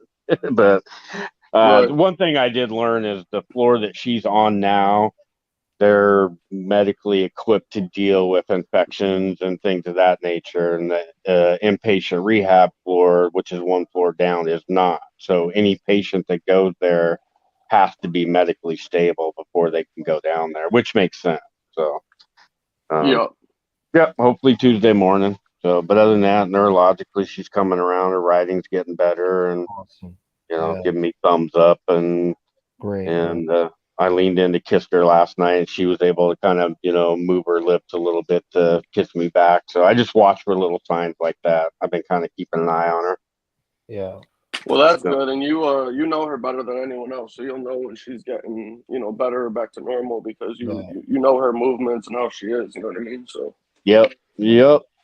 But whatever you do, just try to be as patient as possible with the people there, because they're dealing with a lot of stuff too, and everybody's in the same boat you are with their family members, so they get a lot of shit. You know what I mean?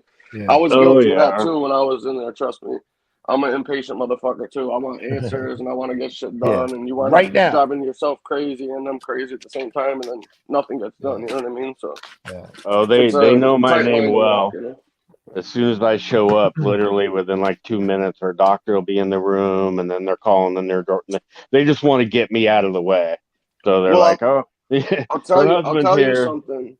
There's something you can do, right? If you think that your wife or anyone listening, there's something called a patient advocate. All hospitals have them, and basically, if you call up the patient advocacy or wing in the hospital, they'll put a patient advocate on that'll be able to communicate for you to the doctors and to the nurses and stuff like that about concerns or shit like that, and you can reach out to them and get one for your wife.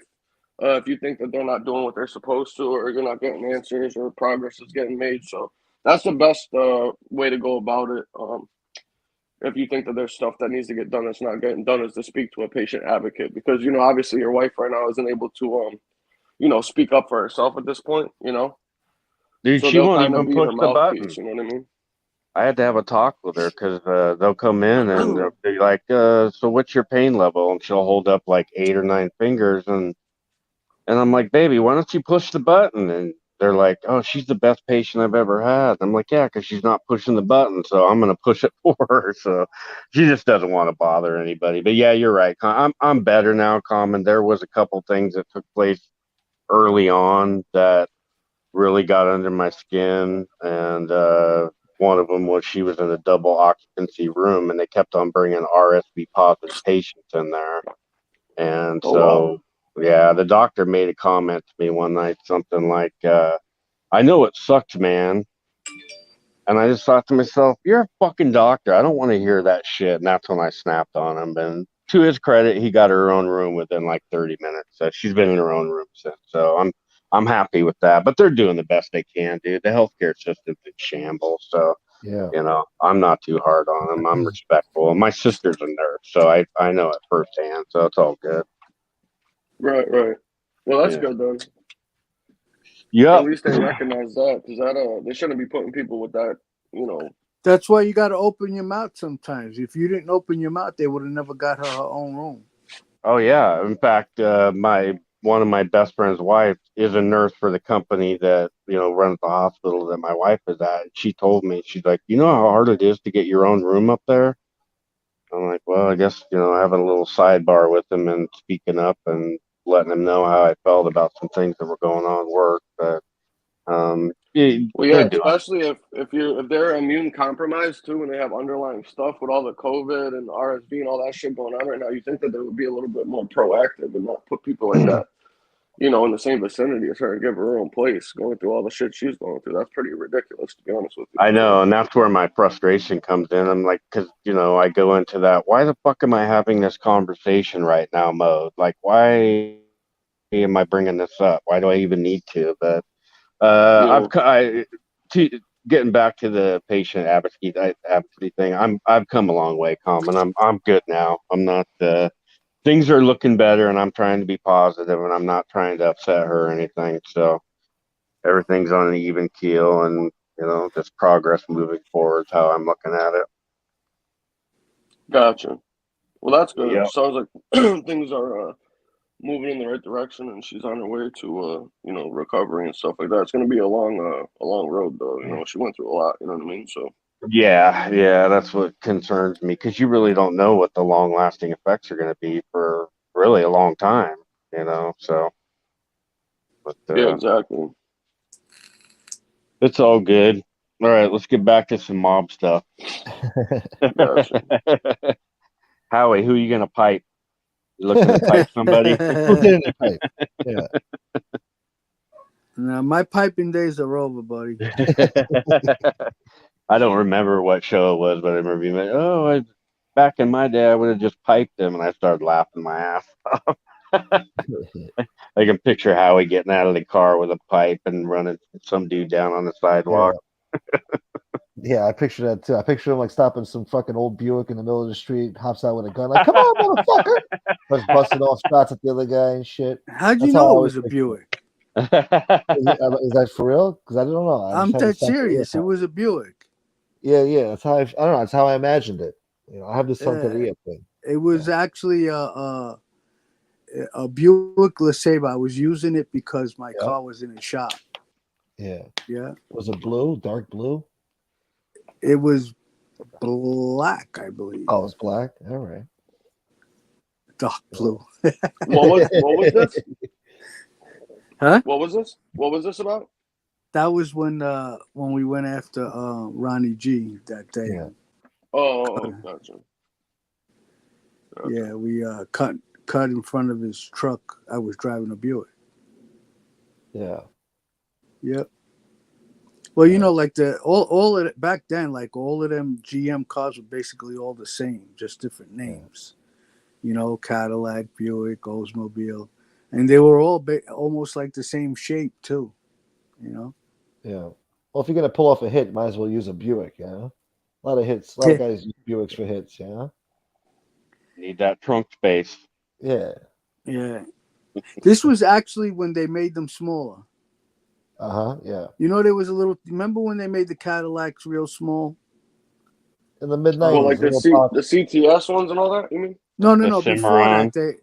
Before that, the Cadillacs had gotten smaller. Oh I yeah, would that was say, like the early '90s, late '80s, early '90s. yeah. Yeah, you're right. Yeah. So the Buicks were small too. Yeah, I was never a fan of those fucking Buicks, man. There was one that they made. I think it was they put a 5-liter supercharger. I think it was like the Buick Regal or something. That used to be two-tone. Oh Remember yeah, that? yeah. Those are like the one that I liked that they made. That was pretty nice. So I think it was like the early '90s, like mid-'90s. They had that car. That was pretty nice. Yeah, the GNX or something, I believe. Yeah, they had that 5-liter supercharged motor in there. It's Grand pretty nice. National. Yeah, it was a Grand Oh National. no. Yeah, those are the GN. Yeah, the Grand National. That was like the '70s though. No. They the time you're talking about, it was Yeah. just like basically a Buick Regal, but it was a Grand National. All black. Yeah, the GS. The GS, I think supercharged it was called. V6. Yeah. Yeah, V6 supercharged. It was like 400 horse or something like that from the factory. Yeah, it's pretty nice, Yeah. man. There used to be an area in Brooklyn called Fountain Avenue, and that's where everybody would go race their cars at night. And I remember during that time that those Buicks were just blowing everybody away. Oh yeah, they had some balls, man, for sure. Especially back then, they were 400 horse was a lot, you know. Yeah, they were faster than all the Mustangs too. Stock anyway. But a lot of those guys, right. they did a lot of work to their cars too. So, it was they would all line up, race, and then come back around and line up again, and just keep racing down Fountain Avenue. Yeah, we used to do that, man, and then the cops started fucking taking people's cars and crushing them where I live, man. People are fucking getting killed out there, lining up down the streets. Fucking, you're not talking about professional drivers here. You got a bunch of young kids with cars that are all hopped up. They fucking swerve off the side. Remember one time they killed like 3-4 people. Fucking took them out like bowling pins on the side of the road over there by the park where I live, and it was fucking insane. They put a stop to that. They put a stop to that quick, man. I know a bunch of people that got their cars taken from them. Not good. Would they just confiscate them or like repossess them, whatever, and then just crush them? Yeah. Wow. Oh yeah. Yeah, they weren't fucking around because they couldn't do anything about it. Because I mean, they were talking about, there'd be 1,000 people out there, 1,500 people, like the early 2000s they were doing it, and everybody was meeting over the weekends, and there was a couple different spots, people would go to, and everybody had a fucking car club and cars hooked up, and they would race and shit like that up on the side, by the parks and stuff like that. Mm-hmm. And it just got out of hand to the point where it was just causing so many fucking problems. And then when people started getting hurt, they just were like, all right, anybody that gets caught, they're taking your car, crushing them, seizing them. And that's what stopped people from, pretty much sent the message pretty quick that if you get caught, you're fucking going to lose your car, There was also a strip that people used to, mostly motorcycles, but in between Howard Beach and Rockaway, there's an area called Broad Channel. And there's a little strip of road that goes through Broad Channel, from Howard Beach to Broad Channel. And a lot of people, there was like a little, you can make a U-turn at the end. And a lot of people raced over there too. Like once you went over the little bridge from Howard Beach into Broad Channel, there was a long strip of road that was basically just road, no houses, no anything on the side. And, like an industrial type area. No, it was just like a little like strip of road on top of like what would like the weeds of the water. Oh, I got you. Yeah, I forgot how nobody could build there enough. There's probably wetlands or something, right? Right. And then at the end of that road is where they started. Then you'll start seeing houses on the side of the roads. Gotcha. And a lot of people used to go there and race their motorcycles. Yeah, it causes nothing but fucking problems. I mean, it got so crazy, right? People were fucking flat betting their race cars down to the down to the areas wherever we'd be that weekend. Yeah, we would rotate, Those were real race cars if they were flat betting them.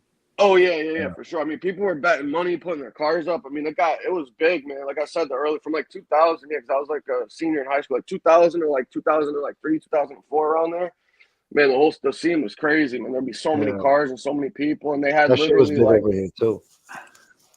Yeah, they had all those. Remember those TV shows that were out where they were doing racing fucking shows? Everybody was getting into it. It was crazy, man. Yeah. Yeah, people are Batch getting the nutty. streets right. We had Francis Lewis Boulevard over here. We call it Franny Lou. Yeah, I know what Yeah, you're for talking instance, about. to race over here on Franny Lou all the time. I actually saw a car flipped over one time, and a few Well, kids, like, they were laid out in the street, and the whole fucking neighborhood was out there. And some woman screamed at me and my friends, like, "You see what happens? You see?" You know, and like they were yeah, I like, mean, I don't know, they had freaking kids were fucked up. it got so bad, man. They started having undercover cops in cars that they were repoing, trying to bait Yeah, people into racing. And the minute that you get on your throttle, they pull you over, man, put the lights out, and they fucking arrest you. You know, they hit you with a reckless and all that yeah. shit, and take It your was car from you. And notorious over here. Franny Lou was yeah, notorious for racing, bro. I mean, now they got cameras and shit and speed bumps. You can't do it no more. But back in like 2002, we used to go to Hunts Point too for the races.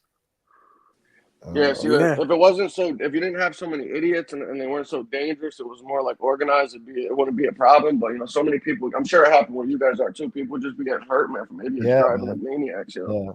Once you do that, you become a public a public nuisance and a Now I threat look to at these public people as like safety. assholes. Yeah, I look at these people as assholes, like, Oh yeah. endangering people's lives and doing dumb shit like that. As you get older. But when I was 16, I was like, "Oh, this shit is fun." We're racing and shit. We're actually winning Mm-hmm. some races. And Yeah, of course. you don't give a Of course. fuck. There was another strip where people used to drag race off the Belt Parkway on the Conduit, right before Kennedy Airport. Yeah. That was a popular spot too. Oh, okay. I remember I blew up my turbo one night on one of my cars, man. It was fucking I was running it so hot, I popped the hood on it, dude. My fucking turbo was glowing red like fucking hot lava, man. It was insane. Fucking wound up blowing the whole thing, man. Yeah, I blew the motor the whole nine. It was bad, man. Wow. So common with respect to them, seizing your car. You have to get charged with like racing? Is that where the I don't taking know. of your It's car never. comes in? I don't know. I never had it happen to me, but I know people that got their cars taken and seized and they got them crushed and shit like that. So I think it depended on if you got caught in the act or if you had any priors, maybe something like that. I'm not really sure. I don't know particularly, what happened exactly because it didn't happen to me or anybody I knew. I wasn't really stupid enough to do that. But yeah, I mean, it was word around that that's what was happening to some people. And I do know some people that got their cars taken. But I don't know, what if they got their license revoked or if they got hit with because reckless driving is pretty much that's a felony charge right there. Yeah, a lot of people don't know that. Yeah, so if you get hit with one of those or you have it on your record previously and then you get hit with it again, I'm pretty sure you probably lose your license for a while. They really fucking come after you. Minus the court expenses and shit like that. So it's a pretty good deterrent to stop people from doing that shit. I was in a state that I'm not going to mention. And I was at a light, and at the time I had Audi 4 with the 4.2 V8 engine, and the S4, huh? The S4? No, it was an A6, but it wasn't the S6. Oh, okay. It was just the V8 with the wide body, like it had the fenders flared out a little bit. Yeah, those are nice. I like those. Yeah. So I was at a light and I realized that I have to get that in the next corner. I got to make a right turn, and I was in the left lane of the light. So I took off really, hard to get in front of everybody to get to the right, to make the right, and I get pulled over by a highway patrol on a motorcycle. So he pulled me over. He gave me tickets, and one of the tickets was show of power. What? I was like, what? Yeah, I was like, what the fuck is show of power?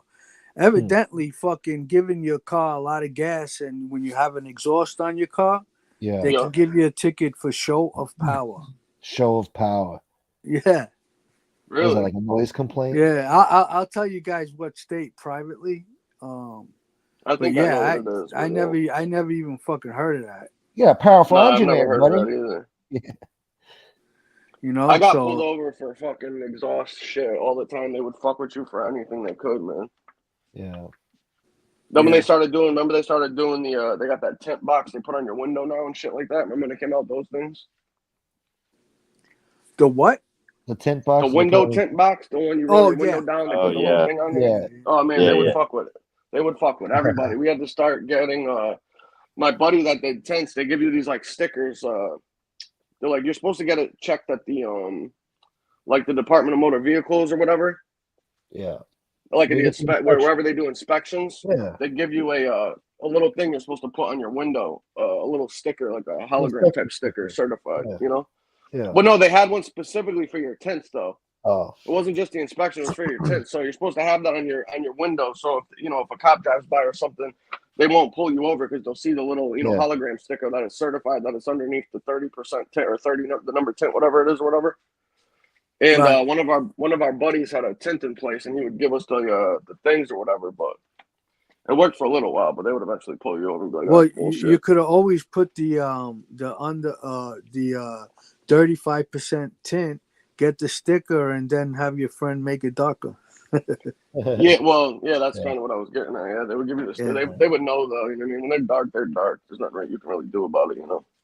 I remember Yeah. one time the asshole pulled me over for the tents or your tents or whatever. Then he put the box on there. The tents were good. Then he's like, "Oh, is that exhaust modified?" And I'd be like, "No, it wasn't, but I really had full fucking headers, full headers back or whatever on the car." And Mhm. they hit me with the ticket for excessive noise thing or whatever. And I had to go to court for that. But I want to fight. I want to be in it or whatever. I got a when you buy headers or exhaust or anything, they put a decibel level on there. And I knew the rating for the state. I went onto the state's website to find out what the dBs were. So I brought the paperwork with them saying that it was, even though I knew it wasn't. But they Right, wound right, up right. they wound up taking it. They didn't want to fight with it. They just threw it out. So I got lucky and shit. But yeah, Yeah. because they'll Plus, make you replace everything. some exhaust systems say legal in 50 states. 50 states, right? Yeah, exactly, exactly. Yeah. So that's what I did. But we used to just put dump tubes on there before. They got. You ever seen the electric ones they have now? I'll be right back. The electric what?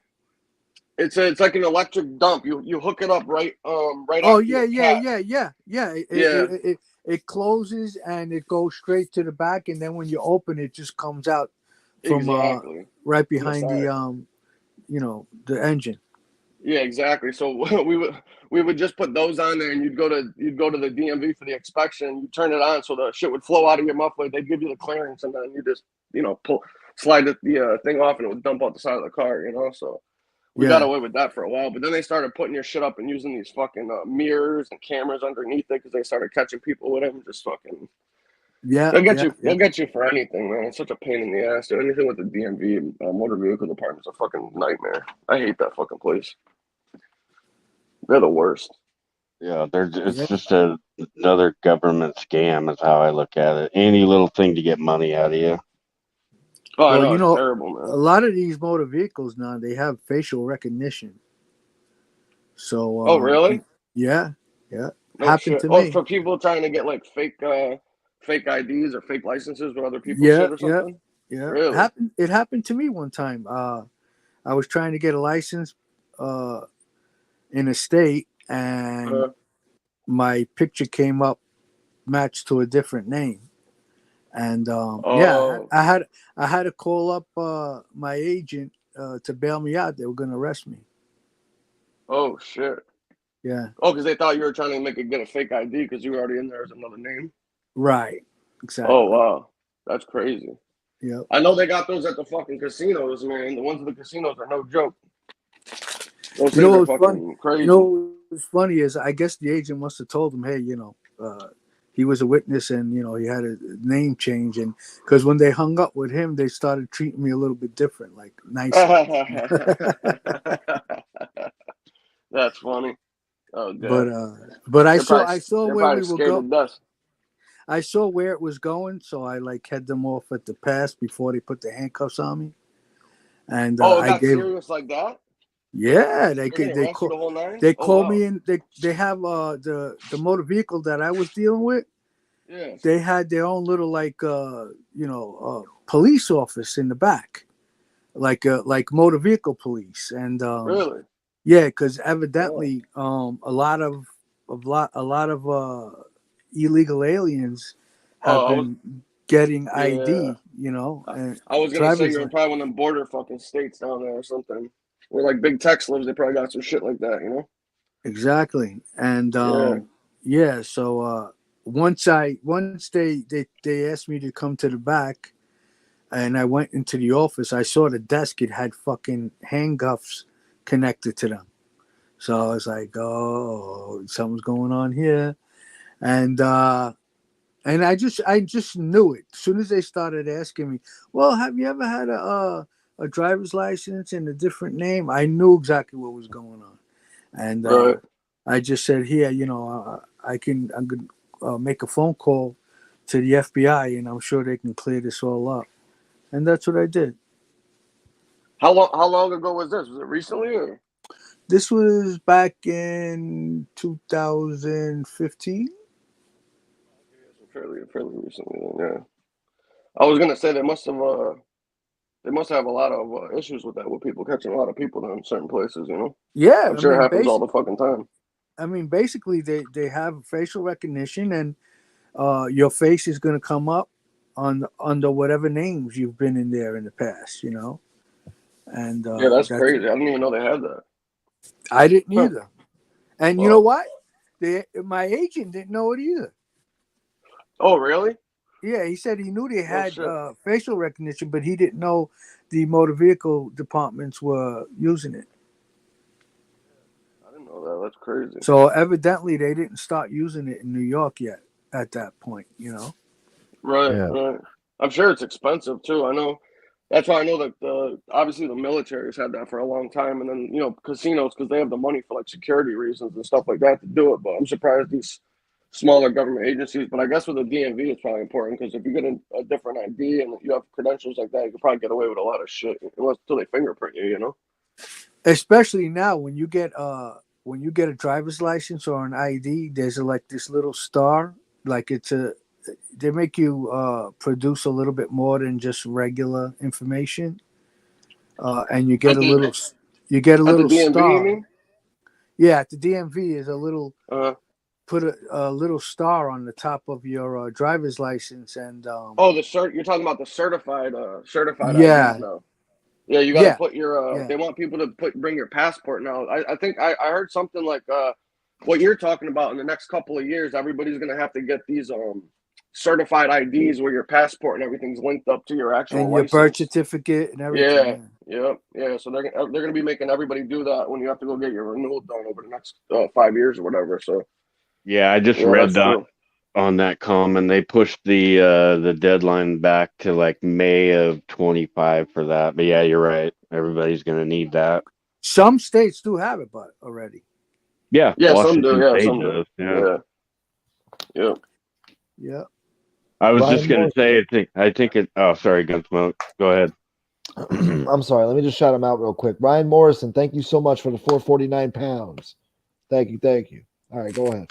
I was gonna say, some genius decides to use Howie's picture. He's in the program. It's like hilarious. Yeah, because with all the like Howie was talking about. Oh, what the hell is that? Yeah, I thought that was you commenting. Somebody's outside or some shit. What the fuck's going on? Not me. God damn it, Not JC. JC on the road. Yeah. I'm gonna get going. It's raining here. I'm heading up to go pick up weed. Well, be careful. Keep Going that back rain to the down mountains? there, JC. He's going back well, up to the hey, mountains. in like 1 week, Mother Nature filled up or stopped like over half of our so-called drought problem. So yeah, I heard about that. Who's in control is whatever, nature, God, whatever. At the end of the day, freaking 1 week of rain up and down my state took out most of that drought problem we had this whole year. Crazy. So yeah. All right, you guys. I might hop on later and while I'm driving up there and play a bunch of copyrighted music on the radio and stuff like that. So that way, I can get my channel in trouble. All right, guys, have a good one. All right, brother. Take care. But yeah, in Mass where I'm at, they're doing that now. They put a little like gold star on your. They call it a real ID instead of just a regular driver's license. They say it's a real ID. Yeah, and they put a gold star on your license now. So you got to bring your passport. Yeah, like you were saying, the passport, Yeah, your I'm hearing birth that certificate, social security, the whole nine. And it could replace your. I'm hearing that if you have that, some places you don't need a passport. That's good No, you enough. don't. Yeah, that's what it is. No, So yeah, everything's going to be linked right onto your real. They call it a real ID instead of just a driver's license. So once you have that and you have the gold star on there, your passport and everything's linked directly to your ID. So then you don't need to worry about having the passport book and all that crap. It's already right on there with your one ID. They can scan and you're good to go. So I mean, it is a good thing, I guess, that it's easier that they're doing that, but at the same time, for people, it's a pain in the ass because you have to get your birth certificate, your social security card, get all that stuff, and then go down there and do the whole process. But once it's done, I think it's good for like 10 years, or 5 or 10 years, or something like that.